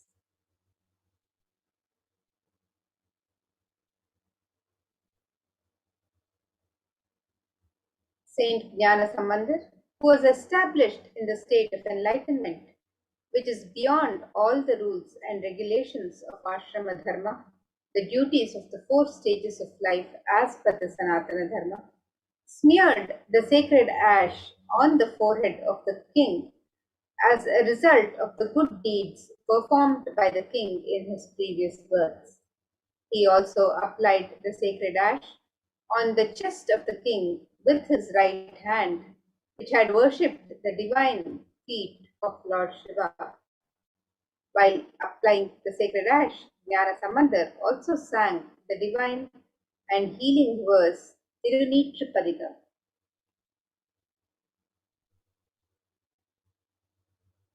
on receiving the sacred touch of the divine hands of Jnana Sambandha, which is described in the Rudram, the Vedic chant of Lord Shiva, as the most auspicious, the most holy, and the healing medicine of the three worlds. The king got rid of the high fever instantly.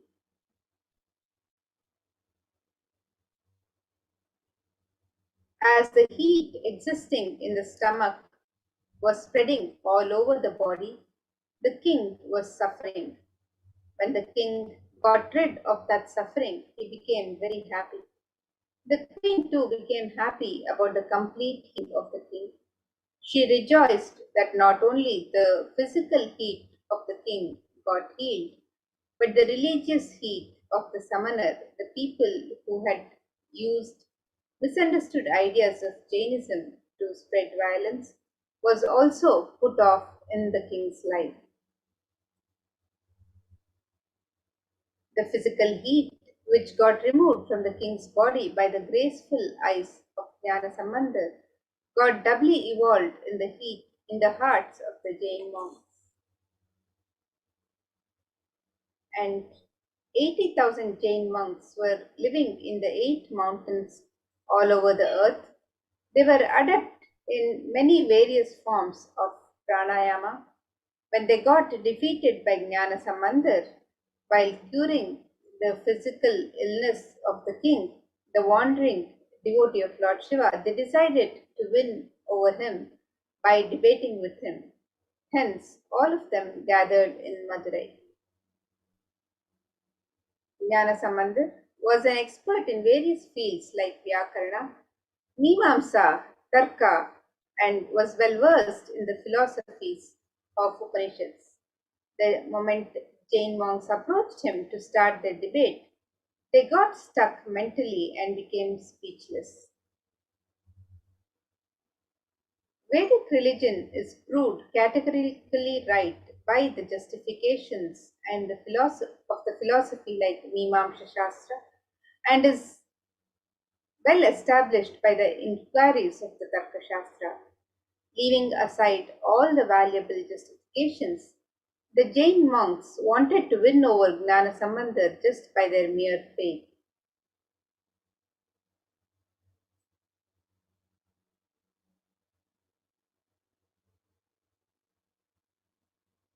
And let us further see the description of this Leela. So, Kun, or bent back in Tamil, Kun Pandyan, was a great king conquering the Cheran and the Cholan. He married Mangayar Karasi, the daughter of the Cholan. Pandyan was deeply involved in the Jain religion and spoke low of Shaiva traditions. Mangayar Karasi, a great lady, a woman with the stature of a sage, was a Shaivite. During this period, people belonging to the Jain sect, the Samana Matam in Tamil, entered into Madurai and settled down there. King Nedumaran got attracted towards the Jain sect. He announced an order that all his citizens should follow the Jain sect. This gave a shock to his wife and the minister Kulachirayar, but they did not have the courage to talk to him on this matter with the great king, and the people were afraid to come to Meenakshi Amman temple in Madurai.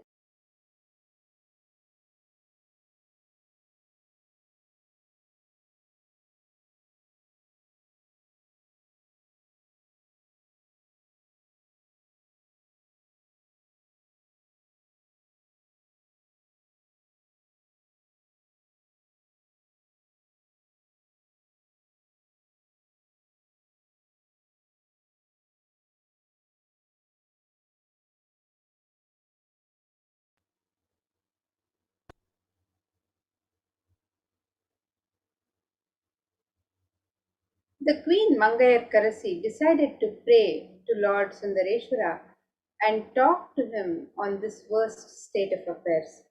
She took the minister Kulachirayar along with her to the temple and prayed to God. At that moment, a Brahmin came inside the shrine. The Brahmin saluted the queen and said, "O queen in the Chola country, I am on my visit to various divine places. I came here thinking of worshipping Lord Sundareshwarar of Madurai. I inquired with people here as to why no one is there in this temple. I became sad on hearing that the citizens are following the Jain sect and hence no one is visiting this temple." The queen immediately wrote a letter and said, "Oh, Brahmin, somehow or the other, please hand this letter over to Jnana Sambandar. Ask him to visit Madurai." The Brahmin, who came to know that Jnana Sambandar is staying at Vedaranyam, Tirumuraikadu, went there. And immediately after reading the manuscript given by the queen, the letter given by the queen, Jnana Sambandar decided to visit Madurai. Tirunavukkarasar, another saint, said to him, "O Lord, you may not be knowing the Jains. I, the one who was affected by them, know about Jainism. Further, the planetary positions are not conducive for journey. Please start on an auspicious day." And Jnana Sambandar replied to him, "O Lord, we are the slaves of Paramashiva. When Paramashiva is there behind us, what can these planets do?" Then he immediately sang the song, "Veyuru Tolpangan Vidamunda Kandan Nalla Veenai Thiravi." Even today, those who feel that they will be affected by the adverse position of planets in their birth chart sing this song. And without bothering about the planetary positions, Jnana Sambandar immediately left for Madurai. Mangayarkarasi felt very happy on the arrival of Jnana Sambandar. The Jains got angry and decided to burn the house to kill Jnana Sambandar. Sambandar got infuriated. He immediately sang a collection of songs, the Padikam, beginning with the lines, "Cheyanna Thiru Alavai Meviya."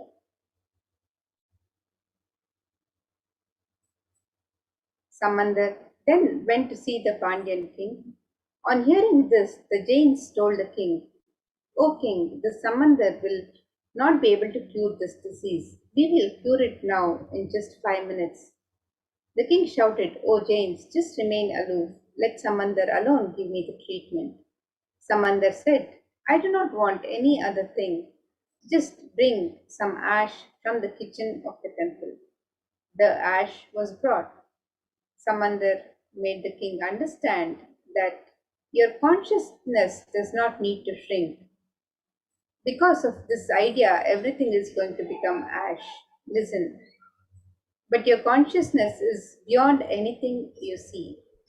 Initiating him into this tattva of life and giving the ash as a prasada, when the tattva started spreading and expanding in Poon Pandyan's consciousness, the shrinking body stood up, the hunchback was cured, and he expanded and became known as Nindrasir Nedumaran Nayanar.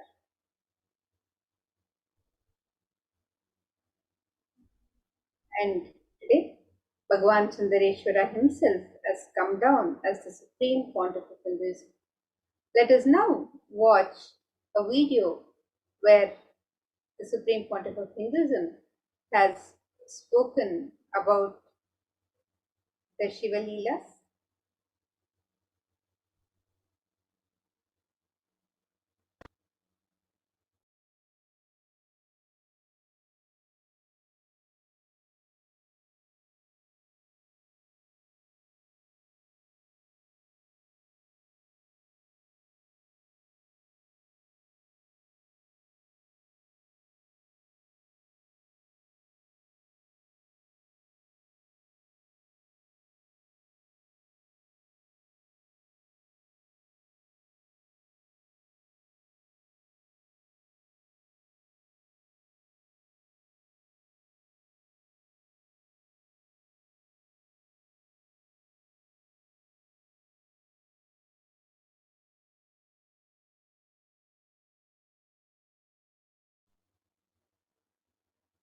So let us now watch this video where the Supreme Pontiff of Hinduism himself has spoken about the various leelas of Bhagavan Sundareshwara Paramashiva.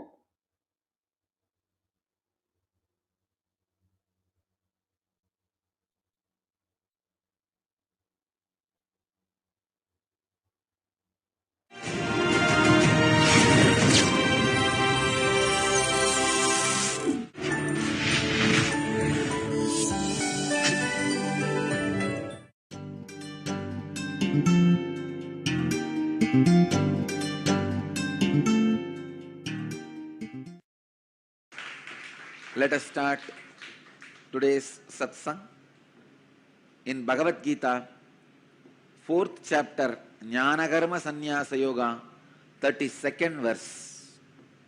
एवं बहुविधाः यज्ञाः विताथा ब्रह्मणो मुखे कर्मजान् विद्दितान् सर्वान् एवं ज्ञात्वा विमोक्ष्यसे एवं बहुविधाः यज्ञाः विधाता ब्रह्मणो मुखे कर्मजान् विद्दितान् सर्वान् एवं ज्ञात्वा विमोक्ष्यसे. Translation: thus worship of the divine energies is performed in various ways. In the beginning of expansion, understand that all of them originate in actions. Knowing this, you will be liberated.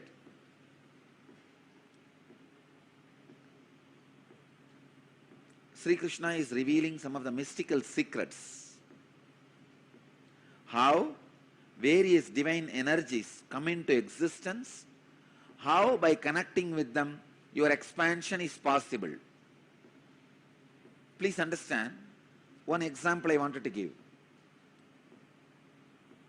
Brahma, in Hindu stories, Hindu Purana, Brahma becomes egoistic.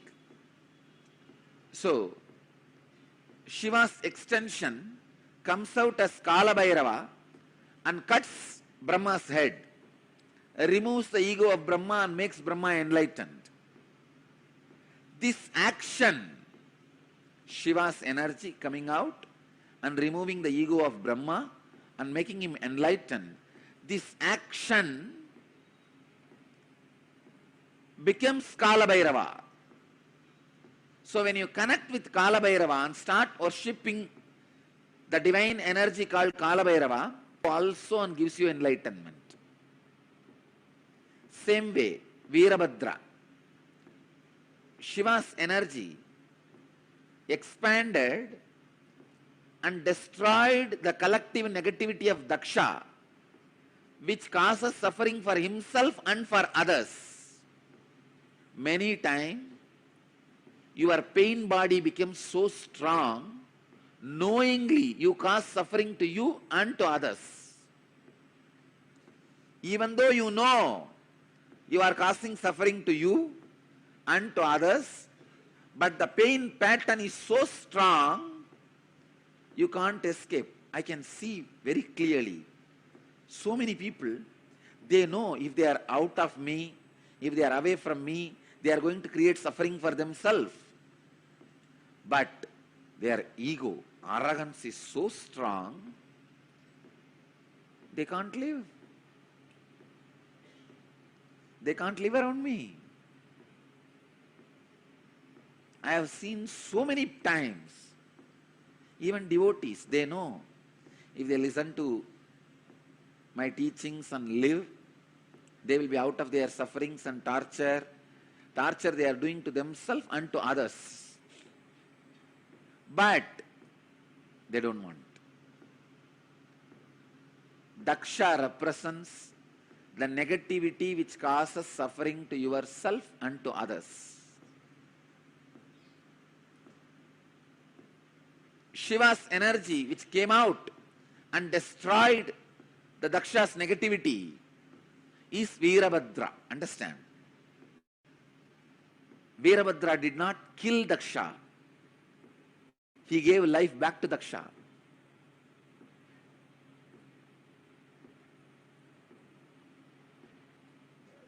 So this energy which destroys your negativity of giving suffering to yourself and to others is called Veerabhadra. If you connect with this divine energy and pray, feel connected,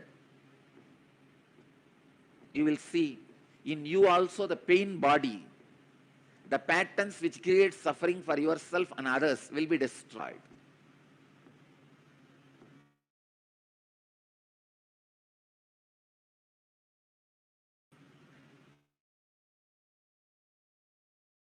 It's a beautiful verse.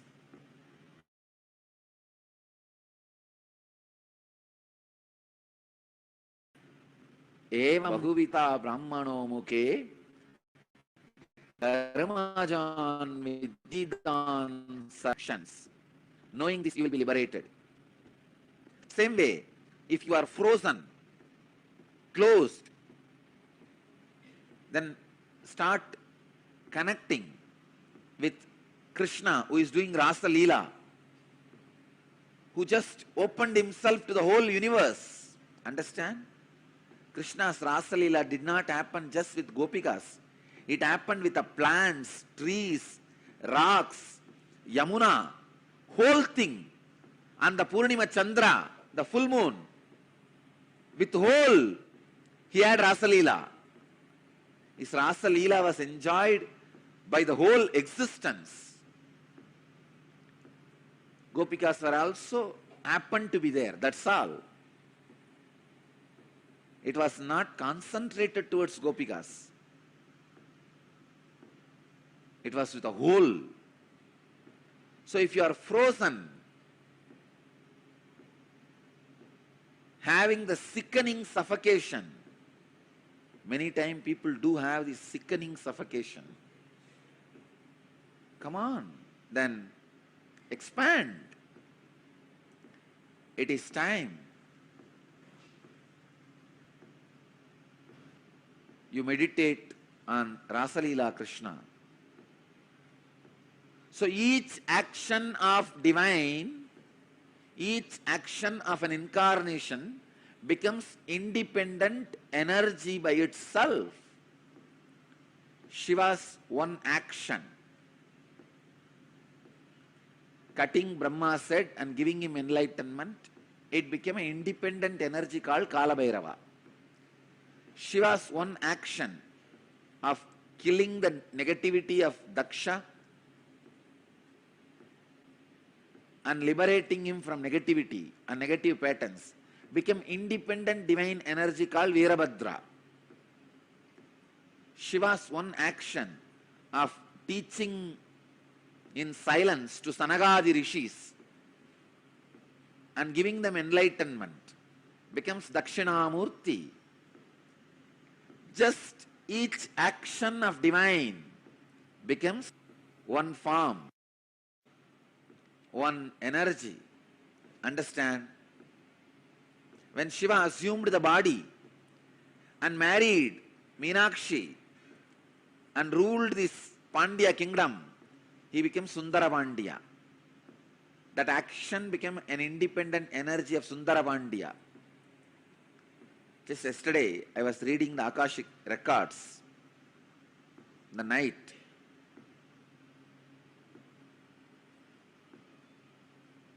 I verified again and again. Earlier when I was seeing, I felt he has taken 3 bodies. Yesterday I saw he has taken more than 11 bodies. Only to play in and around Madurai. Please understand, in this way, no other geographical place is equivalent to Madurai.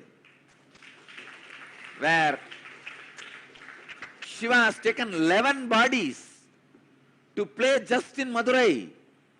See, in one body he has played in many places. That record is there. When he assumed one body, he has gone to many places, Leelas. In one body, doing Leelas in 11 places, there are enough records. But 11 bodies to do Leelas in one place, only in Madurai's history, the record is there. More than 11 bodies he has assumed at different time to play the Leelas. The Leela he performed, the first body he assumed to perform the Leelas in Madurai is marrying Meenakshi. To marry Meenakshi and all the Leelas related to that time, marrying Meenakshi and bringing Vaigai to Madurai, all those Leelas were performed in one body. That body is directly under the Sundareshwara's Linga. In the main Garbha Mandir, under the Sundareshwara Linga, that body is resting. It is there in Jiva Samadhi. And second, he has assumed one more body to build embankment for Vaigai river and converting all the foxes into horse to save his disciple Manikyavasagar. All those Leelas, around 40 years he was in that body and performed many Leelas. That body is resting in our property near Dinamani Takis. There is a place in Madurai, near Dinamani Takis, there is a Samadhi inside Madurai Adinam property. It is called Sundaranar Samadhi. And Sundarananda's Jiva Samadhi, people used to think it is one of the 18 Siddhas. It is not one of the, of course, it is one in the 18, but Shiva himself assumed the human body and performed. 40 years he was in that body. That body is resting in Madurai, the place Dinamani Takis, opposite to that Takis, there is a property, belongs to Madurai Adinam property. There he is resting. And the third body, which he assumed to give sugar cane to stone elephant, and stone elephant ate that sugar cane. For that Leela, he assumed one more body that is there inside the temple under the Samadhi of, under the shrine of Ellamalla Sittar. Under his Murti, that third body is there. Still, I am not able to trace the other places of the remaining 8 bodies. I could see cosmically where are they, but in the Madurai map I am not able to pinpoint where the remaining 8 bodies are. Soon I will study the Madurai map and overlap my cosmic map on Madurai map and give you guys the exact points where the bodies he assumed are resting and radiating. I tell you, if you see from this angle, no other place, even in Kailash, is only one body is resting. There are 1 lakh enlightened beings' bodies are resting. That is different. But his own, the body which he used, only one body is resting. In Varanasi, 2 bodies are resting. Even in Tiruvannamalai, only one body, Arunagiri Yogeshwara's body, only is resting.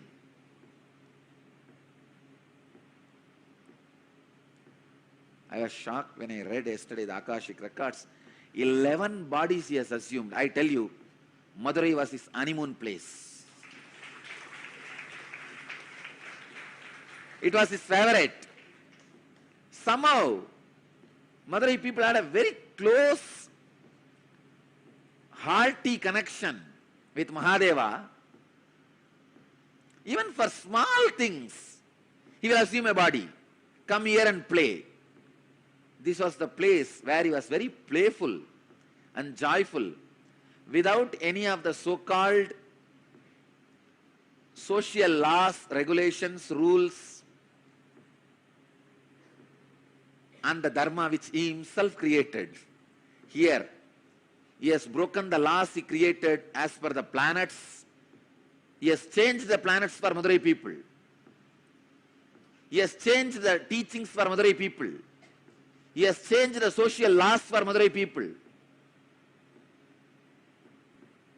He has broken all the moral rules for Madurai people.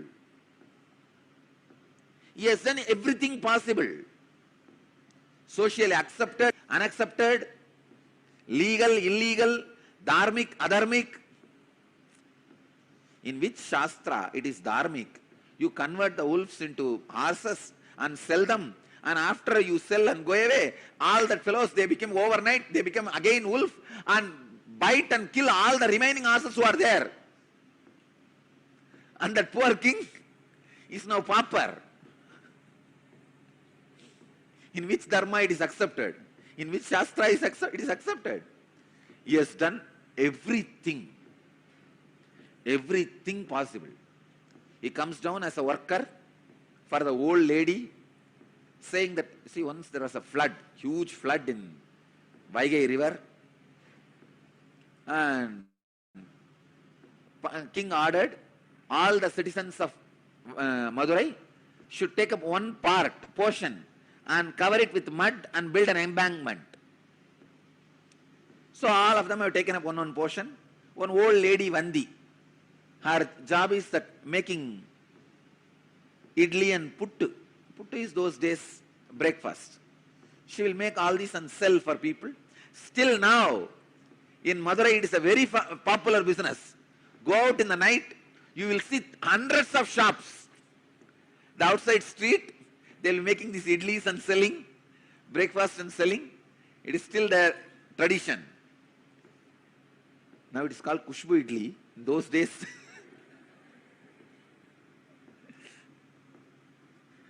it's a tradition of Vandi. So she used to make this pittu and sell. Those days breakfast. She did not get anybody to cover her portion, and she herself can't do. She is too old. She prays to Sundareshwara. This whole city, still now, any problem, the only person they turn to is Sundareshwara.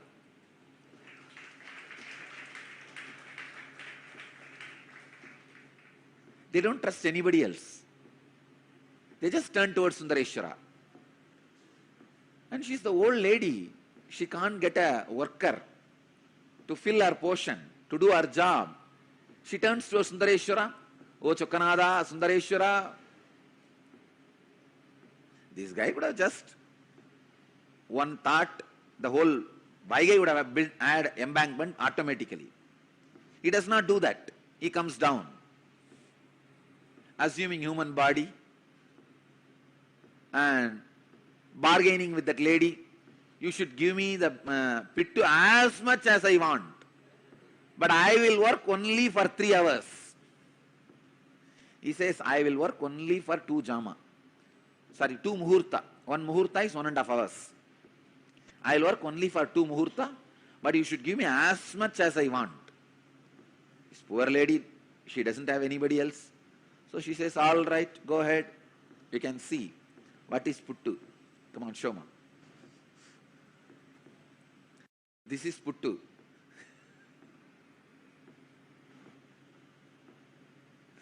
Those days breakfast. So she doesn't have anybody else. So no other option. She accepts the bargain.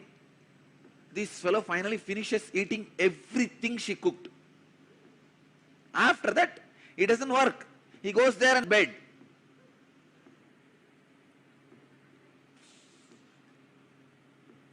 So he goes and lies down in the banks of Vaigai. I also traced the palace he had in Vaigai. Just in between, the mid of the water, he had a palace where he used to drink with that, all the bhutas. He was not a womanizer. He used to drink and gamble. He will have all these bhutas around and they will play the dice. He will gamble with them. Finally, what is there? Finally, he will cheat all of them. And he was not a womanizer, but he used to drink and gamble. Anyhow, so he went and lie down in the bank of Vaigai. King comes in the evening to see whether the embankment work is done. He sees all parts have been covered except his portion, the Vandi's portion. King got very annoyed and asked whose portion it is. They said this is Vandi, old lady's portion. He asked, naturally she won't be able to do. Who is doing for her? They showed this guy has been employed by her, but from morning he is not doing anything, he is just lying there. So king calls him and asks, who are you? This fellow says, who are you to ask me this? King says, I am the king of this Madurai. He says, that is the way so many people were thinking, but actually I am the king. There was a strong argument. Finally, king was very angry and he took his sengol, the golden staff with which he rules the country, and gave a strong blow in the back of Sundareshwara.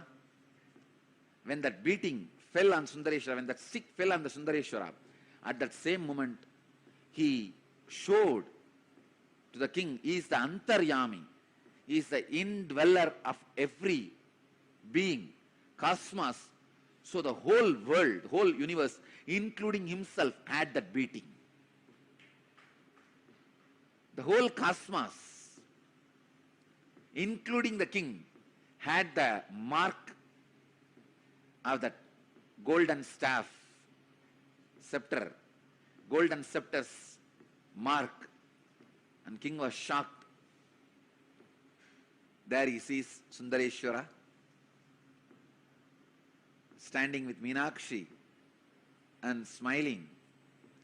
King realized who came to play in the form of a worker, and he fell at the feet of Sundareshwara, asked him to apologize.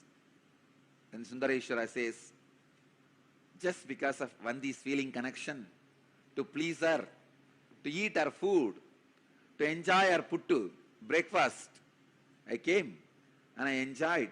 He liberated, he gives enlightenment to Vandi and blesses the king and disappears. Till the end, he has not done his job. He did not do the job of building the embankment to the Vaigai.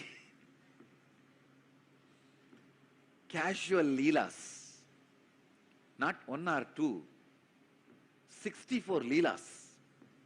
God, I know for sure he would have done at least 64,000.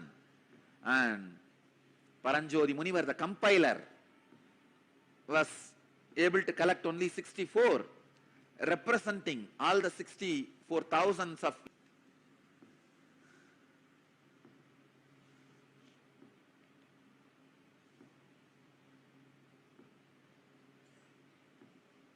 the body with which he has performed this Leela, especially blessing the Vandi and converting the wolves into horses, foxes into horses.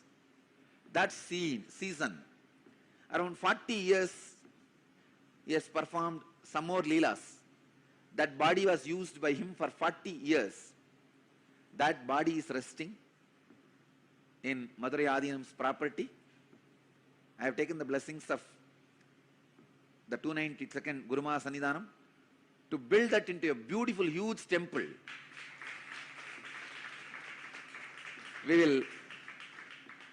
You can see the scene of Sundareshwara coming and eating the puttu of Vandi, the old lady.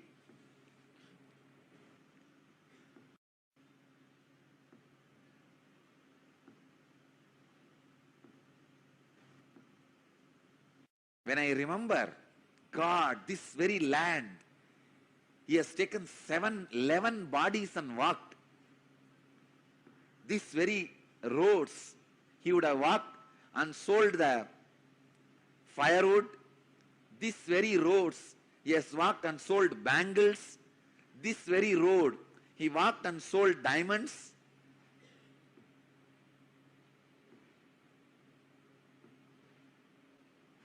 I'm really going crazy. This very Vaigai, he created this very Vaigai. He himself came and built embankment, at least acted as building embankment.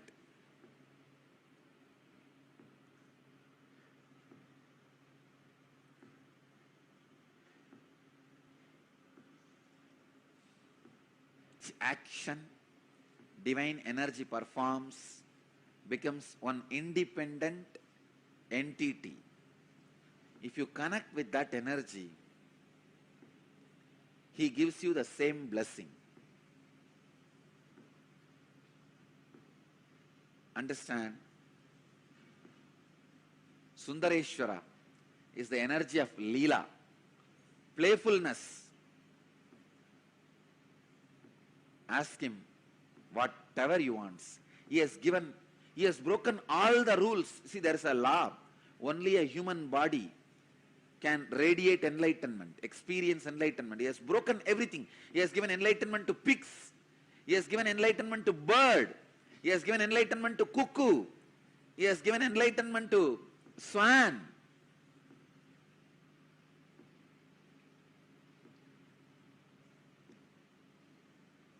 Everyone can be assured.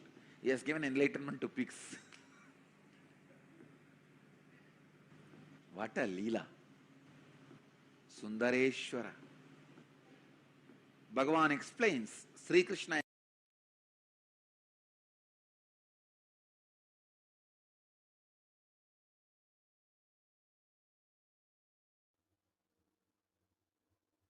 Yes, so with that beautiful narration, let us now move into receiving the darshan of Bhagavan Sundareshwara Paramashivam. Let's get ready for the live darshan of Bhagavan Sundareshwara Paramashivam, Sayujya Samadhi darshan.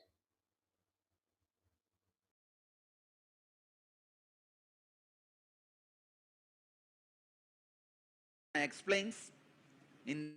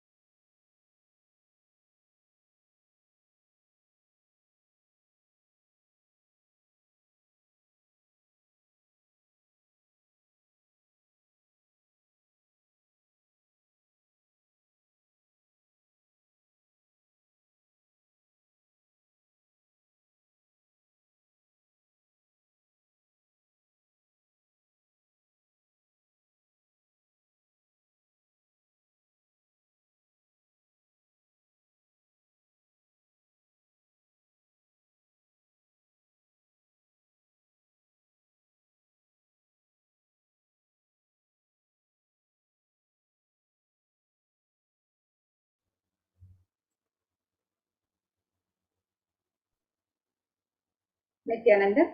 So let us now get ready for the live Sayujya Samadhi Darshan of Bhagwan Sri Nithyanandeshwara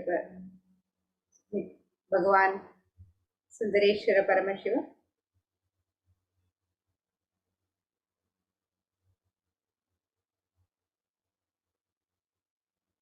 And the Shastra Pramana for Bhava Samadhi Darshan. This verse comes from the Malini Vijayottara Tantra, verse 60. It says, Kathana Shakti Padatva Yadva Padavalokanat Prasadat Swaguro Samyak Prapyate Paramam Padam.